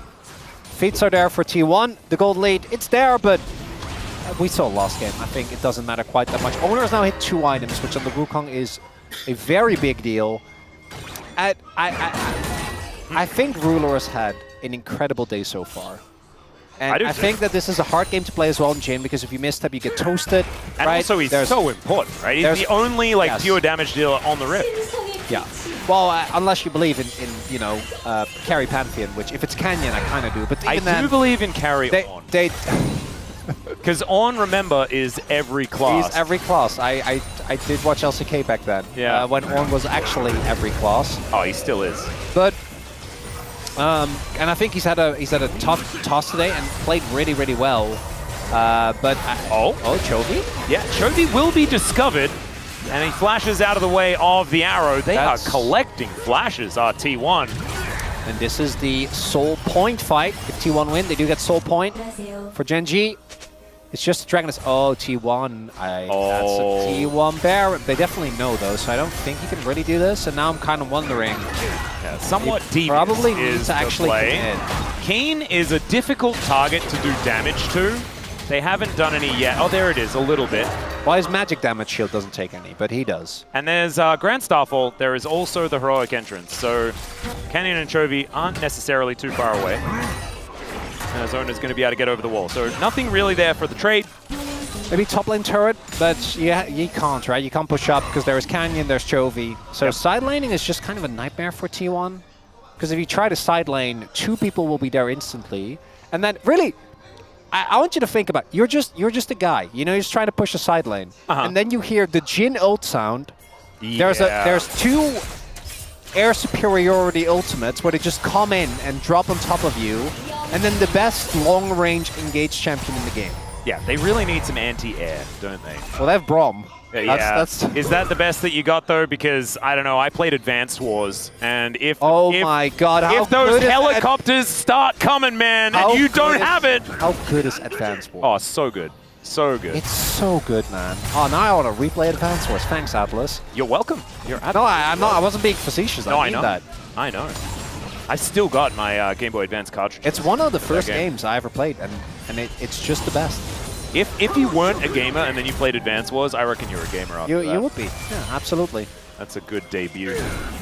Anyway, let's see whether T1 can put it together. Who was your favorite Advance Wars CO? I think when I was a kid, it was Hawk, because I just loved the. You know, he was like kind of a cool dude. I was a really big Eagle fan. Yeah. Because he was just super cool, and then the more I played of the game, the more I was like, Sammy is OP. Sammy is, yeah, that's true. Because at the beginning you're like, oh, Sammy's useless, infantry suck.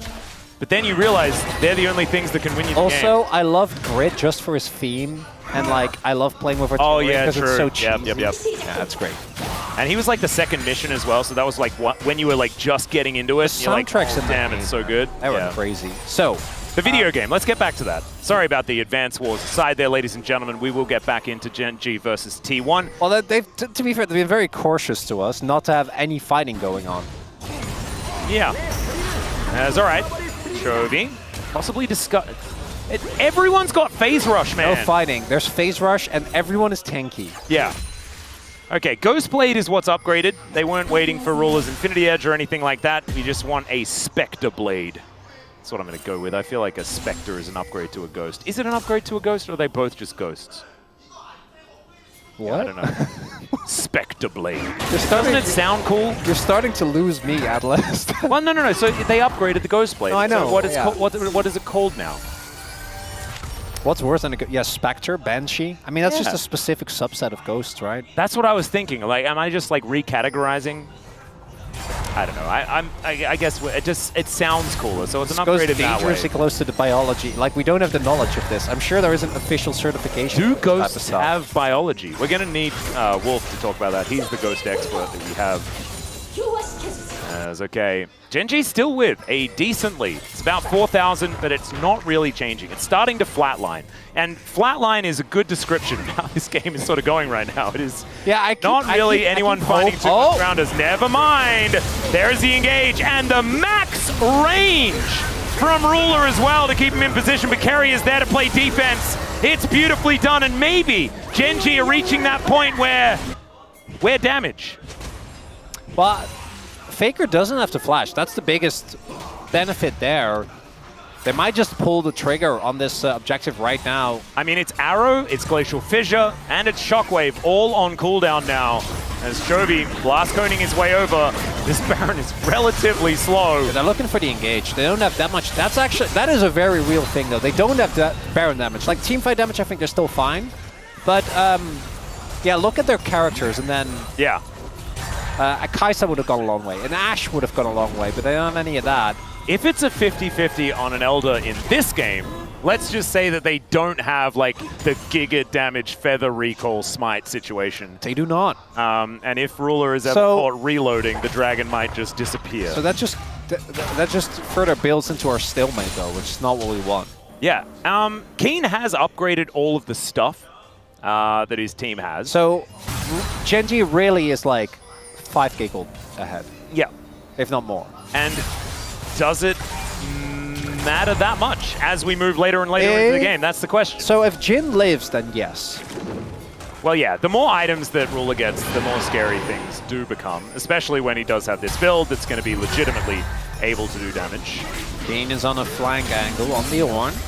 You have to be a little bit tricky about it because Keria otherwise can cancel it. Yeah. Oh, yeah, they do. They just want to get the door. They want to get the door so bad. Well, Keria isn't putting it up, but that does mean he's taking a lot of damage. Yep, and he can't. He can't put it up, right? Especially not with Keen out of vision. Gonna get breathed on here by Ona just a little bit. The rest of T1 coming on over, trying to offer the damage if they can. Canyon wanting to assist, and he gets over the wall. There's the Cyclone. Canyon flashes out, takes so much damage, as now Keen calls the Ram, and of course Kerry is there to block it. The Dragon is gonna get taken, and the Curtain Call is just gonna be unanswered. A four-man knockup yet again, as the heroic entrance this time does nothing, and the Justice Punch is blocked. Gen G, they lose their Gargoyle. But it's just Gargoyle for Dragon. It's Elemental Animal in trade for one another. And once again, we have a relatively even trade. And Canyon's alive, so I don't even think they can do Baron! That was the promise of action and none of the delivery, Atlas, as we take another look. T1 make the Look call. at how much damage Canyon takes here, by the way, when he goes over the wall. Yeah, we can actually deal damage to Keen, they do, and then Keen is trying to help his buddy, which doesn't work out. And this is the first time I feel like there actually is a lack of damage, right? Because look at this engage from Duro. So Chovy stopwatches the ult, 4 men, but there's actually no damage. Yep. Doran just has a nice stopwatch in return, and that ultimate meant that the rest of the team couldn't really follow, so Duro could only assist. That Equalizer cut off the entire road. Imagine like being Ruler in that moment and just seeing the dancing grenade potential. Oh my god. Yeah, but he couldn't do it. Absolutely not. As Chovy going to be able to pick up this wave towards the bottom side of the map. So Soul is imminent now for Gen G. Yep. But they don't have it yet. And also, unlike an Infernal Soul Hex deck, I don't think this wins you the game automatically. Oh no. It doesn't solve the damage issues. It gives them positional options, absolutely. And of course, like, Chovy from here on out is probably just going to be building damage, right? So the Galio is going to get more and more scary, but Keen is going to get less and less relevant as far as his damage is concerned. Ruler does have the Lord Dom. Oh, the window. Yeah. Here for T1, Canyon might have to sacrifice his life. Well, there is the Grand Starfall. Okay, Call of the Forge God as well, gets a triple knockup, and the steal on the Baron for Canyon at the same time. He's got a GA, the curtains are being called, and maybe it's on more than just this Baron fight. Maybe this is the game winner, as Faker is getting encroached on, will get taken down, and Doran, he only has a sliver left, and the Deadly Flourish, it's named pretty well, but that last bullet, that's going to do it, and the poor man with a door is unable to hold it here for T1. Who needs more damage dealers when you have Ruler on the chin? So much damage, but for me, those steals from Canyon Atlas. My the goodness. Timing, absolutely perfect. And this time around, the Braum wasn't there. He wasn't there to block the train. And Gen G, they just drove right over the top of T1. They'll take down these Nexus turrets. They will move their record here, their LCK record, to 20 games in a row. And they will continue to make history here in the LCK. They are not stopping here today.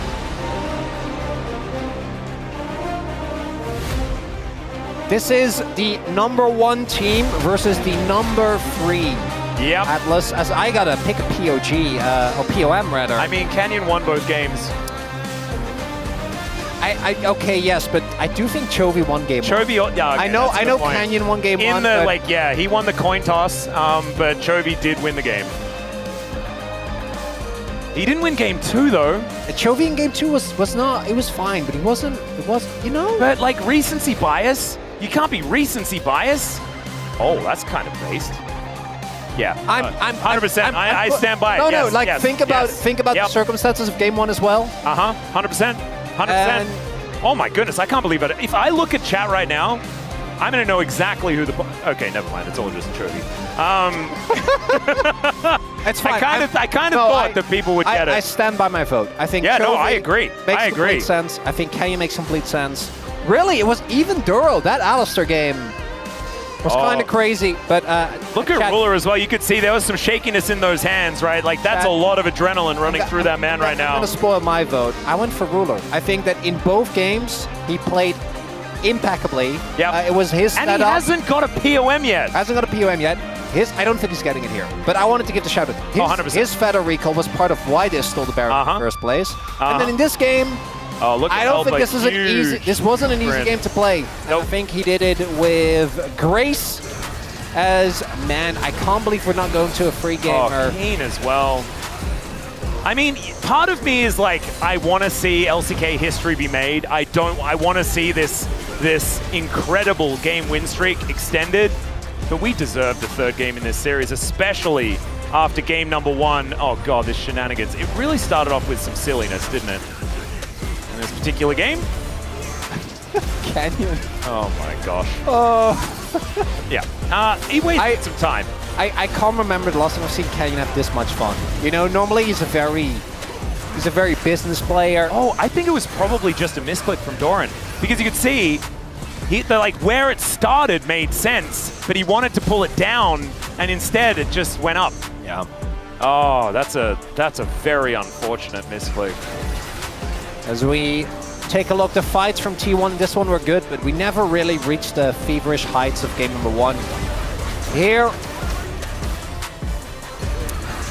a lot more downtime, and even though the Brom, I think, was great into the on, we saw that. The team fighting from Gen G, this bouncy castle was just too much to deal with. Yeah.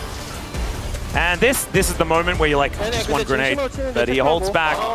Because now, the Hail Mary Baron, we've seen it so many times. Canyon was on vision. They knew what was going to happen here. As Carrier not able to stop it. That was from like 1337, by the way. Like the timing on that Q, and that was about as perfect as you can do it.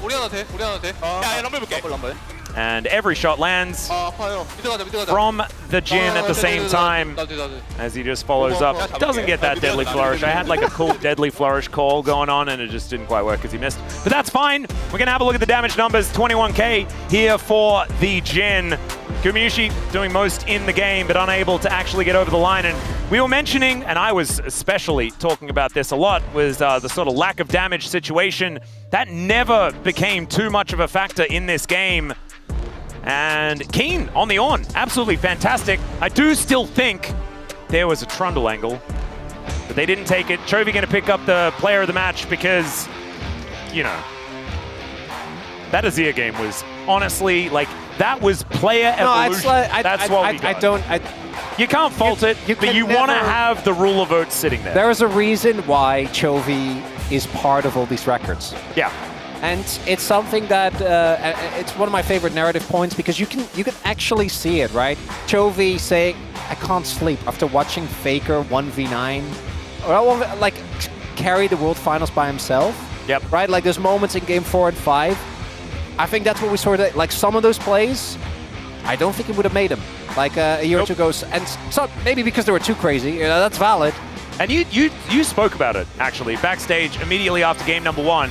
And it was the fact that this is what he set out for himself, right? This is the goal that Chovy had. I want to be the guy that makes those big plays. And to see him do it twice in that pivotal game 1, an incredibly important victory, of course, because they were on the blue side selection. They needed to defend that. And also going into game 2 after having your record broken and all this sort of stuff, it's going to be a very different mindset than what we saw in this particular game number 2. So, oh man, yeah, important game for Chovy there, that game number 1. This one, Galio, often a very, very good pick for him. Don't think he was the main character. Honestly felt like it was a huge team effort. This vote was for game 1. And that's maybe a bit of a step up from, we've had a lot of recency bombs. Defending the recency bias with a Chovy vote.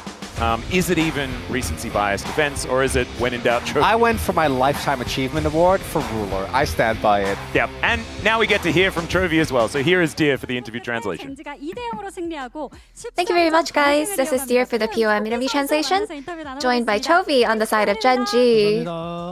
Congratulations. Thank you.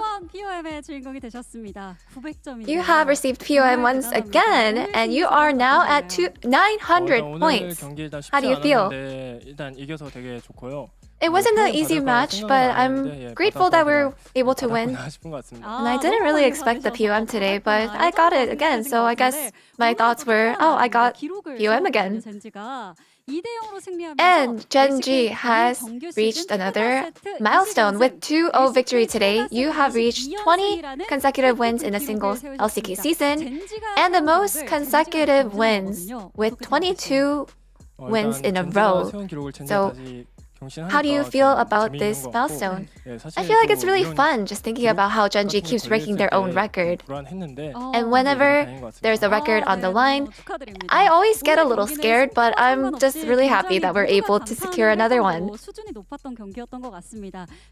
You know, we got an endless cycle of jaw-dropping, high-level gameplay today, so, you know, if you win a game like this, is it even more rewarding? You know, rather than feeling rewarded, I feel like I just realized that there are so many room for improvement and there's so many aspects that we can work on. And in game 1, we have to talk about your Azir, where you didn't go with Nashers, but built your items around health, like Leandry's, Rylai's, and Riftmaker, and you had an even higher health than your own Skarner. So what was the reasoning? No, I was just experimenting, and I felt like this is a pretty good build and itemization, and I think, you know, whenever you are in the game, I think it's just really important to sort of synergize with your team and then provide that wombo combo. And, you know, it worked because we won. You know, we noticed that you were dodging so many Ahri charms. So what is your secret? Because I have been playing a lot of Ahri games, I think I sort of know, my body just knows when that Ahri is going to come in, engage, or charm. So I'm always really well aware, and I always have my eyes open for when the Ahri is going to come in to charm. And in game 1, T1 actually flipped the gold lead, took 4 Drakes and Baron, and you guys were on the verge of losing. So let's take a look at this one highlight with your super toss. Can you walk us through this? You know, someone told me that Varus didn't have Flash, and I think our team as a whole were aware that we had to open up a team fight here. And I think the enemy were just coming in after looking at our team's skills, and I think that's the kind of the angle that we tried to catch out. And after winning game 1, looking at game 2's draft, it looked like you guys lacked damage dealers. So what was the main point of this comp? No, after we completed the composition, it just felt like we would be doing a lot of passive dealing, damage dealing, and it looks like, you know, the enemy actually didn't have a tank either, and they didn't really have a lot of good side lane pushing. So in the end, I think we just decided that the gameplay would be focused on the late game, and that actually was quite effective. And there is another player who did an incredible job today, who pulled off an incredible steal in games 1 and 2. So yeah, I mean, yeah, Canyon definitely does tend to steal a lot of objectives. He does take a lot of, steals a lot of fans away too. You know, he's a really good stealer. He's a thief. And next up, you will be facing the second place team, Hana Life Esports. Now, Hana Life Esports is doing a very good job, and their performance is quite solid. So we'll have to make sure that we are ready for them. And that's the end of the interview with Chovy, and back to the space. Thank you. Thank you so much, dear, for that awesome translation. We've heard a lot from Chovy as he keeps on winning POMs, and this time, as the casters were talking about, his Zir was amazing in that first game, and his Galio was also quite strong, so he picks it up once again here. I'm sure he's getting a little bit bored of doing the interviews at this point, but... I mean, it's not just this season as well, it's just been a common thing. He does a lot of interviews, you know, putting the hours in. Yeah, I mean, he had a phenomenal performance. I think everyone on Gen G did. I think both teams played really well. There were some smaller mistakes from T1 that ultimately decided the series, I think, but some really clutch plays in Game 1 from Chovy. That was the reason why I ended up ultimately voting for him. Yeah, so we do have something to show you guys, which was talked about already. Most consecutive wins here at the LCK. And yeah, currently on a 20-win streak. They just keep doing it. They just keep winning. Like, you never even have to wonder, like, who has the previous record? Oh, it's Gen G. Yeah. Yeah, they matched their own record. Can they beat it? It's Hanwha, so, good. you know, it looks good, but it is a tough opponent, right? And Chovy said that he actually does care about the milestones and makes him nervous, which is a surprising answer to hear, because oftentimes we think the pros don't really care about this stuff, but unless he's just saying it, which I don't think he is, it looks like he actually does care about it a lot. I think it means as well, if they do win against Hanwha, they're not just going to beat the record, they're going to smash it, because they are looking in form where Hanwha is the last team they're going to face that looks like they have a good chance of taking them down. So unless Bro just pull it out of nowhere, like we sometimes see. Maybe. Could happen. Hopefully Degon's here on that day. Let's take a look at the POM votes here for this one. It is a 6 out of 13. 2 of them coming from Soup and TZJ. Not a big surprise here, but one of you guys also joining with them and Observer and Media. Which one of you was it? I voted for Chovy, as I said earlier. It wasn't Observer. Jonas Strong went for mid. Yeah. Yeah, no, he's saying one of us voted the same way the Observer did. Yeah. Sorry. The Keen vote is a little bit odd. He had good shock blast in that Elder fight in Game 1 and played a decent Ornn, was very tanky and did Ornn things. I thought Ruler had a pretty good series. The Xayah game was more standout to me than the Jhin, but the Jhin was pretty good. Pantheon game was pretty good for Canyon. He stole a lot of objectives, in part due to his teammates helping him out, but I thought he had a fantastic series. He had the crazy, funky Rift Herald play where he got the turret and didn't escape, but it was fun to watch. For me, I feel like Ruler in the Xayah game, like the Elder moment was really pivotal, the value got there, but a lot of team fights, he was kind of just dancing around the abilities that T1 were throwing at him, managed to avoid them. The Jhin game, I think it was kind of a team gap, but yeah, it feels like they have so much trust in Ruler, they're willing to go a comp where you have, you know, this beefy front line, but with only one like major damage threat, and they're like, it's fine, it's Ruler. Yeah. That was Ruler. That was Dan, Ox, Harrison. Wolf, how about you? Pretty basic King of POM. I knew he was going to win it. I also, thought that his performance on Azir, even in Game 1, was so titanic compared to the rest of the Game 2 stuff being more of a team-focused thing that I thought it was worth it to give it to him. But I would have given anybody except Keen probably a bit of a nod. Maybe Duro as well wouldn't have been on my list. A little nervous about seeing Chronicle's comment. Did he just copy me again? Oh, okay. He came up with his own comment this time instead of copying me like he did in the previous series. He did vote for the same person, though. Look, he's a always little bit sus. He's always going to copy me a little bit. At least he's got an original comment. I did also actually say this once about Canyon before he got his first palm. He said, you will get palm one day, basically about Canyon. It's not about Ruler, or it wasn't about Ruler though, so it's not exactly a copy. Maybe he got called out for copying someone else's comment on the day, so he's like, I'll just go through the old comments. Maybe he's got like a big folder of them. He's like, oh, this is a good one. We'll use this. At this point, I feel like you might as well come up with something original. I think that's less work, than like going through all the VODs, right? Gen G's CC comp, Canyon and Chovy, is just too strong. I think that's fair. As you guys were mentioning, Canyon did also have a good day. Yeah, but also like a ton of CC in the comp, so the common works, has layers to it. This is what you should try, Chronicler, Yeah.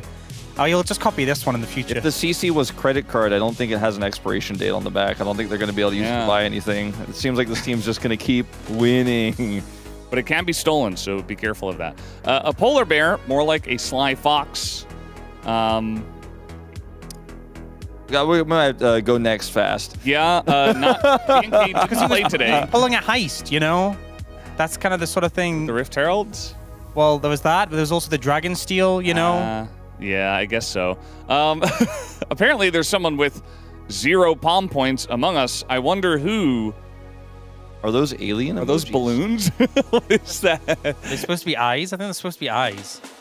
Eyes. Okay, yes, Yeah. we got the confirmation. Oh, they're eyes. Okay. Not the letter I. There is a letter I there, but that's something different. Yeah. It's definitely not this normal eyes emoji. A hero shining when it matters the most. Yeah. Maybe this is a reference to when he made that big play in Game 1 in Azir, he then used his Zhonya's and turned gold and shone. Yeah, probably. Very reflective. Let's take a look at Jonas Strong's comment. Ox, How can you vote for someone else after watching game number 1? Wow, it's hard. Called out by Joe Strong. Hey, I think Will had some great plays in game 1. You know, the 3,000 damage Blade Caller, that helped secure the Elder. Also, there was the fight where like the charms coming out. But what if they don't even get to the Elder fight because Chovy doesn't make the play on the top side? They did.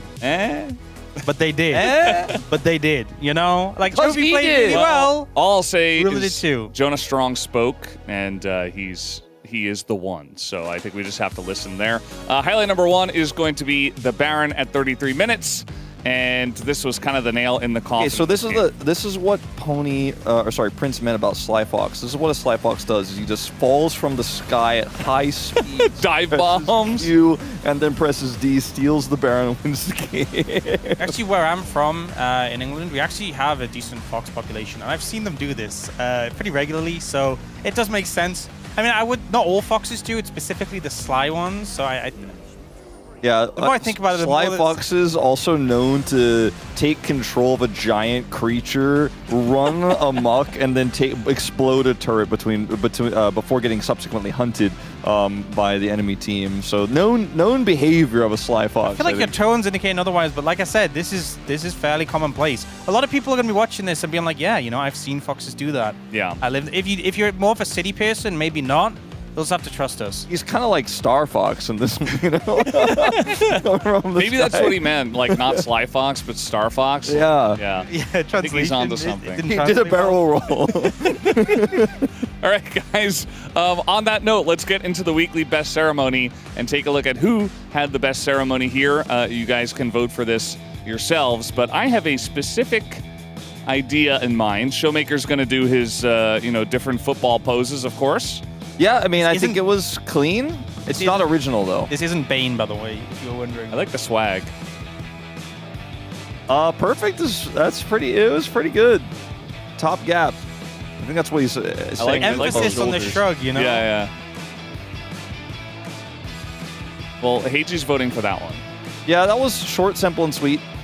It's nice to see BDD smirking and smiling, but this is number 1.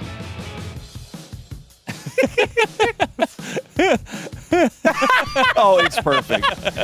There's zero chance he doesn't win. Oh, it's my actually God. Peter, not perfect. Oh. Yeah.